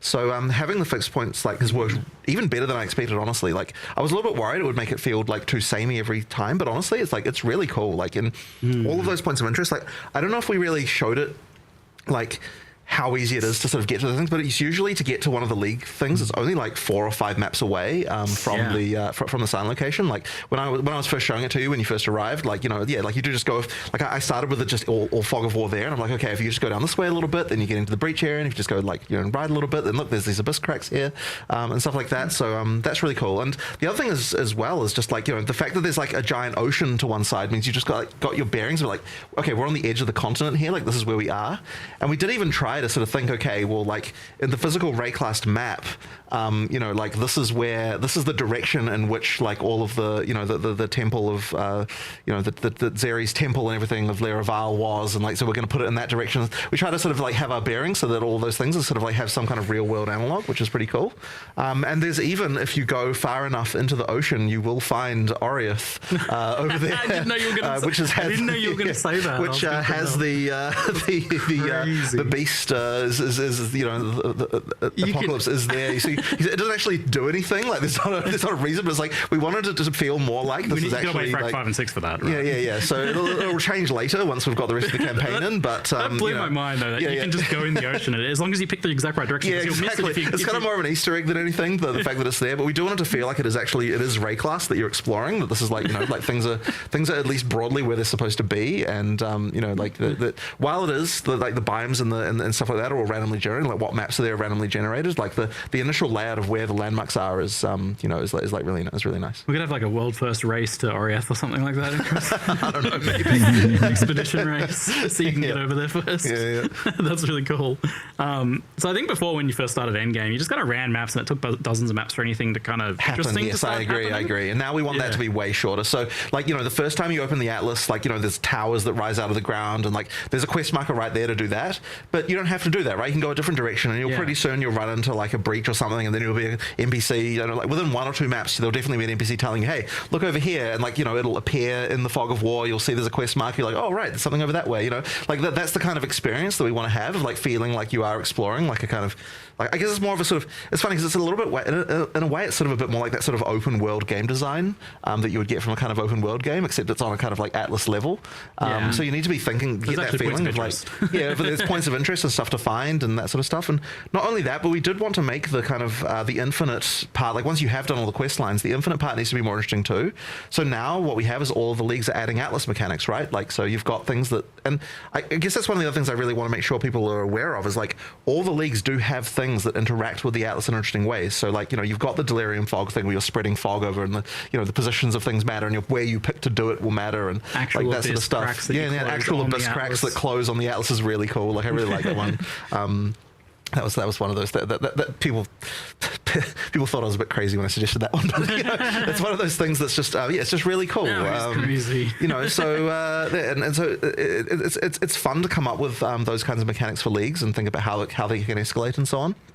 But it also adds like another sort of deeper layer to everything too, because one of the big issues we had with all of the leagues was that they had kind of like their mechanic, but they didn't have like, and here's how the mechanic changes and here's how it evolves, and like there wasn't kind of a lot of that going on with those initial 0.10 early access leagues, and it's really adding all that extra depth that like makes an actually interesting thing. And like part of the reason why we identified that is because like when we came to write a quest line for them, we're like, well, there actually isn't enough here to write a quest line for. Yeah, there's nothing. Like there just kind of wasn't really stuff enough to do. So it's like we have to add a bunch more to make it so a quest line is reasonable to do. And so the quest line actually sort of drove in some ways like the making sure that there is an evolution that happens across the course of every league. And I guess that really does set the standard now for what you have to make a league for PoE 2. Like that it's going to have things like that and mechanics like that. It seems like you're really trying to min-max the breadcrumbing here in particular, because like you leave the Dude, I need to pause for a second. Dude, the last one, dude, I'm proud of you guys. Look at this. Subbed. Dude, there were so many crowns in a row. Holy. Dude, Grim Reaperino, you need to join the club, man. You're left out. You're left out, man. the town is like literally like the a second sub map is a only town, chat. and then like 3-4 maps after Free that is the gate of the Wi-Fi. giant fortress. Yeah, exactly. Right. Stolen We laptop. want you to get to that stuff quickly, right? And the funny thing is that it also, like what we said Time earlier to about how the ruin different it. amount of time it takes for like the Bam. average player versus what people believe is the average. Like, it really does need to be that minimal number of maps to make that happen, because for some people, like they're taking a long time to complete maps, right? Like, you know, like if it's taking like 7 to 15 minutes in some cases to do a map, like you don't want it to be multiple hours of gameplay to get to the first. Even that's fast by the average. Yeah, and it's like we don't want it to be hours and hours later when you finally get to one of these things. So it really does need to be just a few maps. And obviously, if you're a fast map runner, you're going to just blaze through that real quickly. But yeah, you do need to sort of consider, what that experience looks like if it's the first time, because a lot of this questifying stuff is for people who don't even know what's in the end game. Like an issue you'd have with a first time player before is you'd go in the end game. It's like, is there even anything out there? Like you don't even know, right? So it's like you need those kind of like a few guideposts to even get you started to be like, okay, well. See? But it's not really an end game patch. It's more like an introduction to the things you can do. But that doesn't fundamentally change the end game in the game, right? So I'm a little worried, but yeah, we'll see. We'll see. We'll see. Like here's some stuff that I might be able to find. Yeah, and even if you don't go like that tower into the fortress, no, you can go another way. Literally pick any direction. Like, because that was the thing that surprised me the most when you were showing me by kind of like revealing the map, was like you literally can't pick a direction and miss. Yeah, like, exactly. You will hit something no matter which way basically, you go. It actually made like the raid class Like an situation. introduction to endgame is not crazy. Improved endgame, right? It looked pretty dire. You're like basically surrounded on all sides. I mean, the people that complained about endgame are the people that know all the things that there are to do already. So I am still a little worried about the end game, because this is more like an introduction. Just like you look one side and there's like a giant breach for sunken areas. There's like a freaking abyss over there. Just wait till like 5 years from now. I know, right? Because now whenever you add a new thing, you add it as a spot of that. Yeah, we're probably gonna have to do a bit of rearranging to make sure that the newest stuff is like close to the center, and there's like the ring outside that, which is the only thing that does not make me hyped. Kind of snake out to get to. Like weird passive. Is a 6-month leak. Like, holy fuck. I'm still gonna have a lot of fun. It's always nice to start over, but it's a matter of how long do I enjoy the new leak, right? So yeah, we'll see. Tree situation where there's like stuff further out. And stuff. Yeah, 6-month leak is rough. That's that is going to be wild, but it also kind of helps solve that problem a bit, because like I sometimes I go back and I play like a game that's been around for a long time, and the way that usually, to be honest, I care less and less about PoE 1 these days. Content is presented as like a giant menu. Yeah, no. And it's definitely much cooler that you find very it. difficult to engage with that. But here it's physical places in a world. So it's kind of No, almost dude, solved I'm by the probably fact that just you have going to work a lot on the ISLE server. Interacting with them in some capacity. As soon as Void works, I'm going to full send on that. I mean, but yet all of them do have events that will occur that will direct you there and like reveal it on the map and show you that it's there as well. Yeah, if you do find that. To be honest, the most unhealthy lifestyle you can have as a streamer is to become an ARPG streamer. It's rough. So you sort of get the amount of unhealthy amount of hours you have to put in a game to just, be interesting for people to watch is ridiculous. quests. We have a few things as well. Really? Like, it's a lot, but I also don't want people to feel like, I have to do all of it every time. Yeah. And there are different ways. Obviously, I think we mentioned the way to shortcut the fortress completion. Like, if you just want to, obviously, there's a big grid, a tree of nodes, right? So you can go like path of least resistance to all that. If you're, look, this is if you're good. Yeah. You know what you're doing. You're repeating. Good build. Like, just beeline towards that. Go to that. Go to that. Go to that. Kill the bosses. Kill the pinnacle. Right. You've now done the quest line, and now just go out into the infinite and go and farm, or maybe go do one of the other leagues, or two of the other leagues, whatever, and then go out and farm. And every time you then get a set of citadels, you kill the thing, you can then auto-complete a section of the fortress. And that unlocks a big chunk of and passages. like ding, ding, ding, ding, ding, and complete all the maps, and you're like, all right, sweet, there's my 15 points, allocate, allocate, allocate. And so you don't have to just like hunker down and sit in the fortress for like forever. Yeah. Right? We were really concerned that what would happen is like you'd kill the boss and you're like, oh, now I have to do all these maps in here like to just finish it off. So we wanted to make sure there was a shortcut for that stuff. So if you didn't do all that stuff while you were going there, so if you're a new player and you don't like burning through the tiers that quickly, that number of maps is intended to be the number that you'd need to be able to do for like a sort of an average player who hasn't done it before to be able to tear up to get to like to get to T5 to get into this part of the fortress and then get everything in that yeah exactly. So like it's kind of designed to be like for the players who are normal, but if you're a player who like really knows how to tear up really quick, then you can just like beeline to the quest objectives really quickly and get through that very quickly. And I guess one of the things that we wanted to do as well, even just for the regular leagues, is like if you're like an actual like a player, like we sort of imagine it's like a night of gaming is what it's going to take you to like do one of the quest lines. Yeah. Like I mean, I don't mean like a like half an hour. I mean like like a solid night of gaming. A couple hours. A few hours, right? Like of gaming is enough to kind of get like a sort of a fairly reasonable player through one of those quest lines. Yeah. And then that's kind of that can be like your goal for the night. And then the fortress might be like a couple more initially, but I mean for the good players, they're just going to be able to they can obviously get through the stuff really quick because they know how to burn through every map really quick and that kind of thing. So with the fortress, so how many roughly passives is there on that core atlas tree that you want? It's more than 300, I believe. Okay, so that's like 300 maps within the fortress. No, but it isn't because some of them give you more than 1 point. Oh, do they? Okay. Yeah, so we actually initially had it, so the number of points on the tree was the same as the number of points in the fortress. Wait, so is it every map gives you a point? But the problem was that we found that That's a ton of maps. Yeah. Like the number of maps that was too many. Okay. So we were like, okay, we need to do some like things here so that the atlas tree can be bigger than what the fortress is. Roughly know what it is, like 100, 150 or something? I actually don't remember what the number in there is. Yeah, I can't remember the exact number. But yeah, like we sort of wanted to make it so that it wasn't onerous. There's a few options there as well if we want. Yeah. If we want. We haven't yet, based on testing really, is what is technically it doesn't have to be every map gives you a point. It can be the first X map give you point. Like, as in technically you can fully allocate the tree and then you could avoid some layouts or whatever you don't it's like just as well. if we needed to do that, we've got lots of levers to be able to flexibly just go, okay, this is like way we too don't want the fortress to feel like a chore though. That's like really important. Well, so we're that's very what I was going to say. Is like I was a little worried that would be the case, but you showed me that there's there's little icons over the top of the maps, and that wasn't all of them. Like what was shown in the footage was actually you hadn't done the list yet. It was like half of them or something.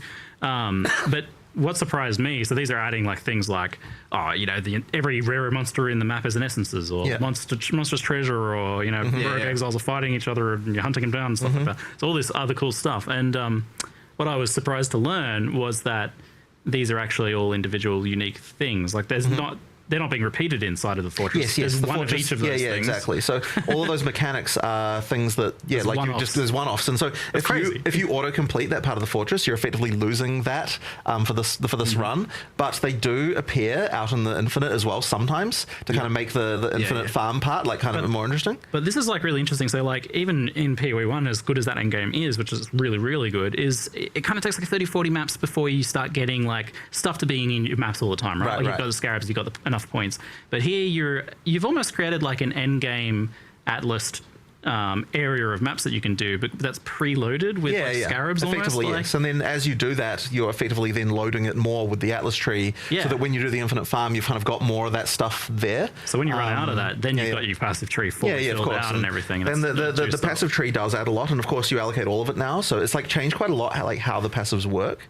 We have had to do some work to the on the level design side to make it so that the maps can support more of the of those kind of mechanics and so on as well, because like you've got like especially after juicing and everything, like that can be quite a lot. A bit too much, was it? Yeah. Speaking of things like the completion, there's a few other little bits where people are like, oh, I've got to do every league tree. Like that's a lot, right? Because that's the same thing. You don't want to be too chore-like, but reality is. There's a few changes around this. So let's say you do the fortress or you do the infinite and auto complete it after doing the quest line, and then you do just delirium. Now you can run 3 delirium tablets and it will scale all 3, and you can just go do that for the rest of your life. And the thing is, people will be like, oh, but breach can randomly spawn, and then I have to get the breach tree, otherwise I'm not invested in it. Yes, we have changed how this works. And once you're so effectively your area can support 3 leagues, and juice versions of it. And so when you force 3 delirium tablets, it won't spawn other leagues. So effectively, by putting a tablet, what putting a tablet in does is lock what that league will be, thus preventing the other leagues from spawning, which means that you don't have a situation where by not doing a certain league, you're losing out on potential juicing, because you've effectively made sure that like you're going to get the specific content you want. So you can do that, or you can still leave it wildcard by using the generic... Irradiated or whatever says will wildcard the leagues. Yeah. Can you still mix and match? Like, of course, yeah, of course. So you can still do exactly, right? And you could do breach delirium if you want 2/3 breach, 1/3 delirium. You can do whatever. You combine it. Like a greater level of control over this previously as well. But what it means is that if you just want to all in on 1, you can. If you want to all in on 2, you can. If you want to go 3, you can. And if you want to get them all on wildcard, you can do that. Awesome. Okay. Yeah. And part of this that I was a little bit worried as well, that you were like the physicality of the map is really cool, but I was a bit worried that the downside of that would be that you'd be removing this ability to focus on things. No, but you definitely can. Yeah, okay. And in particular, I was worried about the breachstone thing, because I was like, oh, so if you want to use a breachstone, you have to find one of those things on the map to put it in. Does that mean you can only farm a boss if you physically have one of those locations on the map? But no, all of the pinnacle keys are all tradable, so you can do that stuff. And if you have 20 of those keys, you can just do the boss 20 times. Yeah, exactly. So the bosses are all in the so each of the leagues has a kind of hub that where the leagues, and that happens like in its physical location, right? So there's the and the hub is where you use the pinnacle keys in order to fight the pinnacle boss. So that means that if you want to do them back to back, you just go to the hub, run 120 bosses. That's fine. Once you've done the quest line 1, you can then farm it as much as you want if you trade. The other thing that we've done is, so breach is unique in that regard, because in order to kill the penultimate boss to get the ticket to the ultimate boss, you do need the biome. Now you can buy the key after. Right, that's completely fine, and you can buy the breachstone, but that one is unique in that you do need to go find those biomes, or someone has to go find those biomes. So that one is a bit unique in that regard. But for some of these leagues also, for example, simulacrums, like you do deliriums, you get this grand mirror, you apply the fog, and there's a simulacrum in there. We do still drop simulacrum splinters. And a lot less of them. And once you finally get that item, instead of that item now just going in the realm gate because that's gone, what that does is allows you to turn a map into a simulacrum on your atlas. And so that will give you an extra key. And so there are some ways, the expectation is that you complete the quest line and experience all that before you complete a simulacrum, but later in the game when you're farming, there's actually alternate ways to get access to more of these. And so we have that for a few of the leagues. I can't remember exactly which ones do and don't because it's asymmetric, but some of them are like trying to counter that. So it's a thing with breach where if we're finding a breachstone versus breach biome imbalance, we can do a thing where once you've finished the quest line, you can start getting splinters towards pinnacles without necessarily having to do that. Or maybe there's some other mechanic where you can create a breach biome, in the fog of war that way. So mechanically create it, reveal one that definitely was there the whole time, and you know, go over there and do that. So there are tools we have to be able to do all this, but yeah, Breach is relatively unique in that regard. The others are less problematic, but you know, just trying to have different ways. One of the things that is fun with those ones though is that there's reasons generally to pick one area of the Atlas versus another. Like they're kind of subtle, but like we should have tried to explain that with the Delirium one, where there's certain emotions that only come from certain map boss classes. So what that means is that you're like, okay, if I want to be able to get this emotion, then I'm like, I want to find this type of map to put it on. So then, like, you know, that I get that. So there's little hidden things like that the biomes actually matter. Yeah. So there's stuff like that we can do too. Cool. And so yeah, picking where to do the Rite of the Nameless can like, you know, and where to do the Delirium, things like that. Ideally, that stuff should be something you actually do have a little bit to think about. You know, because it can affect the rewards a little bit. Yeah, right. Wild. Okay. Yeah. Now, it's impossible to say, like, put an hours of end gameplay estimate on Endgame for Path of Exile because it's, like you said, it's so variable. But how would you say some of the endgame milestones for PoE 2 now, like, line up with maybe the milestones from PoE 1 that we're a bit more familiar with? So, like, for example, getting to the Fortress Pinnacle boss, unlocking your full tree, so getting that full clear of the Atlas if that's the clear goal. Filling up those nice new progress bars for the league mechanics. Like, where do those kind of pan out? So it's definitely intended that the kind of like completing the fortress is supposed to sort of be analogous to doing Atlas completion in PoE 1. You know, it's like a kind of similar thing. That you're the similar type of goal. It is almost like a PoE 1 Atlas on the map. Yeah, a little bit like that. So if you can get enough tiers, it's 45, 50 maps to kill the pinnacle if you can. Okay. Right, like, which is honestly not, you know, that out of control. No, that's not Fortress complete. That's that main quest line complete, right? Yeah. Like it's, you know, you think you've got a big square with 2 ramparts. You're just going up to this thing, up, over this thing, up, and then to the middle, and then out to the back, kill the thing in the middle, right? And you just follow this path, the shortest path to it. If you can do it, go for it. It's fine. It's entirely up to you. Which again, good players generally will be able to. So like, yeah, 40, 50-ish there. And as you said, the ziggurat to the fortress wall, pretty short distance. Like it's right there and then right there. Let's say Breach. I'm just giving some examples just to give some people some context. Breach is the closest biome to the ziggurat, the closest start. So you just, if you went tower, what is it? 5 maps over to Breach. No, it's less than that, I think. It's 4, sure. Yeah. Then you do a few breaches. You don't have to do that many. She gives you the first breach stone. You use the breach stone. You do. You can probably minimum 1 hive, 1 sky hive, and then the boss. Now, this is the problem that we run into a bit here, where I have level restricted the bosses. Yeah, I was going to say, you can actually do this too fast. I don't want you to just do a tier 3. It's tier restricted. Yeah, tier restricted. Tier, not character level, yes. Yeah. As in, you do need some waystone period. So if you just go shortest path there, yeah, you're probably going to find you don't have the waystones. But if you know what you're doing, you can obviously get pretty far pretty quickly.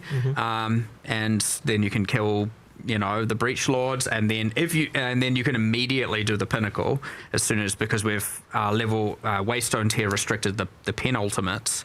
But that's like breach in the fortress, whereas like, okay, over to the left of the ziggurat you've got breach, slightly further across is delirium, so +5 maps, even that maybe ritual +5 on that, you know, like +5, and then the, what is it, 8. Honestly, it's probably only like 8 maps you have to do, 9 maps or something within each. And I'm talking like absolute. If you're just zoom into the end, you know, so, like the early versions of the end game, the thing definitely burned me out was just like the sheer amount of time it took to just travel through maps. I was even like coming up with theory crafts for like ideas of like, well, what if there was one of these travel maps like really fast? So it seems like there's just so much less of that now. Yeah, like, definitely. And I mean, like that's the experience you're going to get if you know what you're doing, right? Yeah. If you don't, it's going to take longer because you're like, okay, I need to be able to put up this. I'm not juicing it as much. I'm not doing all this. Well, at that point, when you're in that position, you're focusing on the actual content you're doing, not like your goal so much, because you don't have the experience of that anyway. Yeah. King's March is a bit further away. It is. Being on the coast, it kind of, if it had put it too close, it would have restricted the other things that can go there. So we've got like a sort of slightly longer lines that to shorten the distance to get to King's March. Oh yeah, so it's not as many maps. Yeah, so it's not as many maps as what it would be for the normal conventional distance. Right. Yeah. But yeah, it is a couple of extra maps further than some of the others. The cool thing is, because it's now questline, as soon as you get to King's March, you're given the first logbook. Oh yeah, cool. Yeah. So you just instantly like reveal a whole section of ocean, start mapping. Islands. You're getting what 15 to 20 maps per logbook, give or take.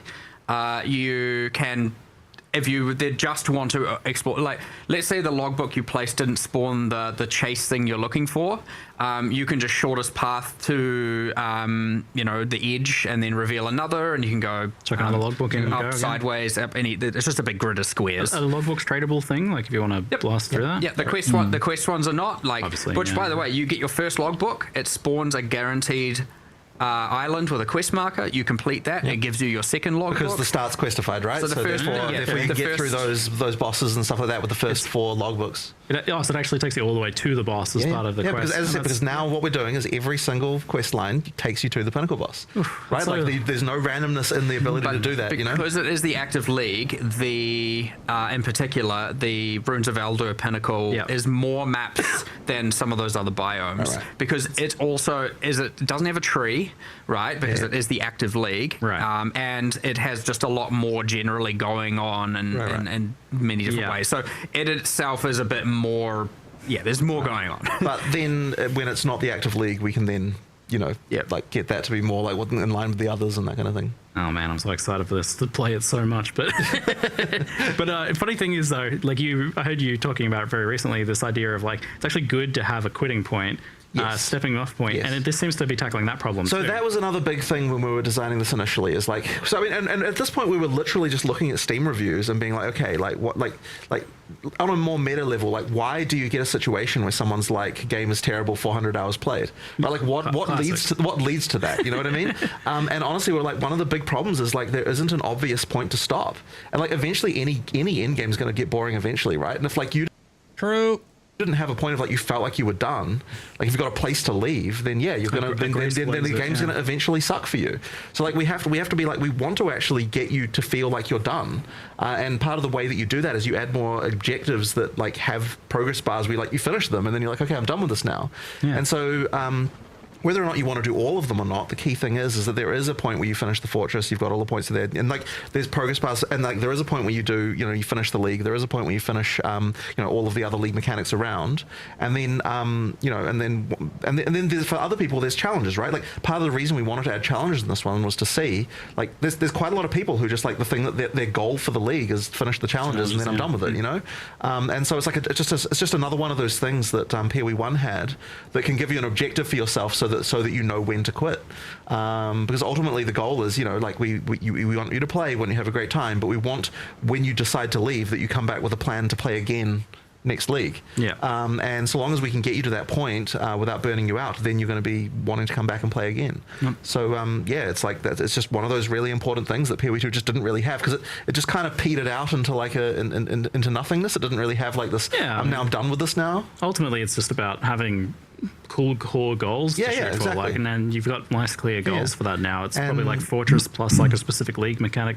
Or maybe you want to do all of them, or maybe you don't. But the key thing is like you get to that point, when you're done with it, and we've got those progress bars that can pop out the side, so you can sort of see at a glance, like here is my like end game completion of like how much of that stuff they've done. And you also know, by the way, that when you do finish that progress bar, that you have seen all the major content that the league has to offer in terms of like you fought the pinnacle boss, and there's more uniques you could get and more things you could farm, but white noise in the background, what do you mean? But like that stuff is really extra stuff. It isn't really the core of the experience of that. So that's part of what we want to do. And at the same time, for the people who never quit, the infinite Atlas. Of course. We don't know if warriors don't have choice. Like, we want to make sure that stuff is better, of course, but like at the end of it, like, it is still important that Infinite Atlas significantly better. Well, it is way better, Way more chase drops to get, and Mage Blood. Like it's so much more crafting that you might want to min-max. Like there's just a ton. And you could be like, I'm gonna go farm the land. The not ocean. Okay. You're gonna Wait, farming mechanic confirmed? Is that what we're talking about? You're gonna go farm the infinite land. Time to retire down to a nice life of farming. And then the next day, I'm gonna go explore the ocean and just logbook, and do all of those. You know, like different choices, different axes. That's also important and cool. I'm gonna go do Breach this day, and the next day I'm gonna do Delirium, and the next day I'm gonna mix them all. You know, like it seems super easy to change like whatever it is you want to do if you want to mix a match now. So if you are focusing on expedition, like there's nothing now to stop you from going and focusing on breach for a while instead. And of course the fate of the Vile Temple, right? Like it actually is unique amongst the others in that it doesn't have an Atlas active mechanic because the temple is its own whole building a dungeon vibe, and so it still has a tree, it still appears in maps, it has a tablet, all of that, but you know, instead of now like doing the progression on the Atlas, the meta progression layer, you're doing it in the temple, right? Just with less snakes. Excellent. And the new Atlas tree design supports this idea as well, where this core full tree is like a full completion thing, which is cool, but also like your initial reaction to that might be to kind of like worry that, oh, it seems like it kind of removes some player decision. You have some specific things. So that is something we're really worried about, and but I'll explain also why we did it in the first place. So we had this problem where designing the Atlas in a way where you don't want to constantly respec really handcuffs you in terms of what kind of nodes you can add. Because if you want to add a node which is like, oh, this cool thing happens when you're in forests, it's like, well, now if you're not in a forest, you're like, it's a waste of a point, right? Yeah. So effectively, by doing full allocation, you can now say, okay, well, I'm not wasting any points. Like they do different things at different locations, and it means that we can just be more interesting with the bonuses. And they can be way punchier. Yeah. Because we're not like worrying about so much about the balance of that. So then when you're doing your initial progression, when you're picking stuff, it's more about like, you know, what stuff do I want now versus later. But the issue with that is you can't add difficulty if you've got a full tree. So we're like, and you still wanted the idea of having a build for your character. So then we're like, okay, we're going to solve this in two ways. One of the ways is we're going to add multi-choice nodes to the regular Atlas tree, so that those ones can be like, am I going to go difficulty, or am I going to go like more difficulty, more rewards, or am I going to go less difficulty, less rewards? So that example in the stream of like, okay, for shrines, like, do I want the shrines to go on the bosses, which is going to make it so that they're harder with more rewards? Do I want to make it so that when I go into a boss fight, I get an extra shrine effect, thus making the bosses easier? So you've kind of got that tweaking you can do. And so on the regular Atlas tree, you'll find things like that where the design space there is that they're decisions that you're going to want to make, but not very often, right? Yep. So it's like, you know, as my character gets more powerful, maybe I'll flick that node from one mode to the other, but it's not something that you're going to be changing all the time. So that's that design space. But then for the Atlas Masters, this is the design space of things that I do want to change all the time, because it depends on what like maps I'm facing. But then we make it really easy to change because we've got that system where you know, just a button on the side, you just pick which one. Yep. So what that's actually most close to in a way is kind of like the Jesus Christ, I've forgotten the name of these. You know, you pick the modes when you run PoE 1. What do you call that again? Like there was the Zara thing for like Exarchany. Yeah, the influence. Okay, yeah, that thing. Yeah, exactly, right. So it's Jesus Christ, I can't remember any more of the names of the shit. Yeah, it's kind of more analogous to that in a way, because it's like before each map you might want to consider what you're picking, and like depending on what it is that you're doing there.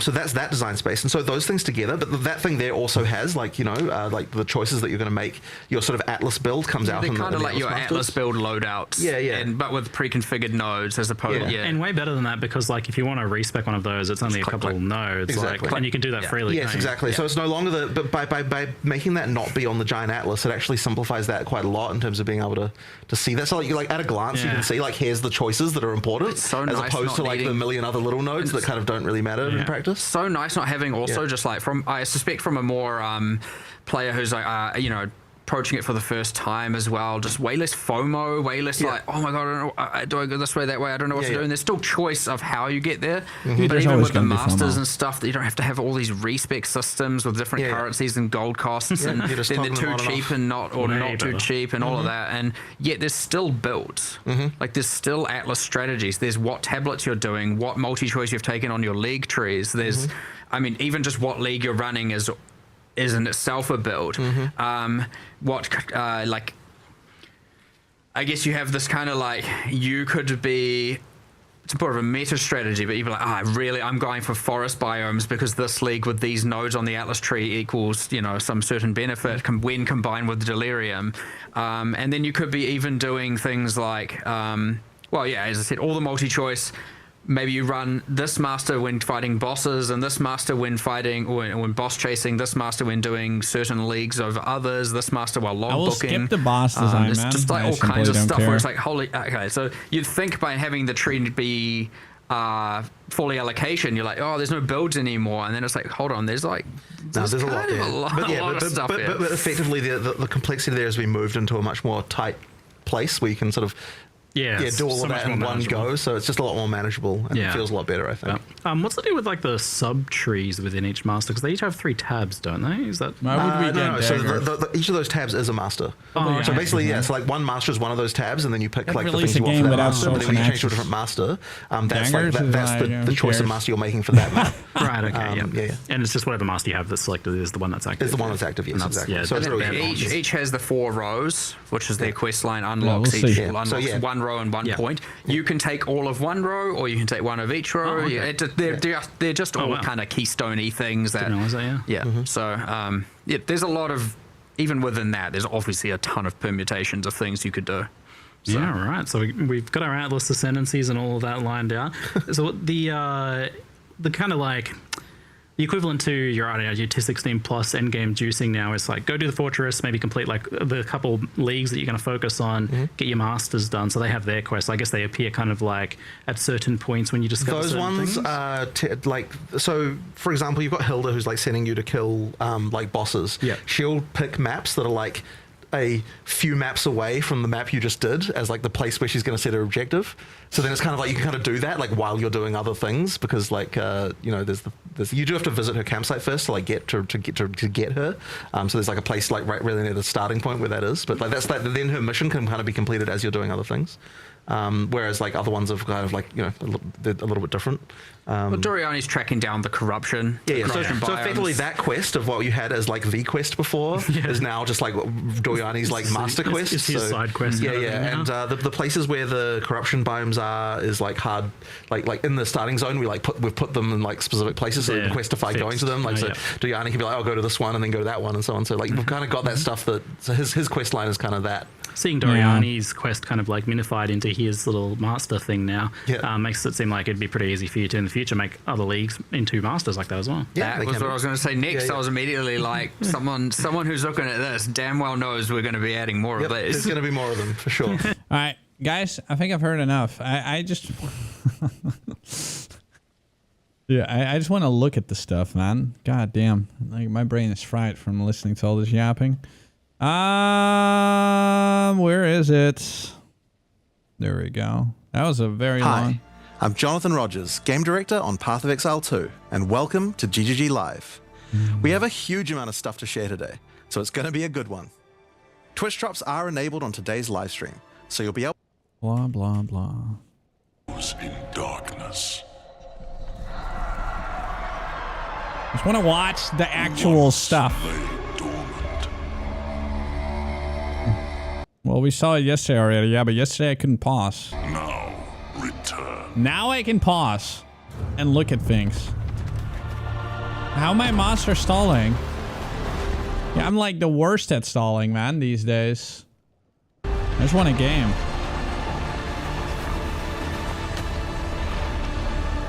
We who came before rise again.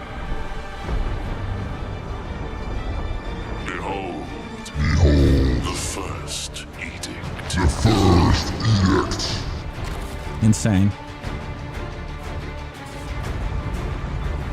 Dude, those wall things look kind of pog, though. Yeah, what even is this? Like, what was happening here? Hold on. Like, what is this? This area. There's like some fucking balls rolling. And there's like a train.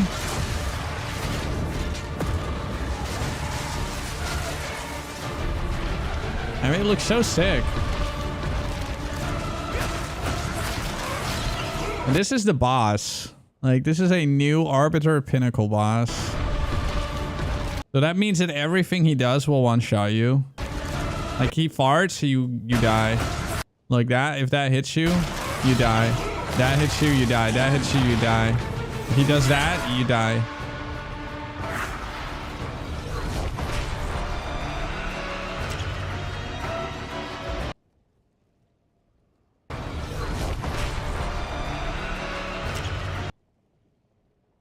Dude, the Atlas looks much cleaner, by the way. Foretold proliferation, re-rolling favor, ritual altars has no cost first time. Tributes. Okay, so it's already added to the map.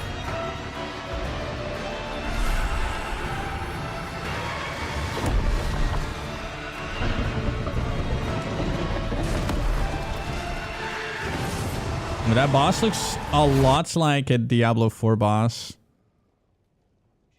I really like how the breach areas look, by the way. Yeah, ritual rework seems nice. The tree is fucking crazy, man. It's so big. Like, it's actually crazy. Like, I wonder how good this is gonna be. I mean, this is kind of meta in Path of Exile 1 right now. Like, people are getting the craziest things from the tree.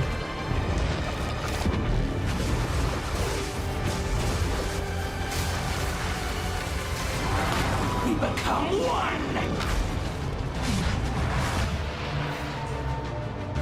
Delirium also looks kind of nice.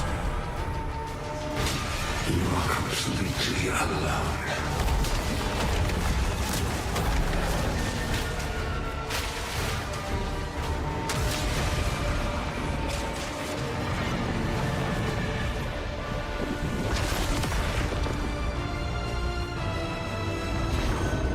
You know what I like about the new Atlas? They removed the, so instead of it being gray, like it's literally just darkness and you're uncovering the darkness. I like that the gray fog, they removed that. The map overall, the coloring and everything looks a lot better.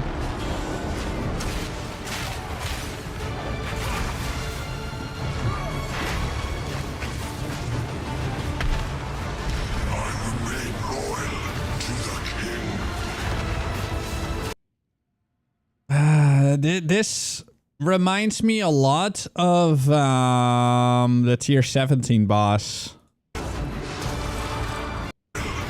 That shit. Like the lines.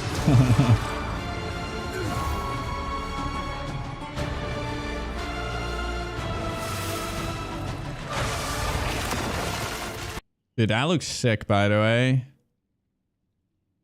But people were correct about it being... Wait, did people expect it to be Expedition? They did, right? Like the spider.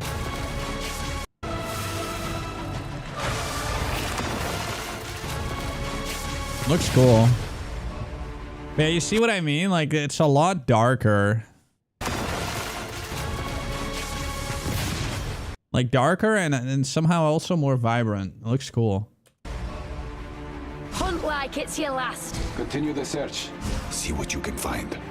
I really like the Atlas class stuff as well.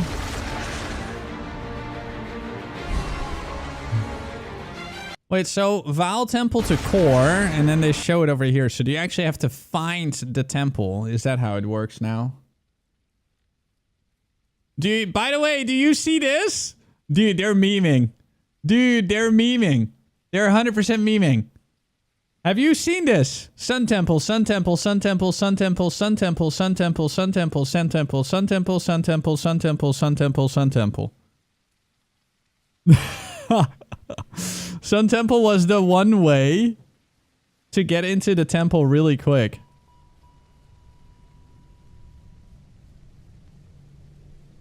It was the one way to get in really quick. Oh, whoops. Hold on. Yeah, I just died. Lol. Dude, but you see all the sun temples. There's no... That's literally them memeing. There's no way there would be so many sun temples. But that looks funny, though. Yeah, I think he's starved. Whatever.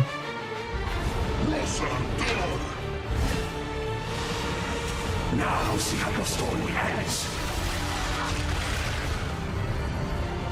The Atlas tree looks really cool. Because it has like the tiering, right? Which is insane. Look, Spiritborn Ascendancy. You can be a Spiritborn from D4 now.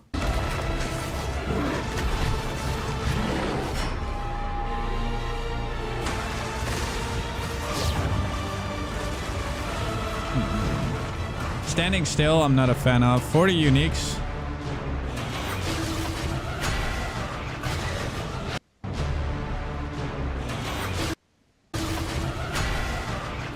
Shield slam. Dude, this one is fucking cool, man. This one.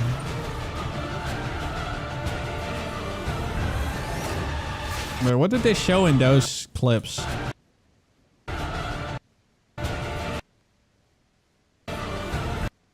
Dude, it looks like insane, though. A lot of stuff to do. A lot of new things. So we'll definitely be busy for a while. Yeah, the Divine Spear looks insane.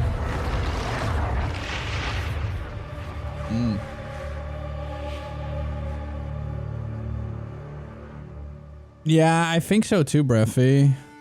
It's probably not super rare, but it's probably very easy to get a shitty one. It's hard for even us to keep track of it all. Now, we promised that this one was going to revamp the endgame, and I'm very excited to talk about it. But first, we've got to talk about the League. So to do that, I'm going to hand things over to Mark. Hi, I'm Mark Roberts, Game Director on Path of Exile. Hello. Now, for those of you who are new to Path of Exile, each time we release an update, we also release a new League. Hold on, I'm just gonna make him stare at you guys with his mouth closed. See, can I do that? Each time we release an update, we also release a new League.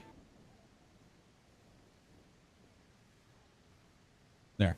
All right, I need to grab something. In the meantime, he's gonna just look at you, okay? He's just gonna sit there, stare at you. 1 second.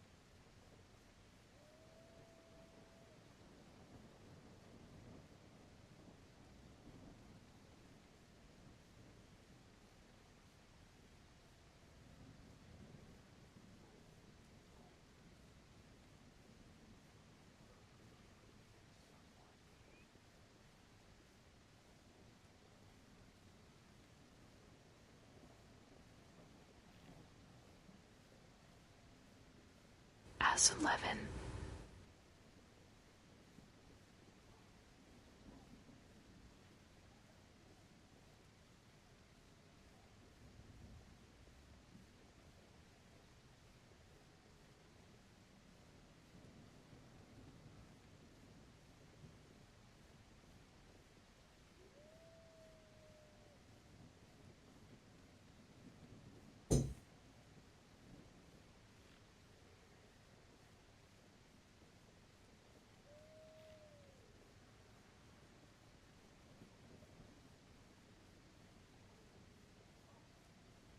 Oh, hi, Mark. Oh, hi, Mark. Oh, hi, Mark. Oh, hi, Mark. Oh, hi, Mark. Oh, hi, Mark. Oh, hi, Mark. Not only do we have a new economy, but we also introduce new content through the campaign, which gives you a fresh play experience right from the start of the game, as well as new mechanics, storylines, and in-game bosses. Oh, hi, Mark. In the Runes of Aldur League, you will encounter a man being attacked by the undead in Clearfell. Oh, hi, Mark. After saving him, he introduces himself as Pharaoh, a Oh, hi, young Mark. blacksmith trying to bring back the ancient art of Ezomite runesmithing. He has been collating his discoveries in a tome and is keen to show you how runesmithing works. Oh, hi, Mark. By inscribing symbols on these ancient Ezomite remnants, you can create all manner of old magics. Oh, hi, Mark. Unfortunately, on doing so, the corpses of the nearby undead are revived and infused with some of the latent power, Oh, hi, making Mark. for a difficult fight. Oh, hi, Mark.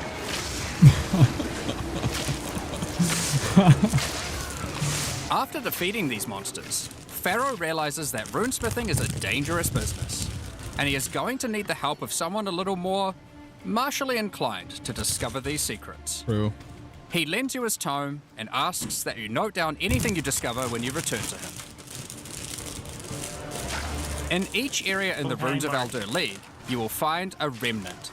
And as you approach it, you will notice that some symbols are already present, and some are waiting for you to fill them in. Depending on which symbols are already present, you will have different options for which items you can create using this magic.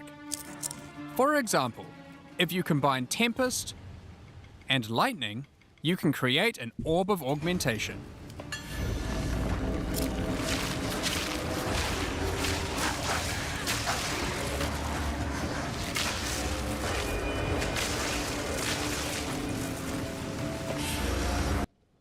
Yeah. I wonder how insane this will be in Endgame, by the way.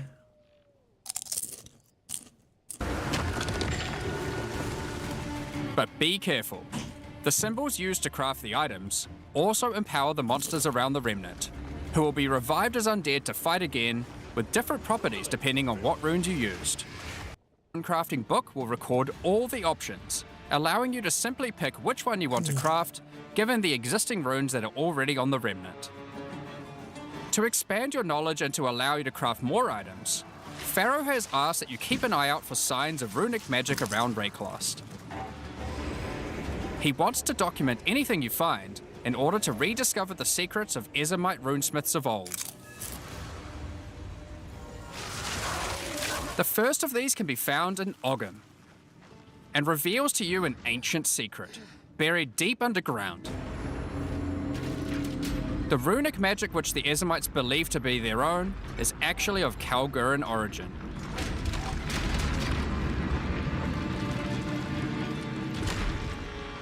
Thousands of years ago, the Kalgurans came to Rayclast to find sources of verisium, a metal on which engraved runes allow control over reality.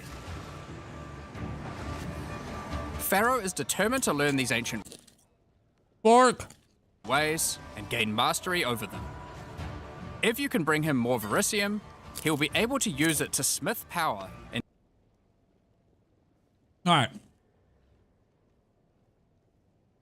That's some evasion, life, resist, regen. To any armor, granting you runic ward. The power harnessed by the... So it went from 86 to 29. Power into... So it lost a little bit of evasion. Any armor, to get granting ward. you runic ward. It does seem like... power harnessed by the... Yeah. You barely lose anything, and so it's definitely a nice trade-off, though. Kalgurans since ancient times. Runic Ward is a new resource that protects you from death. Should you run out of life, your Runic Ward will kick in. So the thing about this... Some people are saying, oh, anti-one-shot, but that is not the case, though. Because you see... from death. Should you run out of life, your runic... The hit instantly also took off from the runic ward. Oh wait, shit, my finger's over it.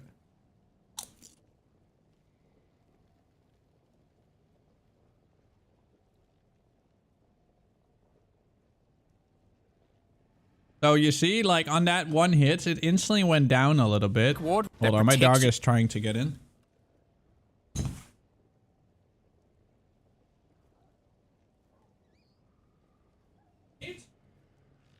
Over. You can do pretty over. Huh? you from death. Should you run out of life, your runic ward will kick in, sustaining your body until your life can return. So you still get one shot. It effectively acts as an extra... I mean, otherwise it would have been OP, right? ...life pool. Of course, should you take enough damage to run out of that, you will still die. Every single piece of armor in the game can be upgraded this way. Even uniques. Some are just a strict upgrade, giving runic ward with no downside. Others are more extreme. 2741. Sacrificing defenses to get a much larger amount of runic ward. Oh my god. It lost all of its armor. Okay. There are even some that add new modifiers to uniques entirely, making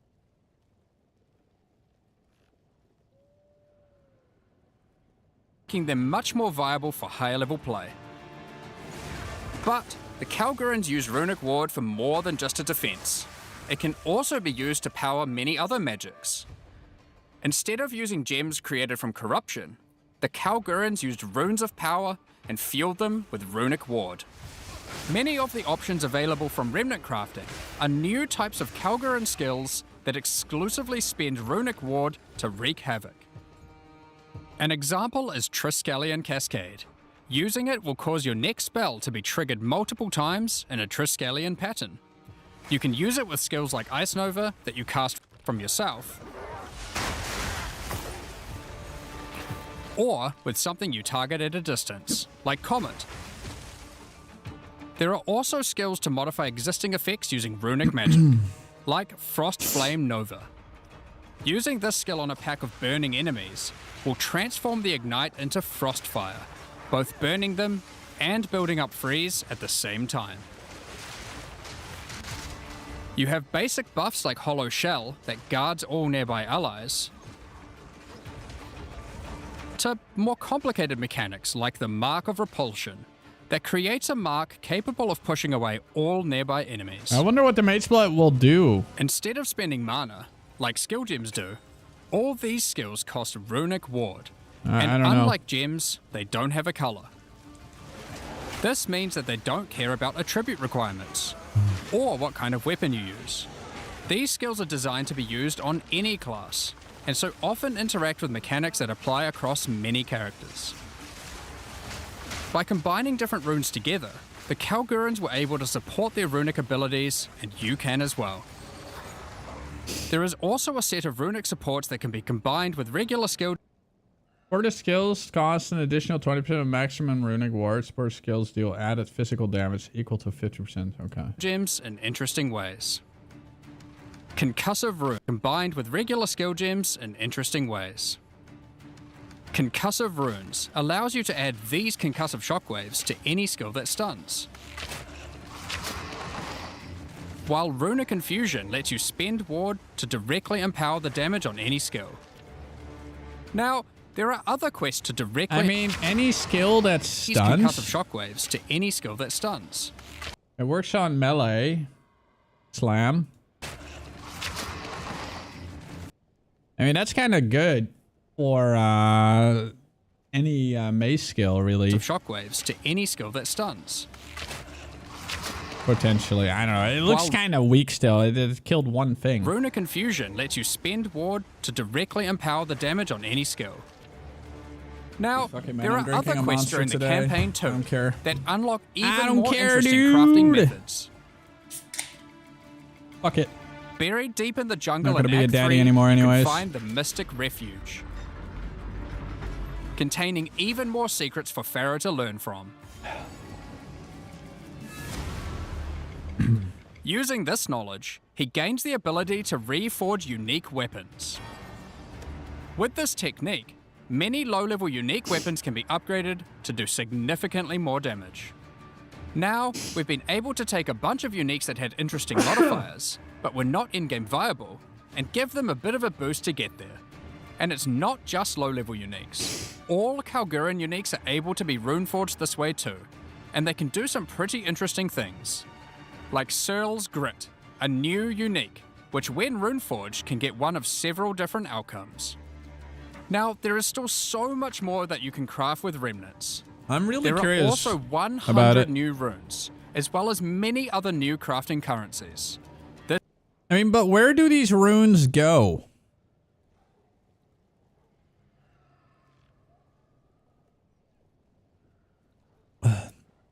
Dude, limited to one. One to all maximum. This is the runes of Aldur after all. And wait. Guard equal to other new crafting currencies. This is the rune. Tower shields, 8% increased attack speed if you have blocked recently. That is a nice one. I do like that one. That's good. That's cool. After all, and some of these runes have quite powerful effects. Created additional remnants. For example, this elemental conversion rune will convert all the existing mods on a non-unique weapon from one element to another. Using it, you could combine a weapon with all 3 elemental damage mods into a single element, making a weapon with massive amounts of cold damage. Wait, how much did it have before? Oh shit. Yo, that's kind of sick. Using it, you could combine a weapon with all 3 elemental damage mods into a single element. Wait, but does that turn... Dude, that's crazy. 400 cold damage is nuts. Making a weapon with massive amounts of cold damage. But does it remove, like... So, is this now considered tier 1, or is this still 3 different tiers? Hold on, let me see what it exactly says, the rune. Wonder Stop. When socketed transforms all fire and lightning modifiers to equivalent cold modifiers. But what happens if you take it out? Does it go back? Rune will convert all the existing mods on a non-unique weapon from one element to...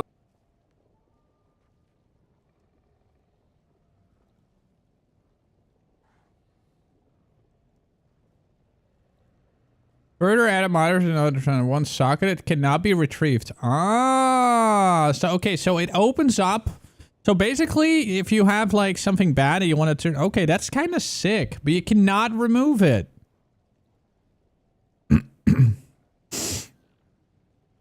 You cannot remove it. Rune will convert all the existing mods on a non-unique weapon from one element to another. I don't know, it's cool, but you do lose your socket. Using it, you could combine a weapon with all 3 elements. Yeah, it should have the new prefix. Like, it will turn the 3 prefixes into 1 prefix. But you lose your socket. Which is... Unless you really need cold damage? Elemental damage mods into a single element, making a weapon with massive amounts of cold damage. How are you doing, Summers? Summers? A rune that lets Destroys all augment sockets on an item to create a dual socket. you destroy your rune sockets to turn them into a dual socket on your item. Okay.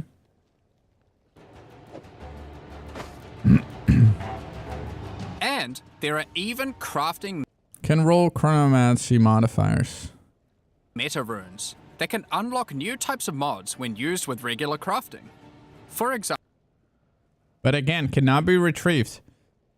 Dude, as cool as these sound, I don't think they're going to be used that much. I hope I'm wrong. It really depends.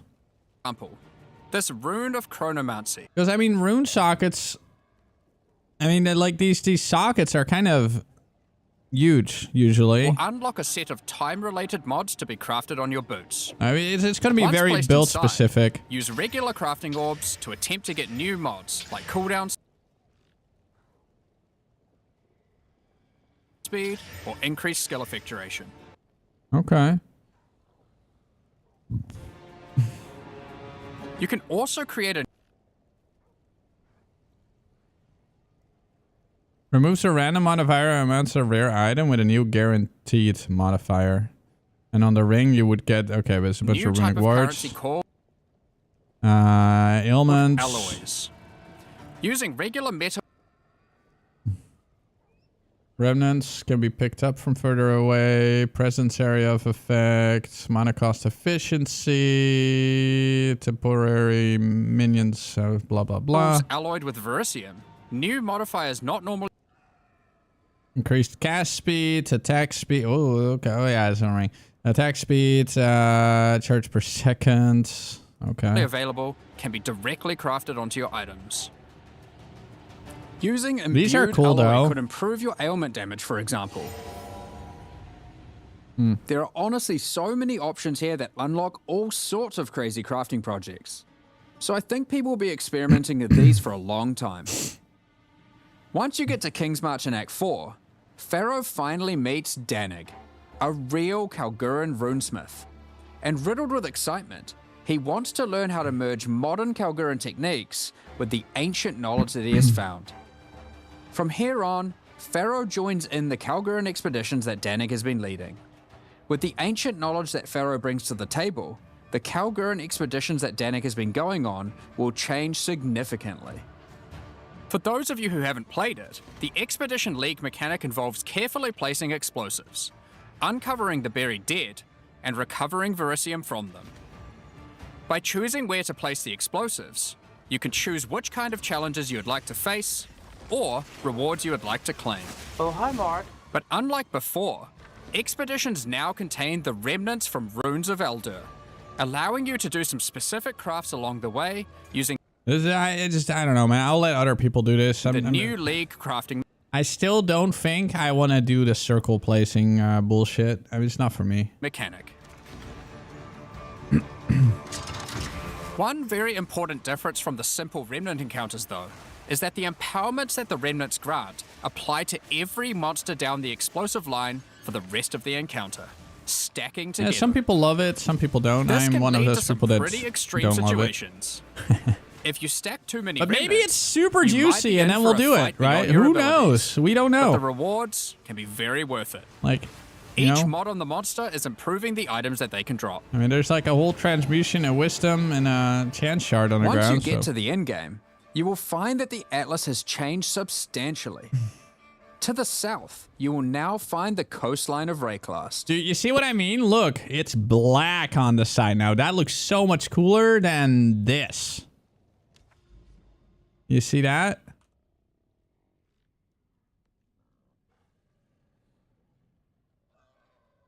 And does it look more zoomed out? I don't know. It might look a little zoomed out, a bit more. I could be wrong. Let's put a mountain in the same place. Looks slightly more zoomed, I think. I don't know. Am I seeing things? But I like the that the gray shit is gone and now it's With black. the ocean beyond. King's March has not fared well after the Cataclysm and lays in ruins. Rog's shop has been destroyed, but he is much more concerned. Wait, but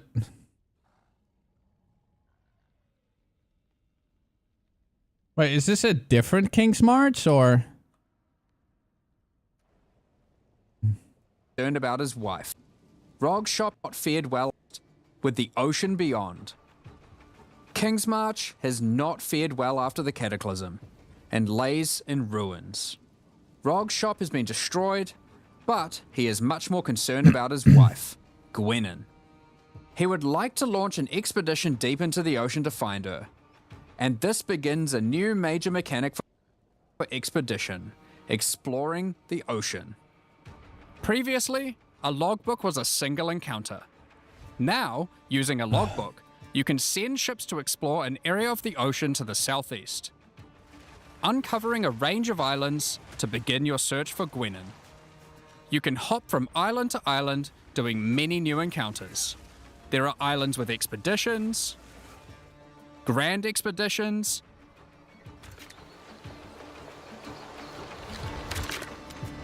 new bosses, and all sorts of other unique things to find. Eventually, you will find the island that Gwenin has been holed up on. It turns out that she has found the tomb of an ancient Kalguran, Midvid. While she appreciates you coming to her rescue, she is still keen to blow open the doors of the vault and take whatever you can find inside.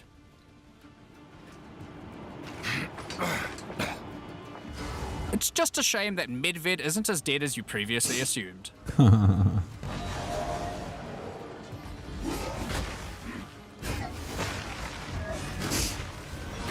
Now, after you have defeated Midvid, you will find another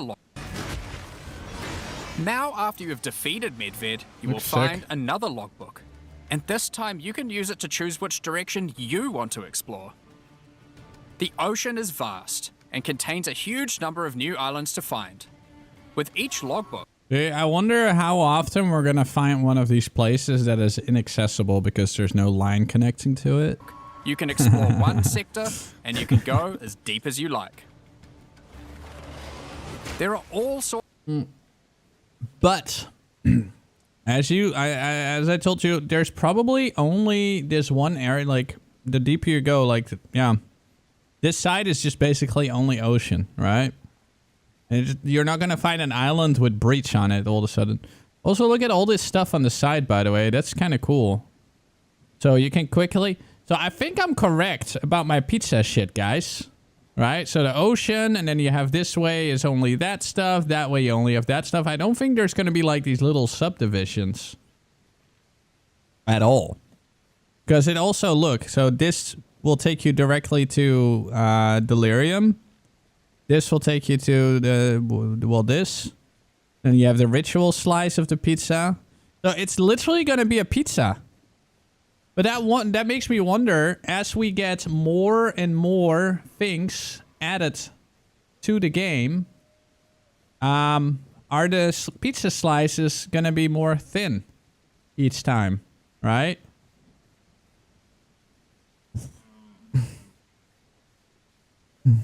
They will add it, but that doesn't work with how they're designing it right now. And you can go as deep as you like. We'll see. There are all sorts of interesting objects to uncover and dungeons to explore. Many of the... Add a bigger circle, but why would you want people to be forced to do... Like, the way they're designing it now is that you can choose what you want to do from the very fucking beginning. So let's say there's like a new league and suddenly you have to now do this if you want to do the new league mechanic. Or you have to do this in order to do the old mechanic. I don't know, it's weird. Islands have expeditions with totally new mechanics. So for example, here is a volcanic island with voltaxic sulfite. Blowing up the sulfite will unleash extra waves of enemies. But there is also this wall with a suspicious light coming from behind it. On blowing it open, a giant ogre comes out, and he is determined to eat as much sulfite as possible. There's not going to be Dells anytime soon. Eventually, though. The more sulfite mounds that you have blown up, the more empowered and the more rewarding he will become.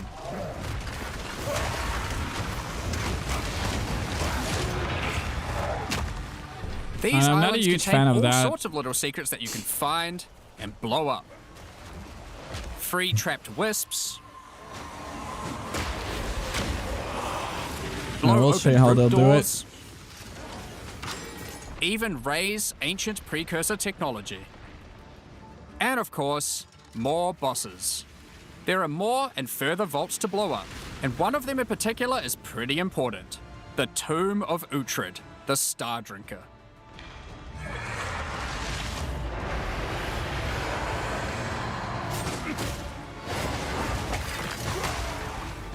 Uhtred was responsible for calling down the meteors of Verisium, which the Kalgurans used to power their ancient magic. And upon defeating him, he calls down a truly gigantic one into the ocean nearby. That looks cool as fuck. On visiting it, you find that it is shrouded by a strange energy emanating from the Verisium core of the meteor within. There is something growing in there, and it can't be anything good. In order to gain entry, Danik suggests that the Triskelion Flame, an ancient Kalguran artifact that can absorb and cancel the effects of Verisium magic, could be used to enter. But to find it, you will need to locate the Tomb of Olroth, leader of the Knights of the Sun. Defeat him and gain access to whatever eldritch nightmare is growing inside. Now, we're not going to spoil the boss, but one thing you should know is that the vericium that makes up the core of the meteor is of a quality that has not been available for millennia. Bringing this to Pharaoh and Danig should allow them to forge some objects of power. You unleashed revert vestments. Armor, energy shields. Blah, blah, blah. Spell damage, strength and intelligence. Damage taken from hit bypasses. Energy shield if energy shield is below half.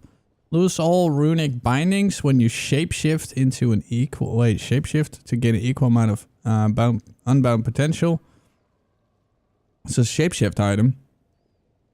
Gain 1 runic binding on hits with spells, no more than once. Okay. The creation of which has been lost to time. So that's the League. And there is a lot back to going PoE on. 2? What do you mean? To sum all that up, there is a new encounter with over 30 new monster types and over 30 new rune modifiers to enhance them. You can create more than 100 new runes to craft your gear, as well as dozens of other new currency items. And there are new quests added to the campaign to unlock even more new crafting options. Rune forging armors. Alright, what did he do there? Crafting options. Rune forging armors. Yeah, it just has the runic ward. Nothing else. Upgrading uniques.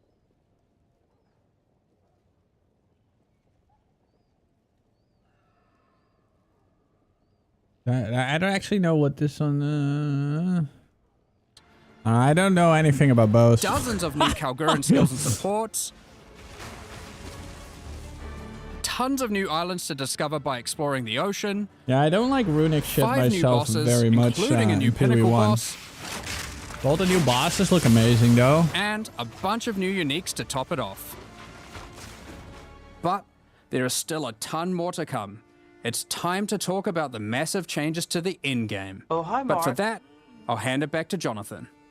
Now, as Mark hinted at before, the endgame atlas is very different now, and the ocean to the south is the least of the changes.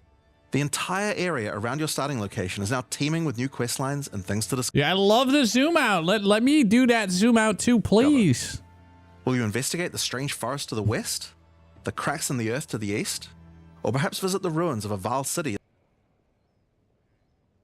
Dude, there is a lot of Val temples, though. Sun temples. 1, 2, 3, 4.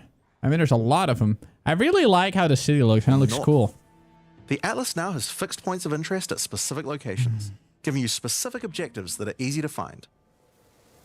Like before, though, no matter which objective you choose, going to towers to see what's out there is always a good idea. The first time you do that, though, something new happens. The earth shakes, and a gigantic fortress rises from the earth. A remnant of the ancient precursor civilization. Wait, will it actually play that in the game? That cinematic? It looks like it. It looks like it switches to cinematic and then changes the map. It looks sick, though. The cataclysm of the beast has caused an ancient protocol to be invoked.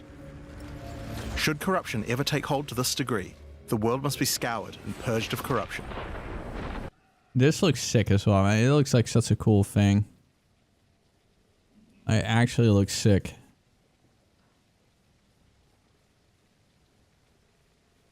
Like, really cool. You'll need to make your way into the fortress and activate the gates. Gain the keys to reach these ancient precursor weapons and disarm them. It's called a polearm. But this will be no easy task. Or a poleaxe. The fortress has many areas to explore and many new things to find. You will power up ancient machines, fight new and deadly foes, Sentinel of the Cradle. Discover many new areas. Flashbang. And uncover some dark secrets. Now, the Fortress is the first of the new full endgame storylines that we're adding in 050, and there's a lot going on with it. But not only that, it has some pretty cool new mechanics as well. The areas inside the Fortress are special. Many of them have new mechanics or rewards that they grant. Like this map, where all the rares are contained in essence crystals. Or this one, which replaces all monster packs in the area with strongboxes. I don't know, Sims. I want to see patch notes. Or this one, which spawns an Asmeri spirit that always moves on from a rare after you kill it, allowing you to chase it through the entire map. I know, every time I play Monk, I want to uninstall the game, dude.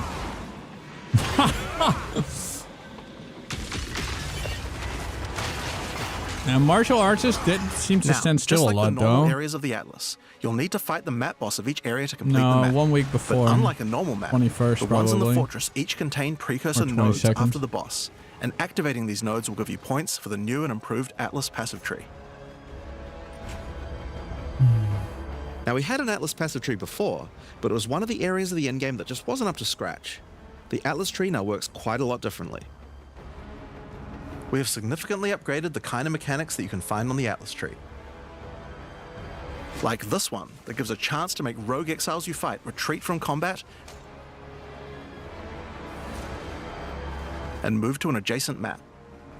Before you fight them again, they'll upgrade their gear and come back with a grudge this time. I wonder if you can keep doing that or if it's just a one-time.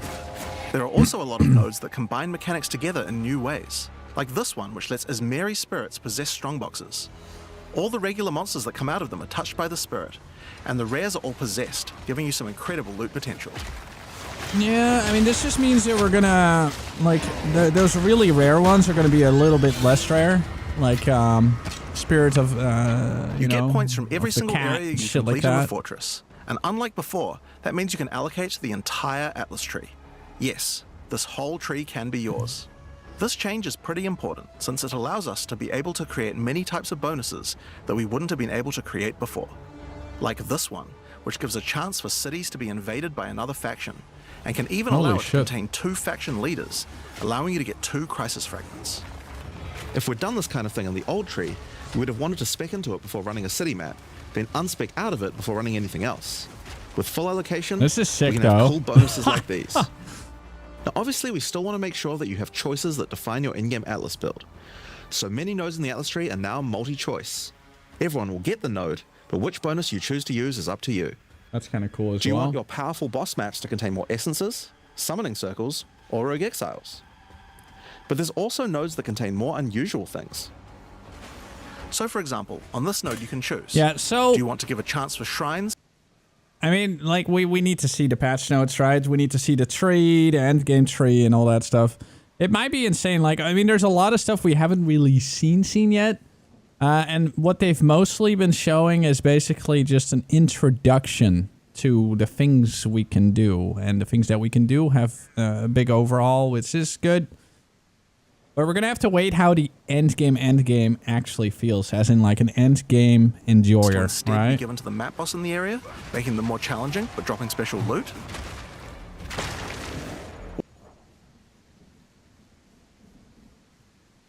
Wait, what just happened? Would you rather give a chance to be given a shrine buff before entering boss arenas, making for an easier fight?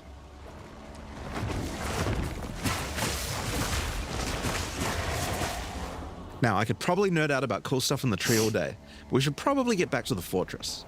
Now, one of the really important things we wanted to do was make it so that all the boss fights in the endgame are now accessible with a quest line. That means that to fight the Arbiter of Ash for the first time, you don't need to get lucky by finding keys. They will be in fixed locations and there's a quest to get them. But the Arbiter of Ash is no longer the pinnacle of Path of Exile 2. For that, you'll need to travel into the very center of the fortress. An incredible challenge awaits you, should you choose to go there. After the storyline, you still unlock keys for pinnacle bosses in the usual way, exploring the world and finding the keys required to get to them. But we have added a lot more interesting things to find out there as well. There are now all sorts of mechanics that can spawn on maps in the wilderness. For example, some maps might spawn as a rogue exile hunting ground, containing multiple rogue exiles who are there to hunt rare beasts. You might come upon them in the middle of a fight and be able to take out both of them. Or a map of champions that makes all the natural inhabitants of the area into magic monsters. Or this one that causes all shrines in the area to release as merry spirits when used. Once you have explored and found your keys, you can return to fight the Pinnacle in the fortress again. But this version of him will be harder, and not only that, he will have new unique rewards as well. Each time you fight him, you get the ability to activate one section of the fortress, and any maps that you didn't finish there will be automatically completed, giving you all the Atlas points.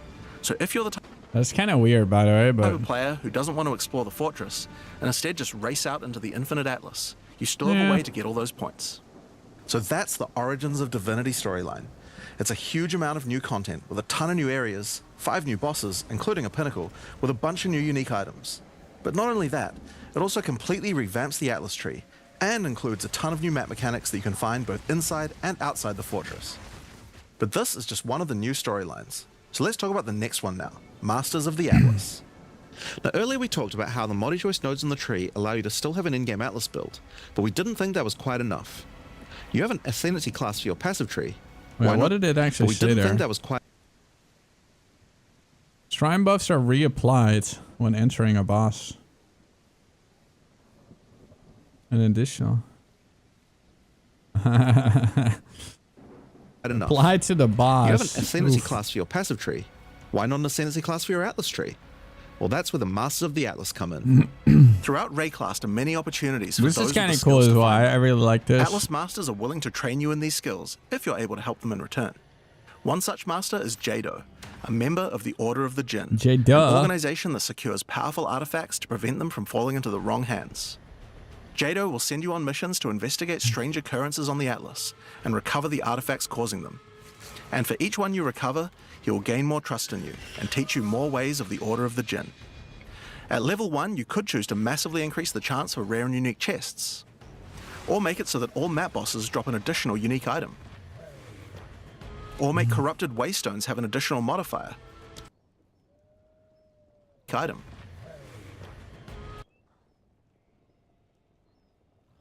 Okay, so this still looks the same. The waystones just look cooler now. Waystones have an additional modifier, but at the cost of making them send you to a totally unknown location.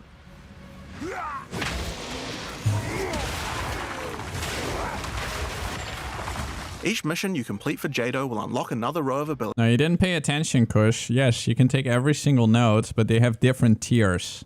You will not be able to click every single different tier, so you're going to make a choice. Do I want this or do I want that? And give you another point to allocate. And otherwise it would choose suck, how you want to specialize. Because then there's no But there variety. are other masters too. For example, Hilda. Hilda is a member of a guild of monster hunters.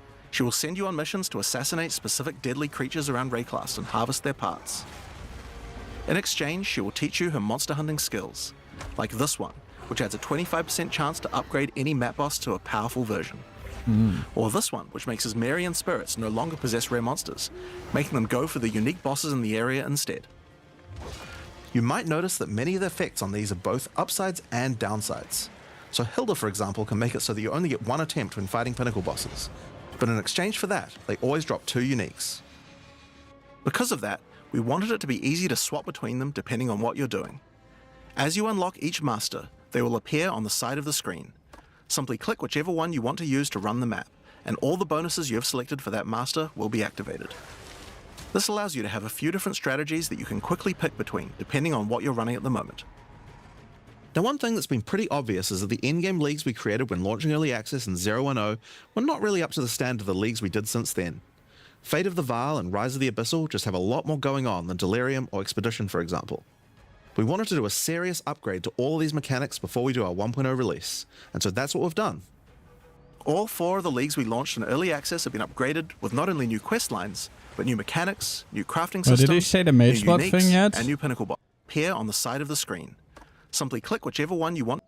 This is to run the map, and all the bonuses you can quickly pick between, depending on what you're launching Early Access. Where did he mention the mage blood not really thing? Up to the standard of the leagues we did since then. Fate of the Vaal and Rise of the Abyssal just have a lot more going on than Delirium or Expedition, for example. We wanted to do a serious upgrade to all of these mechanics before we do our 1.0 release, and so that's what we've done. All 4 of the leagues we launched in early access have been upgraded with not only new quest lines, but new mechanics, new crafting systems, new uniques, and new pinnacle bosses.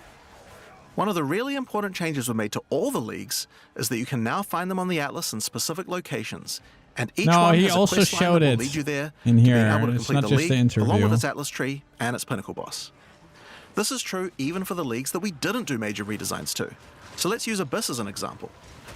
When you first encounter one in the endgame, you'll get a quest that leads you to the east, where you will find these mega abyss cracks in the earth leading away from the Well of Souls. Abyss cracks. All the maps along the cracks will contain abysses with special ritual properties. rewards, and mapping along these cracks will close the Atlas scale abysses, giving you points for the Abyss Atlas tree. At the end of each Atlas, for example, Liquid Despair will allow you to add critical hit chance. Pinnacle boss with a is the Genesis tree. The tree is too much here. New lineage support. Now, an important change to the rewards of you will need to transfer. During the write, each adjacent you gain current rewards. A difficult decision, I'm sure. Foretold bounty. Mage blood. To get 5 Chaos Orbs or a Mage blood. Cool. Okay. All right, where's the cracks here? Yeah, I have to go toilet real quick, guys. In-game leagues so much more friendly for new players. 1 second. Give Hold them on. the Mac. And after where's Jonathan? Atlas Where's Jonathan? That leads you. Let's use a Jonathan. New unique will lead you there. It's true even for the league to complete the league along with its Atlas tree. Oh, whatever. I gotta go toilet.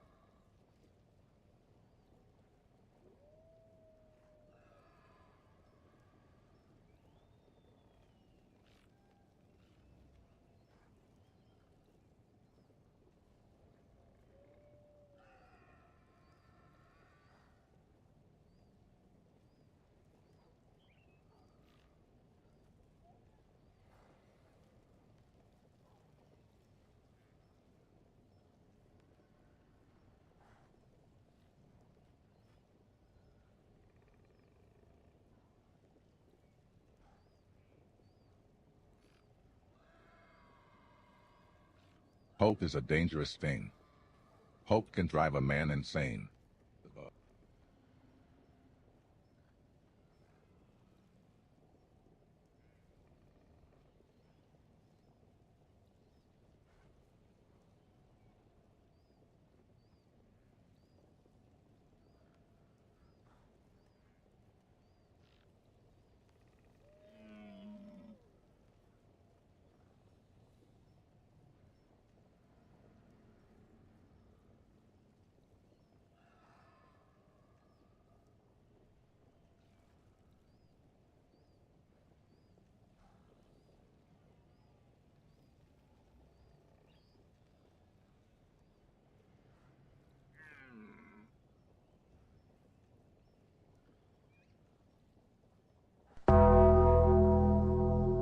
Yo, thank you, Mr. Idiot. And it's pinnacle Appreciate boss. it. This is true even for the leagues that we Draw didn't do a major bigger redesigns circle. To. No. So let's use Abyss as an example. Oh shit, we're gonna When get you a first hype encounter one in the endgame, you'll get a quest that leads you to the east, where you will find these mega abyss cracks in the earth leading away from the Well of Souls. All the maps along the cracks will contain abysses with special properties, and mapping along these cracks will close the Atlas scale abysses, giving you points for the Abyss Atlas tree. At the end of each Atlas abyss, you'll find an abyssal depths with the boss fight for one of the abyssal factions, giving you a guaranteed way to fight them. 1337. And after completing all 3, you'll get a key for the Well of Souls, allowing you to fight the Vessel of Kulamak. This kind of thing makes an in-game league so much more friendly for new players, giving people obvious goals and a guided experience to complete.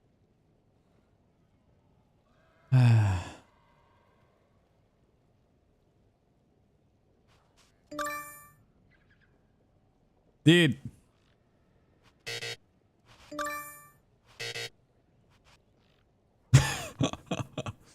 All right.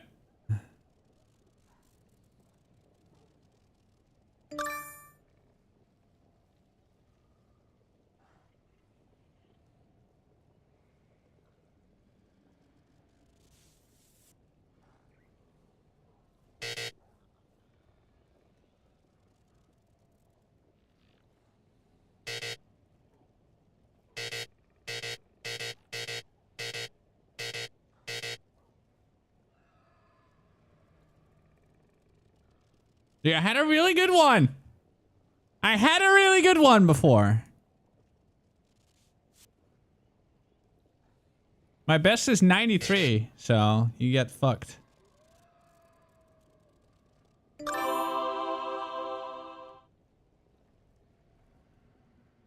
Dude, that does not look like 95, okay? How is this a 95? How is this a 95? It looks like shit.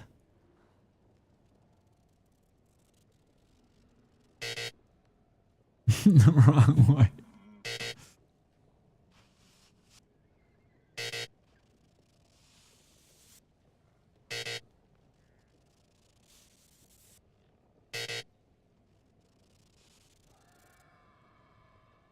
I can do better than that.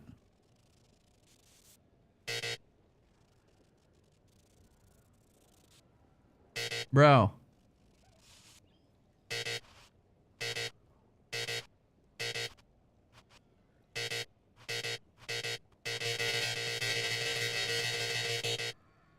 Hey, I'm pretty proud of my 95, okay? Alright, so let's talk about the first of the upgraded leagues, Delirium, and its new storyline, The Hare and the Raven. As you may remember, during Act 4 you were tricked into releasing an ancient entity from a Karui prison known as Tangmazu, the Raven Trickster. Tangmazu delights in breaking the minds of those who step through his mirrors, and when touching one, he will attempt to destroy your mind with twisted abominations generated from your worst fears. In Return of the Ancients, the first time you approach one of his Delirium encounters in the endgame, you will find Elder Maddox locked in a trance. His mind is trapped in one of Tangmazu's delusions, and you will need to free him. You suck, Kush. What can I say? Once free, man, Elder they Maddox really like showing rolling slam. You should put it right. He asks you to travel west to the Withered Willow, the location he believes that Tangmazu first gained his powers. But be careful. As you travel there, the Raven Trickster will attempt to break your mind. Around his Delirium encounters. Now this is more than a simple quest upgrade. The mechanic of Delirium has been overhauled and expanded. At the bottom of the screen, there is now a bar that indicates how deep into Delirium you are. You can see which direction leads deeper by looking at the fog. And the deeper you go, the more challenges you will face. By looking at the bar, you can see how long you have until the Delirium ends. And you can also see special encounters that you will face if you're able to go deep enough into the fog. That was a little loud. At the end of the bar is always the boss of the map, but we now have a variety of other encounters that you might find as you explore the horrors of your own mind. Oh, for example, man, dude, you might I'm so sorry, a purple boys. mirror shard that when shattered will cause all the enemies to become more nightmarish. After hitting this, you'll notice the Delirium demons are enhanced, significantly more powerful, larger, and scarier in general, along with more rewards. Or should you encounter a red mirror shard, you'll be sent into the depths of your mind. Oh my god. And must escape it while fighting off hordes of your worst fears. I'm sorry. I seriously misclicked. If you are able to do so, you'll gain a powerful amulet with 2 instilled notables on it. Once you reach the Withered Willow, that was Elder crazy. Maddox discovers that the shard of the mirror is missing. You will need to track down Tangmazu and restore it if you have a hope of discovering how to defeat him. And that means entering the Raven Trickster's mirrors in an attempt to locate him. Why was that so loud? Each Holy. area around the Withered Willow contains Delirium encounters, so that's a good place to start. As you do By the way, what the fuck is that little one there? Withered Willow contains Delirium encounters, so that's a good place to start. As you do Deliriums, some of the special encounters will drop liquid emotions. Normally these emotions can be used to install amulets to add notable passive buffs to them. But in Return of the Ancients, emotions have a new function as well. Each one now has the ability to add crafted mods to jewels, allowing you to add specific mods to diluted ire. I wonder if they still made it super tedious for some stuff. I mean, he's using an Instrumentus. Look at that. an item slot that can be quite difficult to roll. For example, Liquid Despair will allow you to add critical hit chance, while Liquid Suffering will allow you to add movement speed or Air of Effect to your jewels, but there are many more. Once you've done enough Delirium encounters, the location of a Grand Mirror an entrance into Tangmazu's realm is revealed. But it won't be that simple to enter. Using his powers, he reflects the map boss for a ridiculous empowered fight, then destroys the entrance into his realm of madness.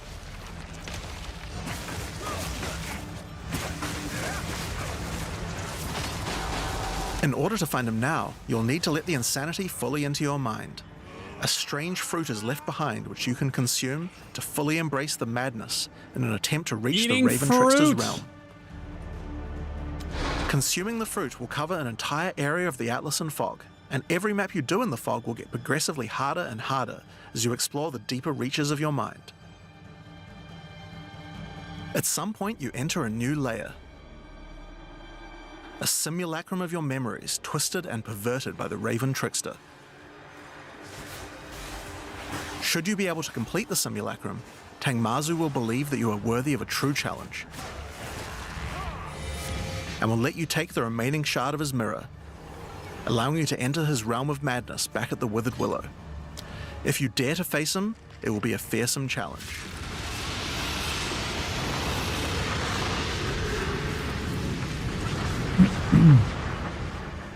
So, that's the new storyline of Delirium. As you can see, it's not only a quest line, there are new mechanics, new crafting options, and new boss fights. But one question you might have is, what happens after? Well, once you've after you play something else. Completed the story, grand mirrors will start appearing on the Atlas sometimes. No, I've already watched the After doing the grand mirror, you can select where on the Atlas you want to do your fruit-induced drug trip and get another key to fight Tangmazu. But this time, the fight will be quite a bit harder. And not only that, the fight will be able to drop a bunch of new uniques that were not available in the questline version. We'll show some of those later. After doing a grand mirror, the decision of where to spread the fog... Yo, hold on. Hold on, there's a new meta. Hold on. There's a new meta, guys. Yeah, I can actually make a really nice circle. Okay, go.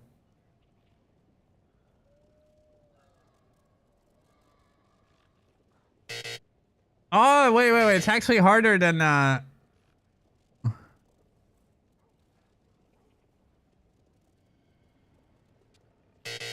Oh, too slow. Oh, wait. You have to do it fast. Okay. No! No. Ah! It's hard. Wait, how did you make a dick? How did you make a dick? Look at it. He made a dick. Hold on. Okay, it's more like a butt. 69% circle. I don't know how this is 69 though.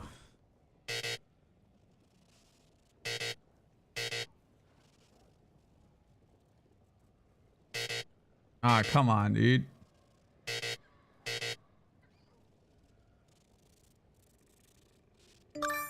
Hey, that's 70% the circle, guys. Look at that.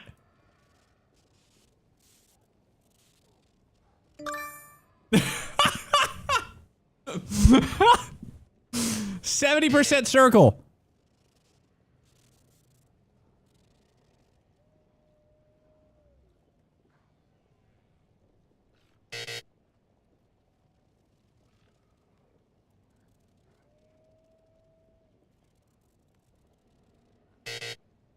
Hold on.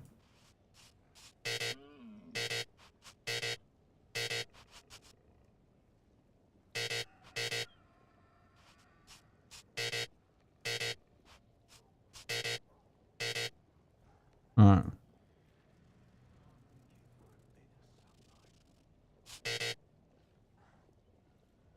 No, it's this perfect circle.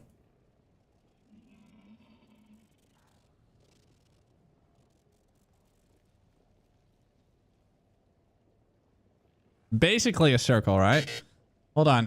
What else can we do? Hold on.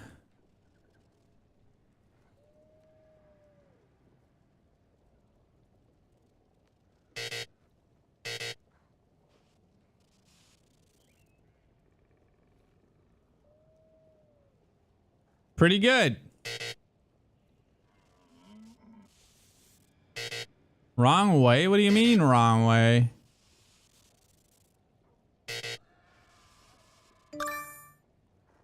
Easy. Look at that. That was so quick.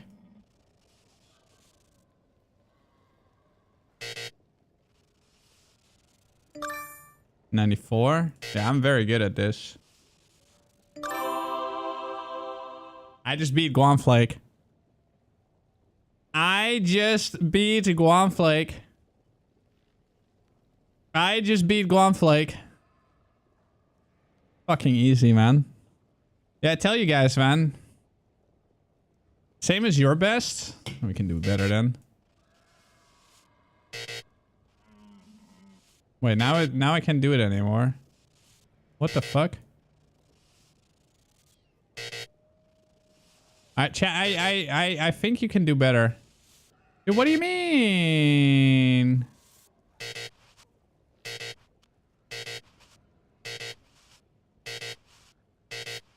Dude, chat, I want someone to do 100%, okay? Dude, how the fuck did I get 97?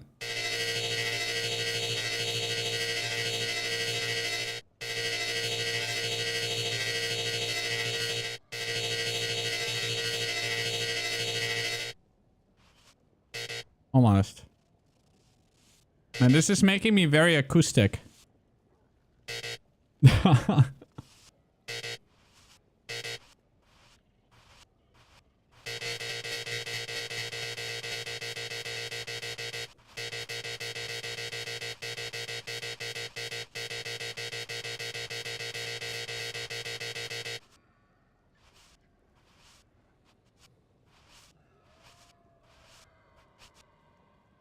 Close.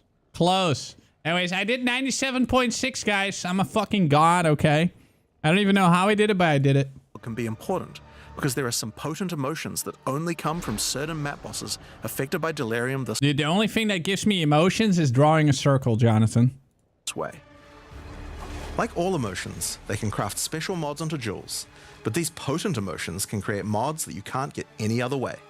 So for example, potent liquid melancholy is an emotion that can only come from human bosses and allows you to add a variety of on-hit effects. Dude, but what if I put my mouse... You might want to try instilling amulets with these emotions. Around, they could have some and then interesting just do it like that. Some powerful notables that do not normally exist on the I might be tree. cheating the system. Hold on. Like Storm's Rebuke, which makes armor break boost your cold and lightning. Hold on, give me a second.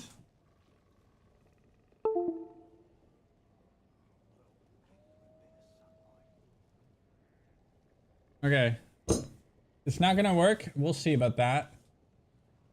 Okay.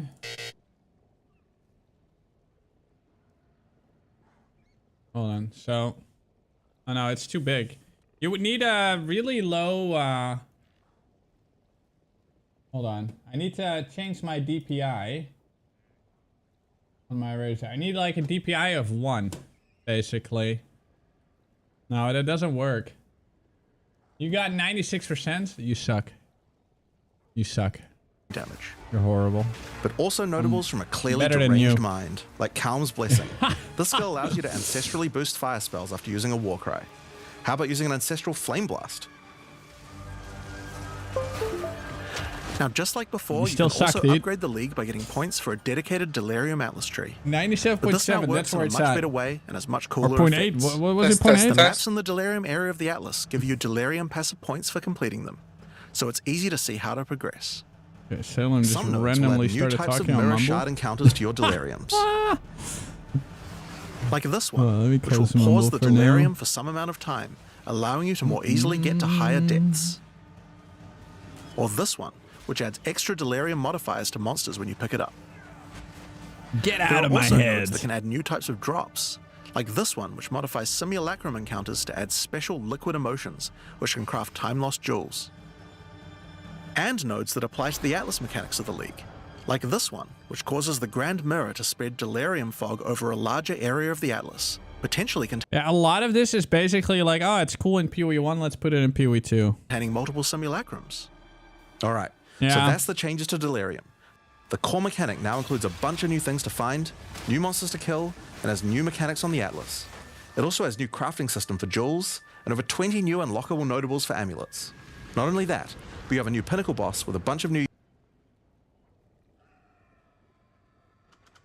unique items, and a massively upgraded Atlas tree just for Delirium.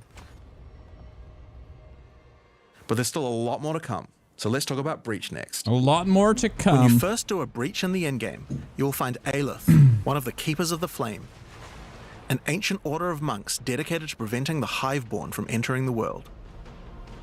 As you seem to be a keen slayer of demons, Aelith would like to recruit you to the order and asks that you travel to their monastery to the south. On the way there, you'll start to encounter more breaches, and will notice one of the first changes to the breach mechanic. You still have to kill monsters as fast as you can to keep the breach open, but now you can visibly see how much time you have left to keep it open, and how each kill extends its duration. Yeah, breach from PoE 1. Once you've reached the monastery, you will learn more about the Keepers. In the 25 years since the events of Keepers of the Flame in Path of Exile 1, the war with the Hiveborn has not gone well, and they have managed to establish a foothold in the world nearby. Do you think a higher DPI will help? A gigantic area has fallen to the Scourge, and the Keepers are unable to get inside. Ooh! Inside Hold on. Oh my god, I have like super high. Woo! Oh god, it's harder.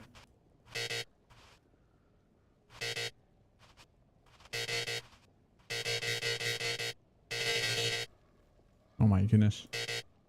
Dude, this DPI.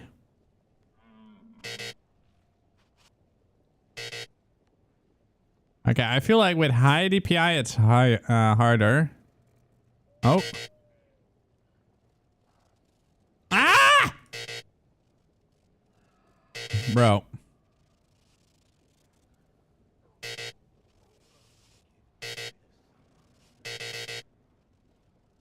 No. Dude, it started really well, and then it went to shit.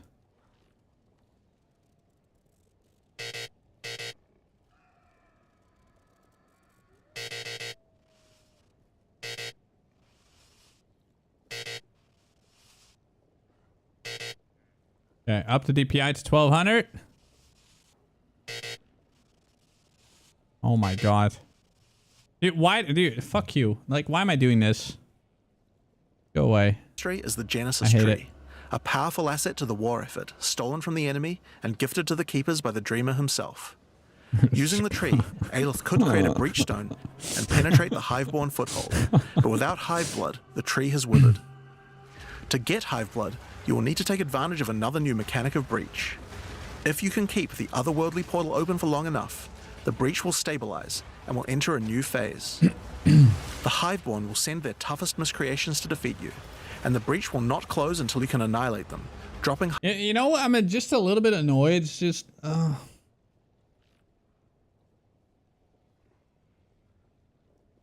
Hive Blood that you can use to restore the Genesis tree.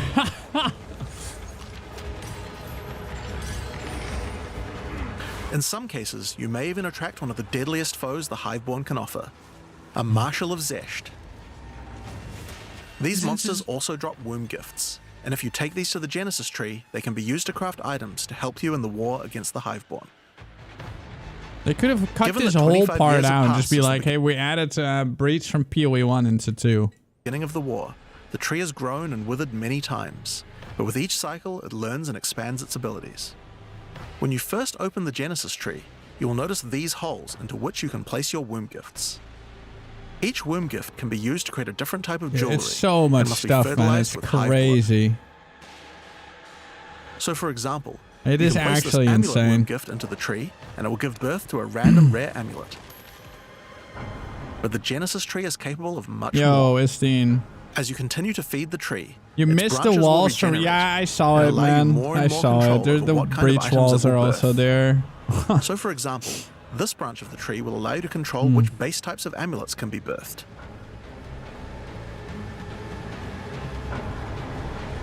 And as you go deeper, it will even allow you to create new base types that you can't get anywhere else.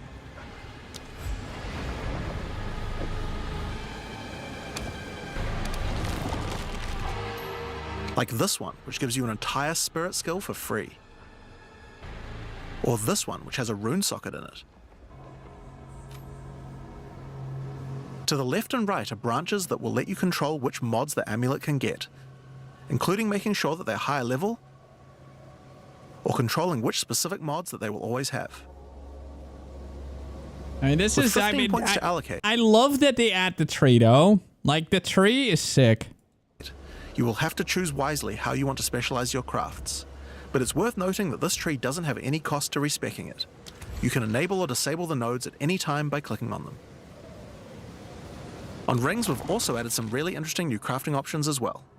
You have a bunch of new base types like these, but you also have entire new classes of mods that can be added.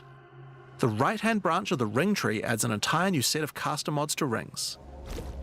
From basics like extra elemental damage for spells, or more niche options like this mod that increases the rate you gain seals for Unleash. I mean, we know how the tree works, so honestly, I'm just gonna skip through the whole tree thing. I mean, let's see. So, amethyst, sapphire, currency womb. They don't really show much of it. So there's these catalysts, enhances. Okay, so it's also kind of like from PoE 1. Because we also got new catalysts in PoE 1. It's like, I feel like PoE 1 is just a fucking test realm these days. I mean, to be honest, like, a lot they showed, like, if you play PoE 1, you're like, okay, yeah, cool. Now we have it in PoE 2, right? That's why I wasn't that excited yesterday while watching it. Even though it's all very cool, it's kind of like, okay, cool. I know this, right? I mean, all the Atlas stuff is very cool, though. I do like that. Yeah, we got Breach. I'm just gonna tap through it a little bit, see whatever we see. Your belt on Genesis tree. So the wombs are a bit more specific now. Instead of like an armor piece, it's like you only get belts, right? It's cool, but we've been there and done that already. Exactly. Exactly. And we have the High Fortress. This thing with the waves, 24 waves, exactly the same. It's a lot of copy paste to Reno. Freeze and hinders, like literally all the same. This is different though. So it does have its own flair here and there. Like I'm not gonna oversell this, man. Like I'm like, you know how I am, man. I can't fake hype things. Like I'm still hyped, but a lot of this stuff I've seen. And I'm a bit worried if I'm gonna get bored very quick because I've been there and I've done that. I mean, but it is kind of new, like study of change. Like these things are cool, right? So you have like new abilities, new builds, things. Like this one, which adds a set of new lineage supports to the Marshal of Zesh. I mean, it looks sick, like sick as fuck though, but... Or this one, which lets you control program. which womb gifts you will get. Okay. There's also some nodes that affect the Genesis tree. Like this one, which will cause Zesh to drop his head, which when returned to the Genesis tree, will grow a grasswing orchid on the side of it. You'll have to experiment to find out what this thing is good for. Putting rings on its fingers seems to make it happy. This seems interesting, though. You can put like 60 rings on its finger. So finally, we have something to dump our stupid rings into. So that's a rundown of what... Hot take, no class, hard pass. I mean, I can understand, but I mean, you know, PetFXL 1 doesn't have new classes every single league, right? What you can expect from the new Breach questline. There's a new stabilization mechanic for breaches. We just lack melee weapons in this game. And Hiveborn incursions on the Atlas. I mean, they look fucking but cool, though. You also have a huge new crafting system and new bosses as well. Alright, so let's talk about the Rite of the Nameless storyline next. When you first complete a ritual in the end, ritual is very different, right? Well, kind of the same, but also very different. She appears to need your help. The ritual might be very interesting. A few words, beckoning you to come to the Wildwood. Like the other leagues, Ritual now has a place on the Atlas to call home. The Wildwood could be found to the west. When you first arrive there, Aoife's spirit will guide you in, where you will discover that inside the Wildwood, spirits can take physical form. Aoife has been bound to this place by the King in the Mists, and requests that you free her. But in order to do so, you will need her body, currently in possession of the King. To reclaim it, you will need to gain an audience with him. Inside the Wildwood, there are many ritual encounters to complete. Like before, in each area, triggering rituals will resurrect the nearby bound monsters to attack you, and killing the monsters will give you tribute. In addition, each ritual you do in the area will add the monsters from the previous ritual, making the encounters much more challenging the more rituals you complete. Once you've completed them, spend your tribute to get items. Now, an important change to the rewards of Ritual is that all the items in the reward window are now uniques or omens, making this league's rewards much more valuable than before. In order to gain an audience with the Nameless King, you need to sacrifice tribute to him. Honestly, this is the single best change they've done. Because those nameless invitations were so fucking random and stupid. I hated it. This is really good. Don't spend can be sacrificed this way to fill up this bar with the Nameless Shrine. Audience, what's her name? Return to the Wildwood to divine his location with the Nameless Shrine. His location will be revealed deeper in the Wildwood, and you will need to make your way to him, kill him, and get Aoife's body. How? And get Aoife's body. Oh, it's just Eva. But then spelled very weirdly. You can attempt to release her spirit, but this is when you learn about the true threat of the League. The Wildwood is built on top of an ancient prison. The King in the Mists didn't gain his power out of nowhere. He was granted it by an ancient being of darkness known as the bloat, and the Nameless King's use of this power has been causing the prison to weaken. In order to prevent the Bodark from entering the world, a champion will need to enter its prison and beat him back, but those with a name are unable to survive there. In order to do so, you will need to transfer your name to another with a new mechanic in the Ritual League, the Rite of the Nameless. The rite will begin in a nearby forest. At first, it appears to be a regular ritual encounter, but that will soon change. The final ritual of the area will include the map boss. And defeating him will give you a piece of the effigy onto which you will transfer your name. But the ritual is still not complete. Once the map boss is defeated, the atlas will open, and you will need to pick another adjacent map to continue the ritual. During the rite, each adjacent map will have different rewards to tempt you. So for example, if you go in this direction, you gain significantly more tribute. But if you go in this direction, the uniques in the reward window will turn into currency instead. Cool. You can also sometimes get offered specific items. Mate's blood.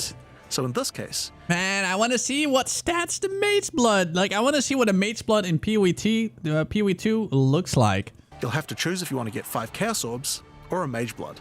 A difficult decision, I'm sure.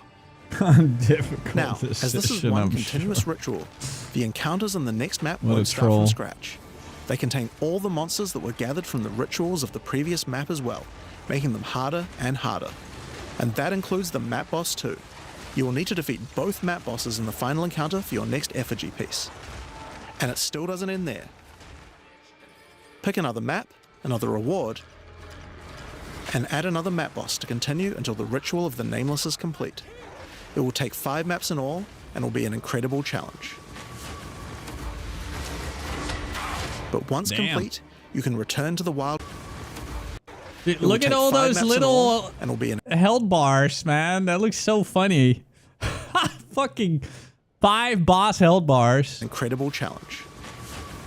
I mean, people are just gonna one-shot all of them. I mean, look at that. They only have 300k HP. But once complete, you can return to the Wildwood to perform the final rite. Yeah, it looks funny. Transfer your name to the effigy, adorn the crown of the Nameless King, and enter the prison. Now, of course, once the pinnacle boss is complete, the league doesn't end there. You're sweating already. As you do rituals on the Atlas, you can continue to give tribute to the King and the Mist boss, and you the forest to begin the rite of the Nameless once more. And this time, 1 divine orb. Pick another forest to begin the rite of the Nameless once more. And this time with a harder pinnacle boss and new unique items to find. Of course, we've also significantly upgraded the Ritual Atlas tree. Insane. Get points by completing maps in the Wildwood, 31 points. and you'll be able to unlock some pretty cool nodes. Some of them affect the Rite of the Nameless, like this one, which extends its duration. You thought fighting 5 map bosses at once was hard? How about 6? How about 7? Or this one, which makes maps during the rite have more reward mods, often having 2. You also have nodes that allow things to combine with other content, like this one, which gives a chance for rituals to be created inside summoning circles, adding a random boss to the ritual encounter. There is even a node which adds a new type of possible ritual, the Audience with the Queen, which causes the Bride of the King to sometimes appear. Finally, we get to see our queen. Okay, so that's ritual. But let's have a look at what this means for endgame content as a whole for Path of Exile 2. When you include the expedition changes made by the League, we have a total of 5 new in-game storylines, each of which has a hub, crafting systems, areas to explore, NPCs, and a pinnacle boss as a capstone. Not to mention the Masters of the Atlas storyline as well. But more importantly, you now have immediate quests as soon as you arrive at the endgame. And I wonder what that shit is. That little fucking mountainy... Oh, wait, that's the Tree of Whispers. Goals with obvious progressions that you can see how to finish. Each in-game questline has a progress bar that you can there you see. Pop out from the side of the Atlas screen at any time that shows you how far through you are, and buttons that will take you to the hubs for them. Overall, really it's good. just a way better in-game experience with a significant number. It's a way better introduction to things you can do in the end game, per se. It's an introduction. Of fun objectives to but the new Atlas tree is definitely, I mean, I think that's where the end game will shine, and we're gonna have to wait and see. Complete. I'm excited. But just in case you didn't have enough goals, we did also have one other thing you might want to complete this league. These are called challenge leagues after all. Where are all the challenges? Well, it's funny how there's only 8 challenges, by the way. Rune Seeker, but I mean, it depends though. I'm kind of curious about this. I'm really curious because it was always 40 in PoE 1 and now it's only 8. So will it take the same amount of time or it's just a lot easier now? Used to the fact that each league comes with a series of challenges that you can complete in order to prove that you are indeed the best. We haven't done these yet in Path of Exile 2, but it's time to change that. If you're able to complete them, I like this though. This is of Aldur very armor cool. set. Opening the challenge screen will show you a series of 8 challenges. After completing each one, anyone in chat or in the forums will be able to see your prowess.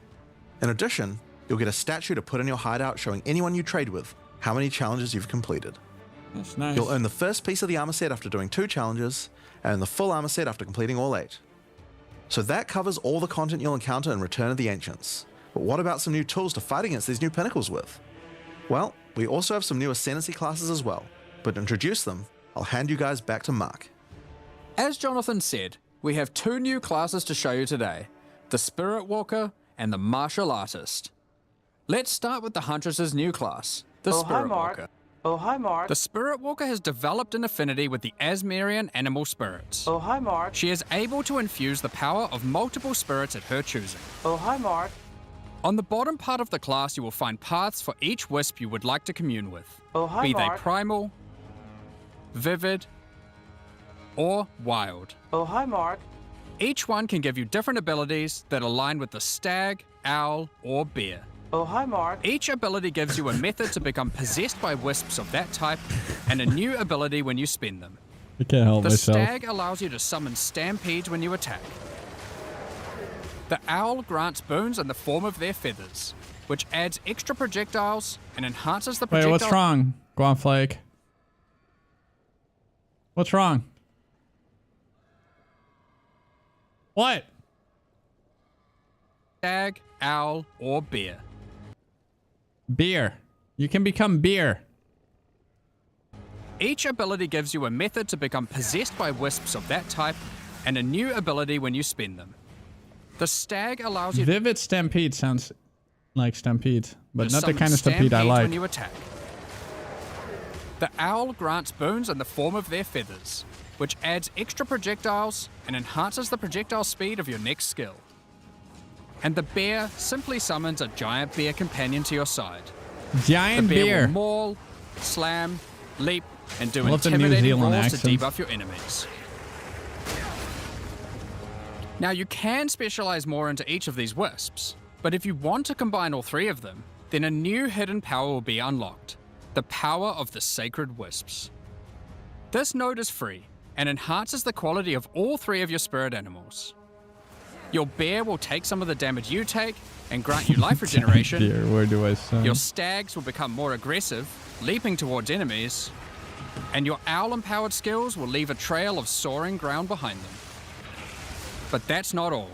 The Spirit Walker has other powers beyond wisps, such as Idolatry, which can give you large bonuses for using idle socketables in your equipment. And this one, which is my absolute favorite. The Spirit Walker, having attuned herself with nature, can gain the ability to tame beast bosses. This one's sick. Opening up a whole suite of very cool options for your build. Maybe you tame the mighty Silverfist in the jungle depths. Or maybe a 3-headed chimeral beast in the chimeral wetland. You know what's kind of interesting about this? Dude, bosses are loud as fuck and make a lot, like, they constantly make crazy noise. So having, like, that monkey follow you, holy fuck.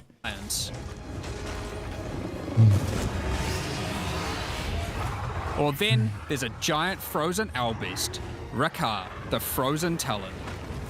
There's so many choices. You're going to have to experiment a bunch with this one, and I'm very excited to see what bosses you all choose to have as your trusted boss companion. You can get the tornado bird, guys. Up, we have the Monk's new ascendancy class, the Martial Artist. After decades of training, he has mastered 3 of the 7 hollow techniques. Only 3. Channeling hollow form technique allows the martial artist to create illusions of himself, which then use a skill of your choosing. Requires level 90. Perfect for turning skills with less area of 20. effect into ones that can obliterate packs with ease. Should you find yourself overly vulnerable while channeling, you might want to take Way of the Mountain, which causes you to be covered in stone when you immobilize enemies, mitigating large amounts of damage. This can even enhance your attacks too. By hardening your weapon in stone, you can deal even more damage. After taking hollow stone, you can deal... Enemies that you take would deal damage less than a critical...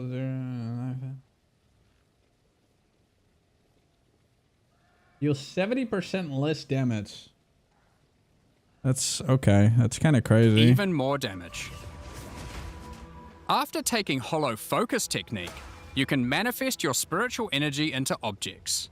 In this case, bells, which will appear around the martial artist and can be shattered by any of his attacks, even ones from the hollow form technique earlier. The martial arts stuff does look kind of cool, by adding right? a manifested bell to your back, which rings each time you deal a critical strike, damaging all enemies around you. Through all the martial artist's thorough training, he has mastered the flow of internal spiritual energy too, and has engraved runic tattoos around his meridians. By doing this, he can gain the benefit of extra runes. Just open your inventory and add the runes. There is one that counts as a helmet, 2 as a body armor, 1 as gloves, and 1 as boots. Finally, your hands, the ultimate expression of a master of the martial arts. Taking Way of the Stone Fist will cause your gloves to become a new base type when equipped. Each modifier on the original pair of gloves has an equivalent, more powerful, and more impactful modifier. For example, these gloves add some physical damage, cold damage, lightning damage, some resistances, and life gain on hit. Now, when I equip these, they become literal fists of stone, and not only grant me a bunch more evasion and energy shield, they now also grant a lot more damage. Pretty crazy, some to maximum be honest. resistances, and a significantly higher amount of life gained on hitting enemies. With all the different rune combinations you could do, and the different modifiers and gloves, there's a ton of different build options, and we're looking forward to seeing what you can come up with. Now, with so many new bosses in Return of the Ancients, of course we want to have a huge number of unique rewards. There are some pretty cool things in here, so we wanted to show you a few of them. I mean...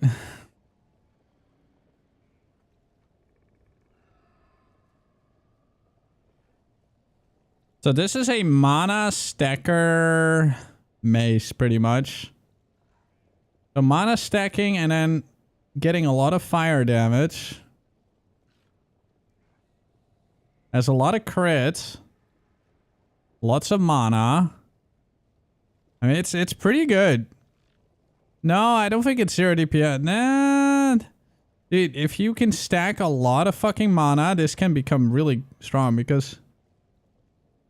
add a cold damage equal to 11% of maximum mana is a lot. Hold on, what's this?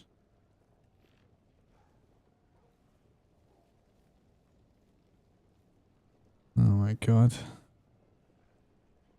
I get so many random games emailed to me. Twisted Empyrean is a two-handed mace made from the purest of Verisium, combined with the beast's corruption. It converts all of your mace's skills fire damage to cold. It does and look visually cool. does so too, turning your volcanic No, it's cool that there's something that finally changes skills this visually mace as also well. comes with its own built-in skill. Looks really sick. Starborn Onslaught. Using Glory, you can leap backwards, throwing your mace at the ground, creating Verisium fissures, before calling behind it a storm of cold, metallic bolts from the stratosphere.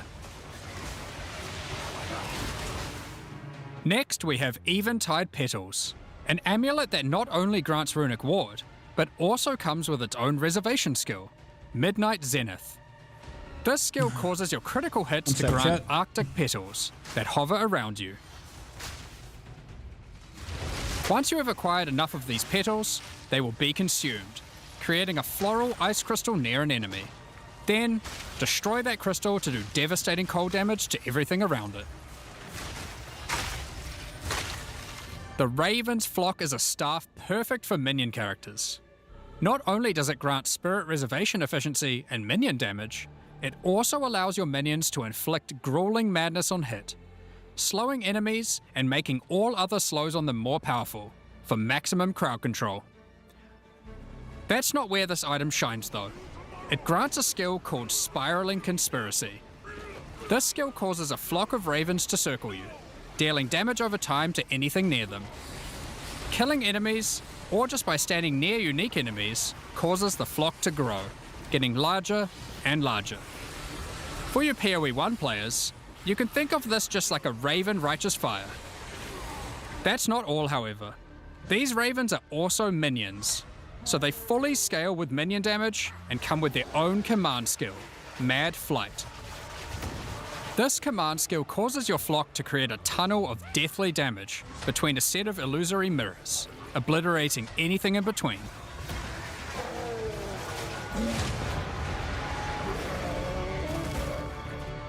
Horror's Flight is a pair of gloves instilled with the purest of fear.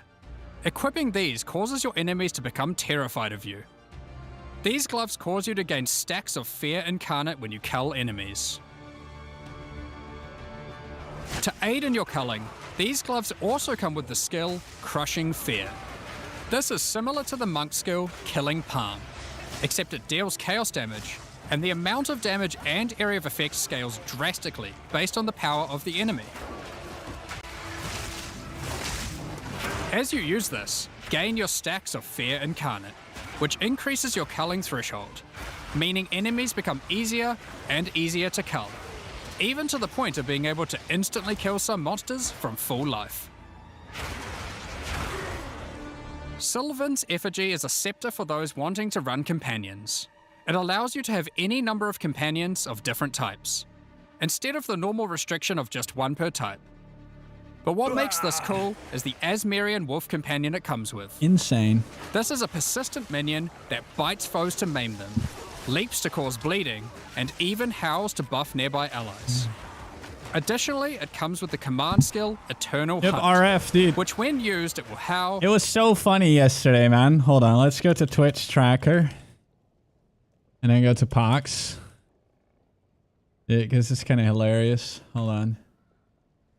So, yesterday's stream. Here. I guess when they talked about RF, guys. Guess when they talked about RF. I guess here. Oh, wait. Actually, it was here. Yeah, here. That was so funny. He went from 800 to fuck RF. Boom. It was so funny. Yeah, I gotta go to that moment in the stream. One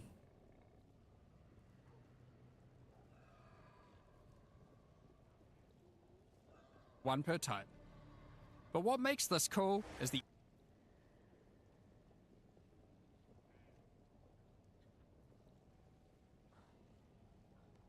aid in your culling. These gloves also come with the skill Crushing Fear. Alright, hold on. Where was it? Yeah, here. Here. Ice crystal near an enemy. Then, destroy that crystal to do devastating cold damage to everything around it. The Raven's Flock is a staff perfect for minion characters. Not only does it grant spirit reservation efficiency and minion damage, it also allows your minions to inflict grueling madness on hit, slowing enemies and making all other slows on them more powerful for maximum crowd control. That's not where this item shines though. It grants a skill called Spiraling Conspiracy. Oh? This skill causes a flock of ravens to circle you, dealing damage over time to anything near them. Killing enemies, or just by standing near unique enemies, causes the flock to grow, getting larger and larger. For you PoE 1 players, you can think of this just like a Raven Righteous Fire.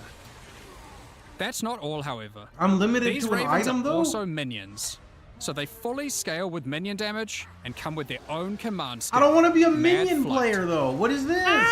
This command skill causes your flock to create a tunnel of deathly damage between a set of illusory mirrors, obliterating anything in between. Yeah, it started going It's crazy. got like 10 DMs. Horror's I Flight just is got a pair like of gloves 10 DMs. instilled with the purest of fear. Equipping these Dude, causes everyone's enemies to DMing become me right terrified now. of I'm you. just getting messages from everyone. These gloves cause you to get stacks of fear and I also DM'd him. To aid in your culling, these gloves also come with the skill Yeah, I told him. Fear. Where did Raven everyone Man, appear from? edgy. Everyone just popped out of Killing nowhere. Except it deals chaos damage. And the Where amount did of everyone damage just and come area from? of What effect scales happened? drastically based on the power of the enemy. What just happened? I can't even see anything.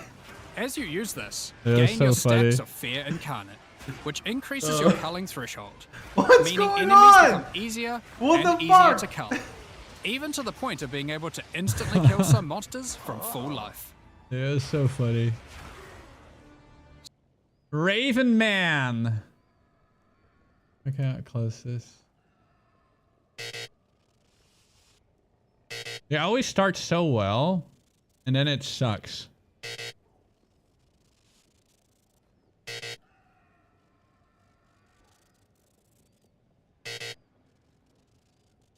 I have consistent.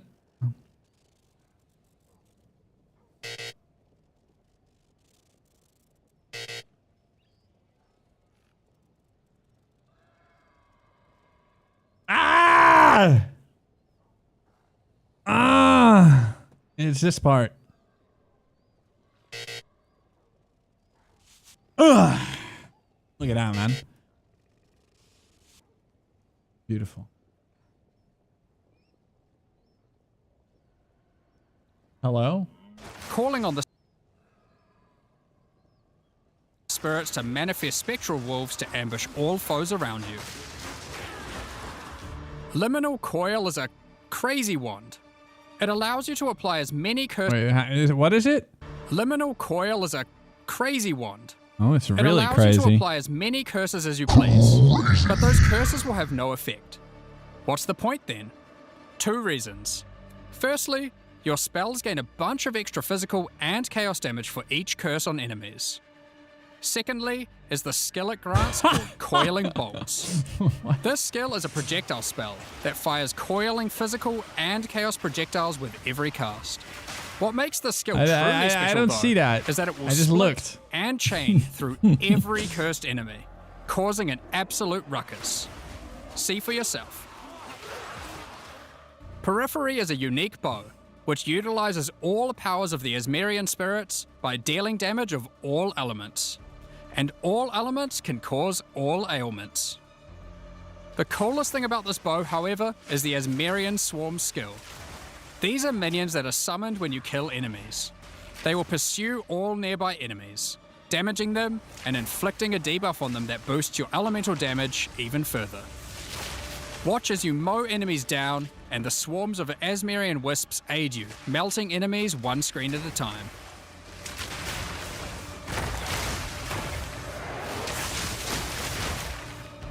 The Ordained is a new spear, mastering in physical and lightning damage, with high critical strike chance too. This spear allows you to leech life not only from physical damage, but lightning too. It also creates a fragment of divinity nearby periodically. What are those? Well, this spear has the skill Righteous Descent. This which one's is an sick. epic divine leap. I need to look at it again. The Ordained Grand Spear. Life leads, recovers based on your lightning damage as well as physical damage. Create fragment of a divinity in your presence every 4 seconds. Critical hit chance. I mean, to be honest, the damage doesn't seem that high, though. It is a level 90 item. Like, am I just fucking stupid, or...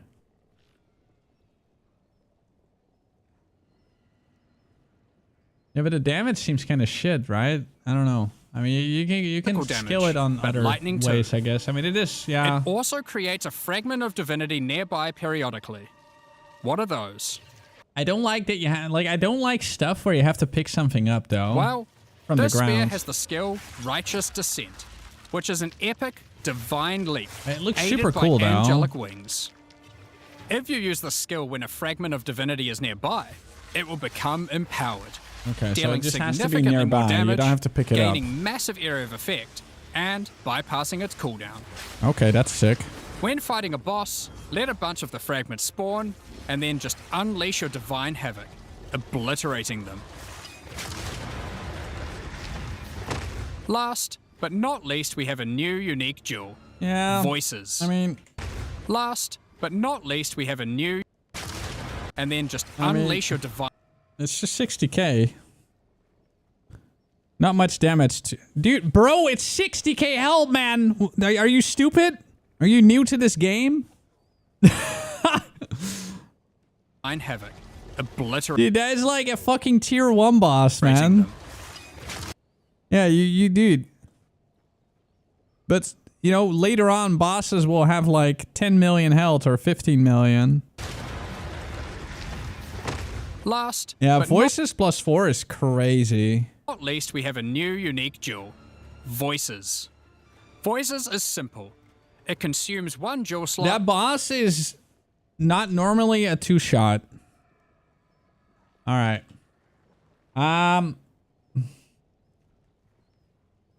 Let's see. How does this game work again? Oh, I gotta press some buttons. I don't know how to get to the fucking... There's so many different fucking trees. How do I open my skill tree, like... Ah, here. Alright. I have to talk to Doriani. Old roots find new soil. No. What is it?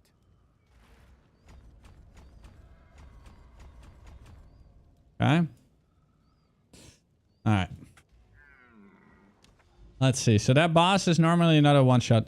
In which one, which map has that boss again? Hold on, let's see. Divine Havoc. Oh, it doesn't show. What is this map again? I don't give a shit, Pimento. I will one-shot that boss every time I hit T15s. Oh yeah, Crypt. Alright, what does Crypt look like? Oh yeah, here. Crypt. Alright.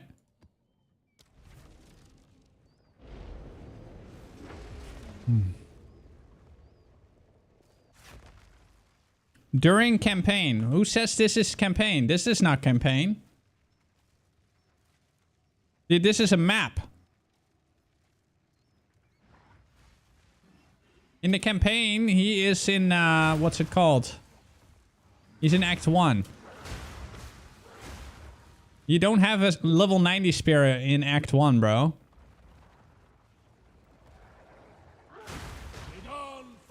That's... Yeah, he's in Manor. But, I mean, they will never show... Like I say, though, they will never show super endgame stuff in their videos. They've never done that. They never will.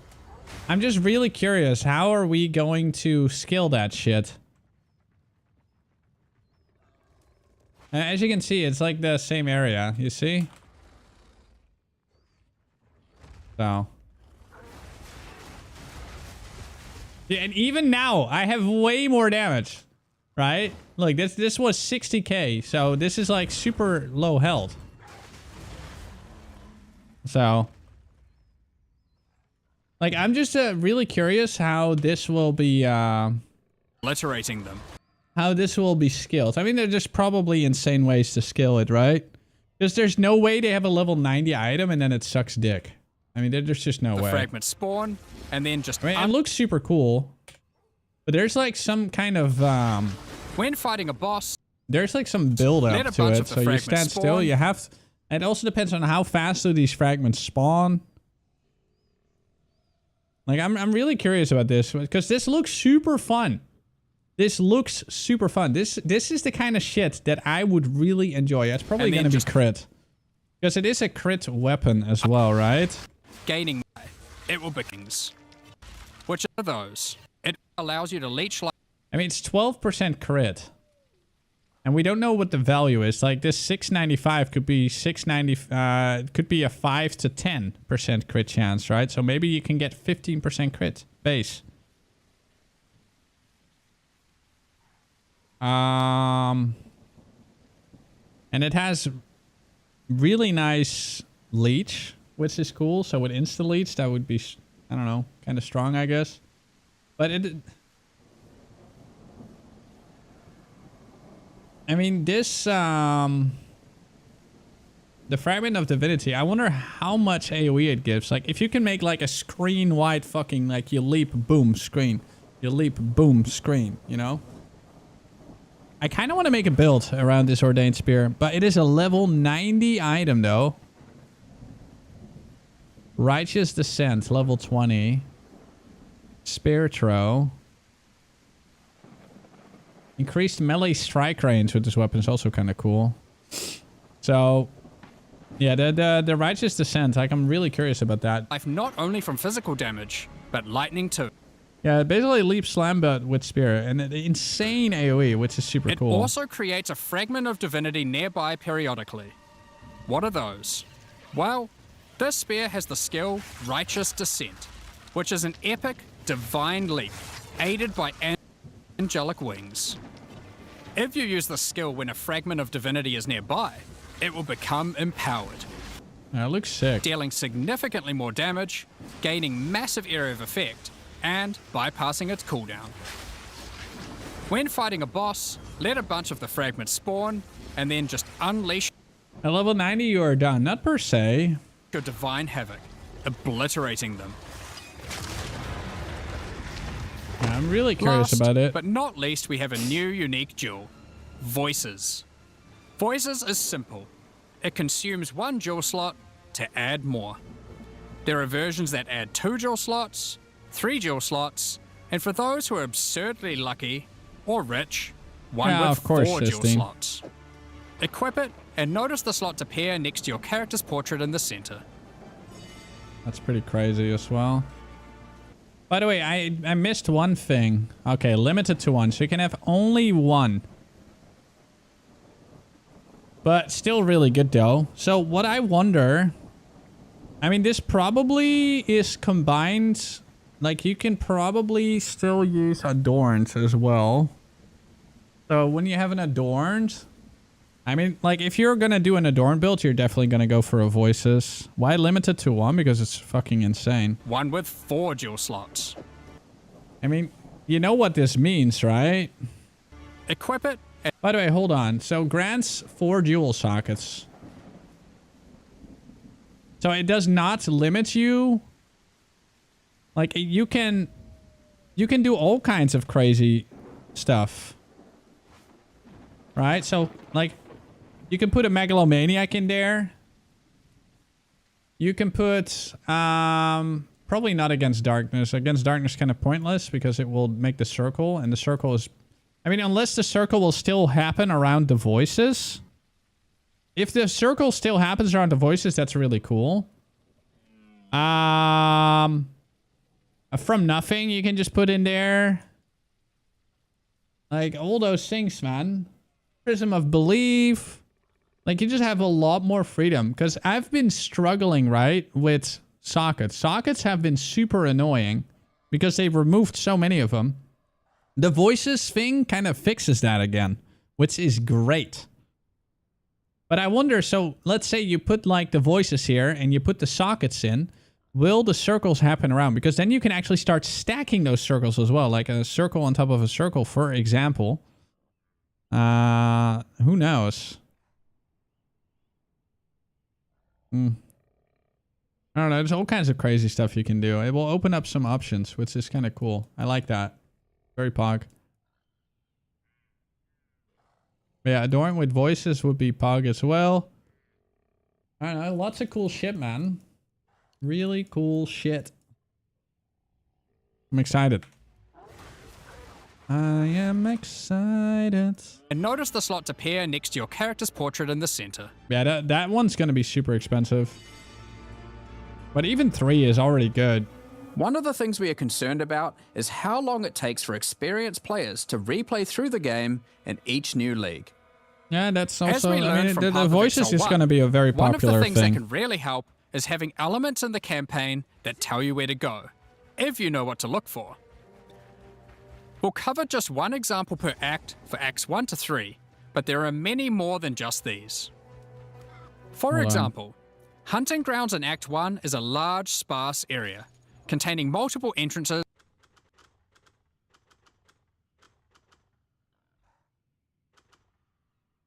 One sec, chat.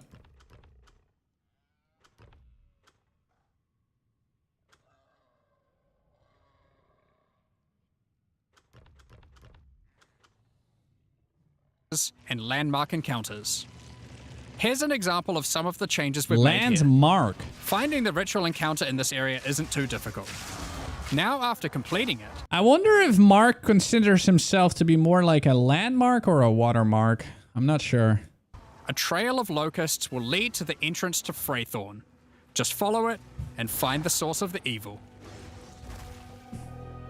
You may also find corpses of dead animals, killed and pecked at by the crowbell.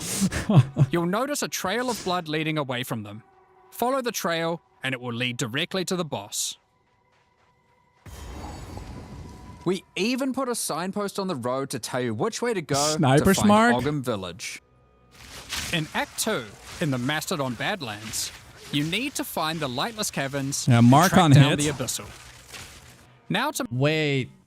So if he's with his wife, does he do any mark on hit? Make this quicker, in the level you'll find these cracks. Just follow them, and it will take you right to their lair. The name Mark is actually so the Well of Souls. creative. In Act Maker's 3, Mark. the jungle areas have camps of explorers to sell you items. However, they are now even more useful. By talking to the Hit the mark, landmark, watermark, mark on hit, Maker's Mark. I mean, there's all kinds of marks, dude. It's crazy. You can go all kinds of direction with mark. Let's ask ChatGPT. What are all the different kinds of mark? All right.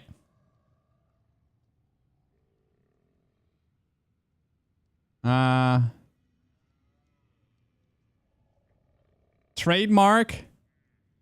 Yeah. Types of marks in writing and design. There we go. You got grading marks, martial art marks, targets, currency called mark, like the German mark. All right, dude. The mark is in a very like high variety name.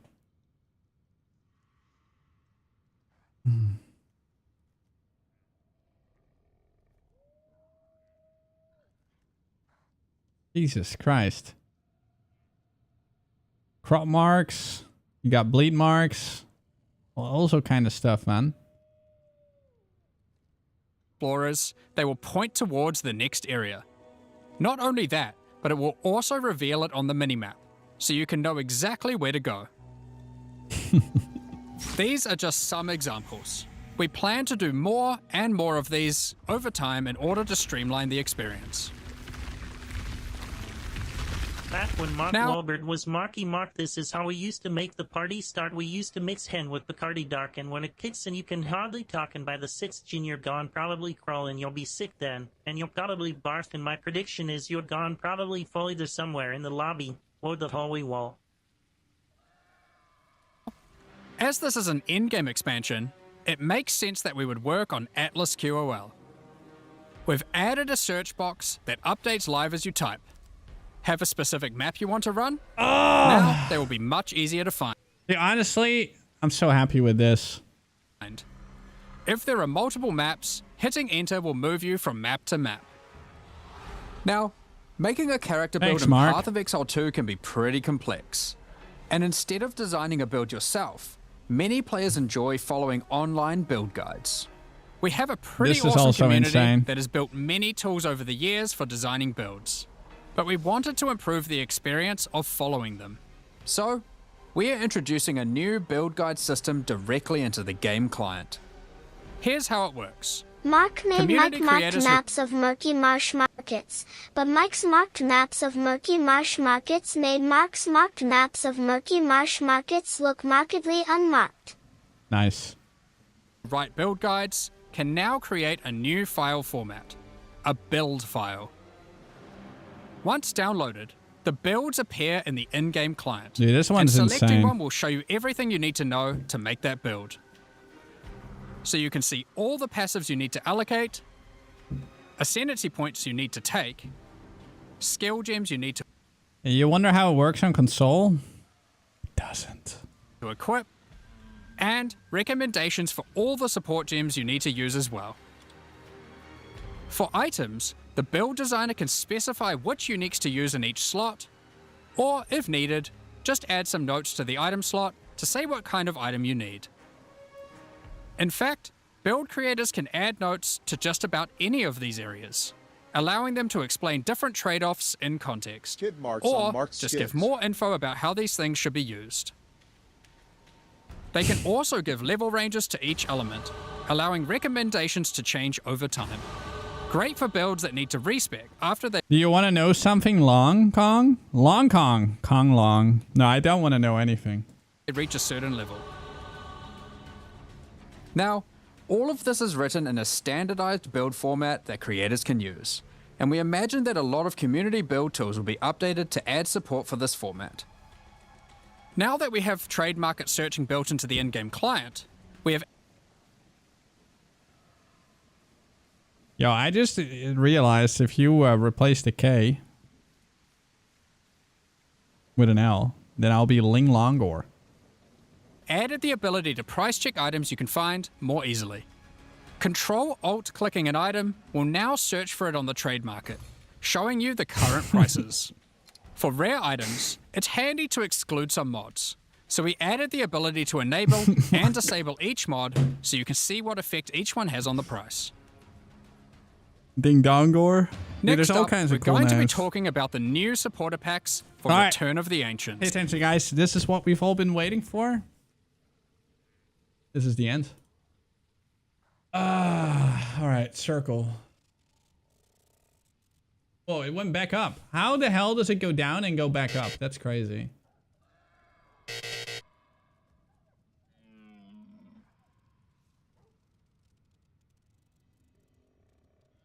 See that? Goes back up. All right, someone make 100%. All right. There we go. The perfect circle, guys. Mark had a skid mark while marking where the watermark was located. What? They're pretty good. But look, you can also make a square this way. It's about 74% a square. Dude, this website sucks cock, okay? Like, it's actually horrible. Oh, hi, Tank. Well, you can also make a triangle. Pretty good. 66.6 almost. I wonder if you can do like... Oh.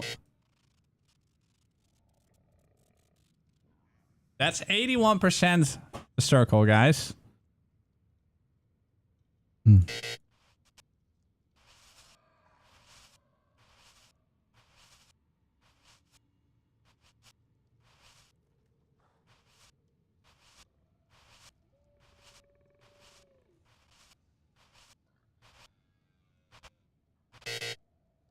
Okay, let's go even faster.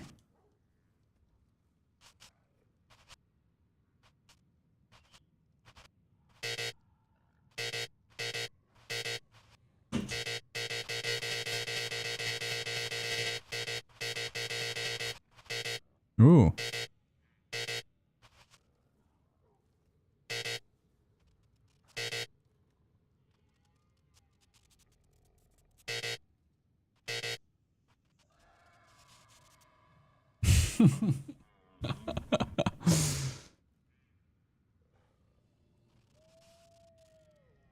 Whoa.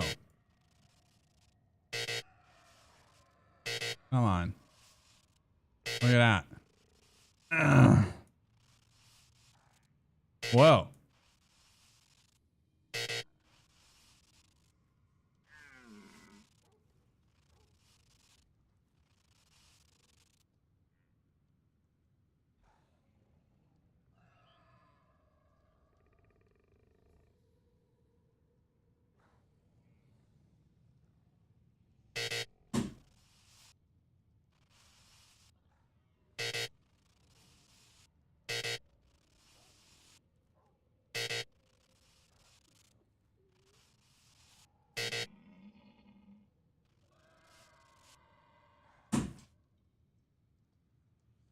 Yeah, and I've seen those people drawing shit and all that. Pretty good, man. Here, Chad, how many sides does a circle have? 2 inside and outside the key. So or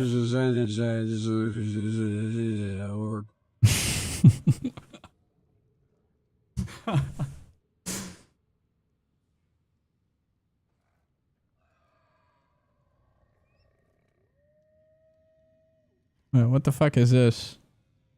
You made a song with Suno?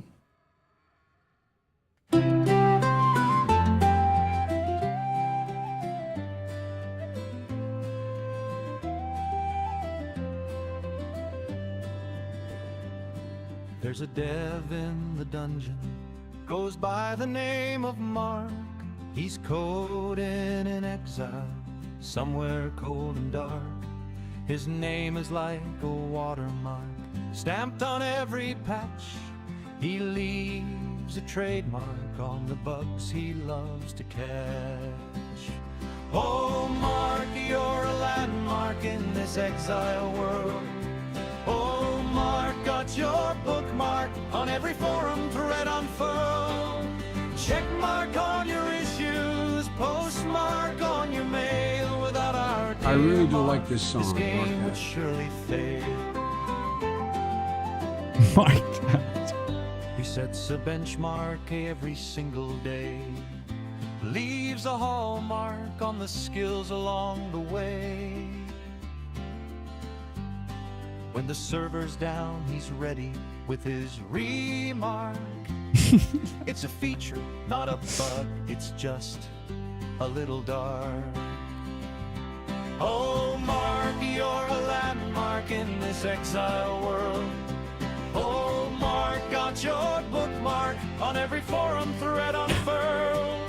Check mark on your issues, postmark on your mail. Without our dear Mark, this game would surely fail. He's the benchmark of developers, a true hallmark of grace. Left a skid mark high on the code base, now it's picking up the pace. He's a stretch mark on the timeline, every sprint goes long. What the fuck? But a fire mark, wait, is that even a word? It is now. So raise your flasks to Mark, the exile dev supreme. His hallmark is destruction, at least that's what monsters scream. He's the benchmark, watermark, trademark, and more. the most remarkable dev on the whole.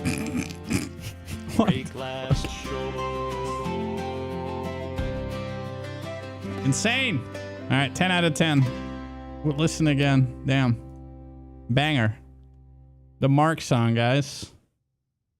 Fantastic, dude. AIOP, man. Those lyrics were fucking funny, dude. Oh my god. I'm actually gonna put that in favorites because it's funny. Yeah, alright, good. Alright, boys. I'm gonna go and call it here. I'm excited for 0.5. We went over most of the stuff. I'm not really King Staller anymore, so I'm gonna work on some stuff IRL. I want to thank everyone for watching today, hanging out, having fun. Wait, what? Remaining 7, yeah, everything is useless. But guys, thanks so much. Short stream. I gotta work on some stuff IRL. Fucking legal things, and you name it, like, gives me a headache. There's literally hundreds and hundreds of bills I have to go through. So yeah, fun times. I will see you guys tomorrow. I also am working on the server. So yeah, if you're interested in the OWL, keep an eye on that. And the server is already live, so just look for Kongoria in the OWL on the Ephraima branch. And yeah, you can already start growing, but the VoIP doesn't work yet. If we don't get VoIP working soon, we're going to switch to a Windows server, which would mean that it's getting wiped. But yeah, we'll see.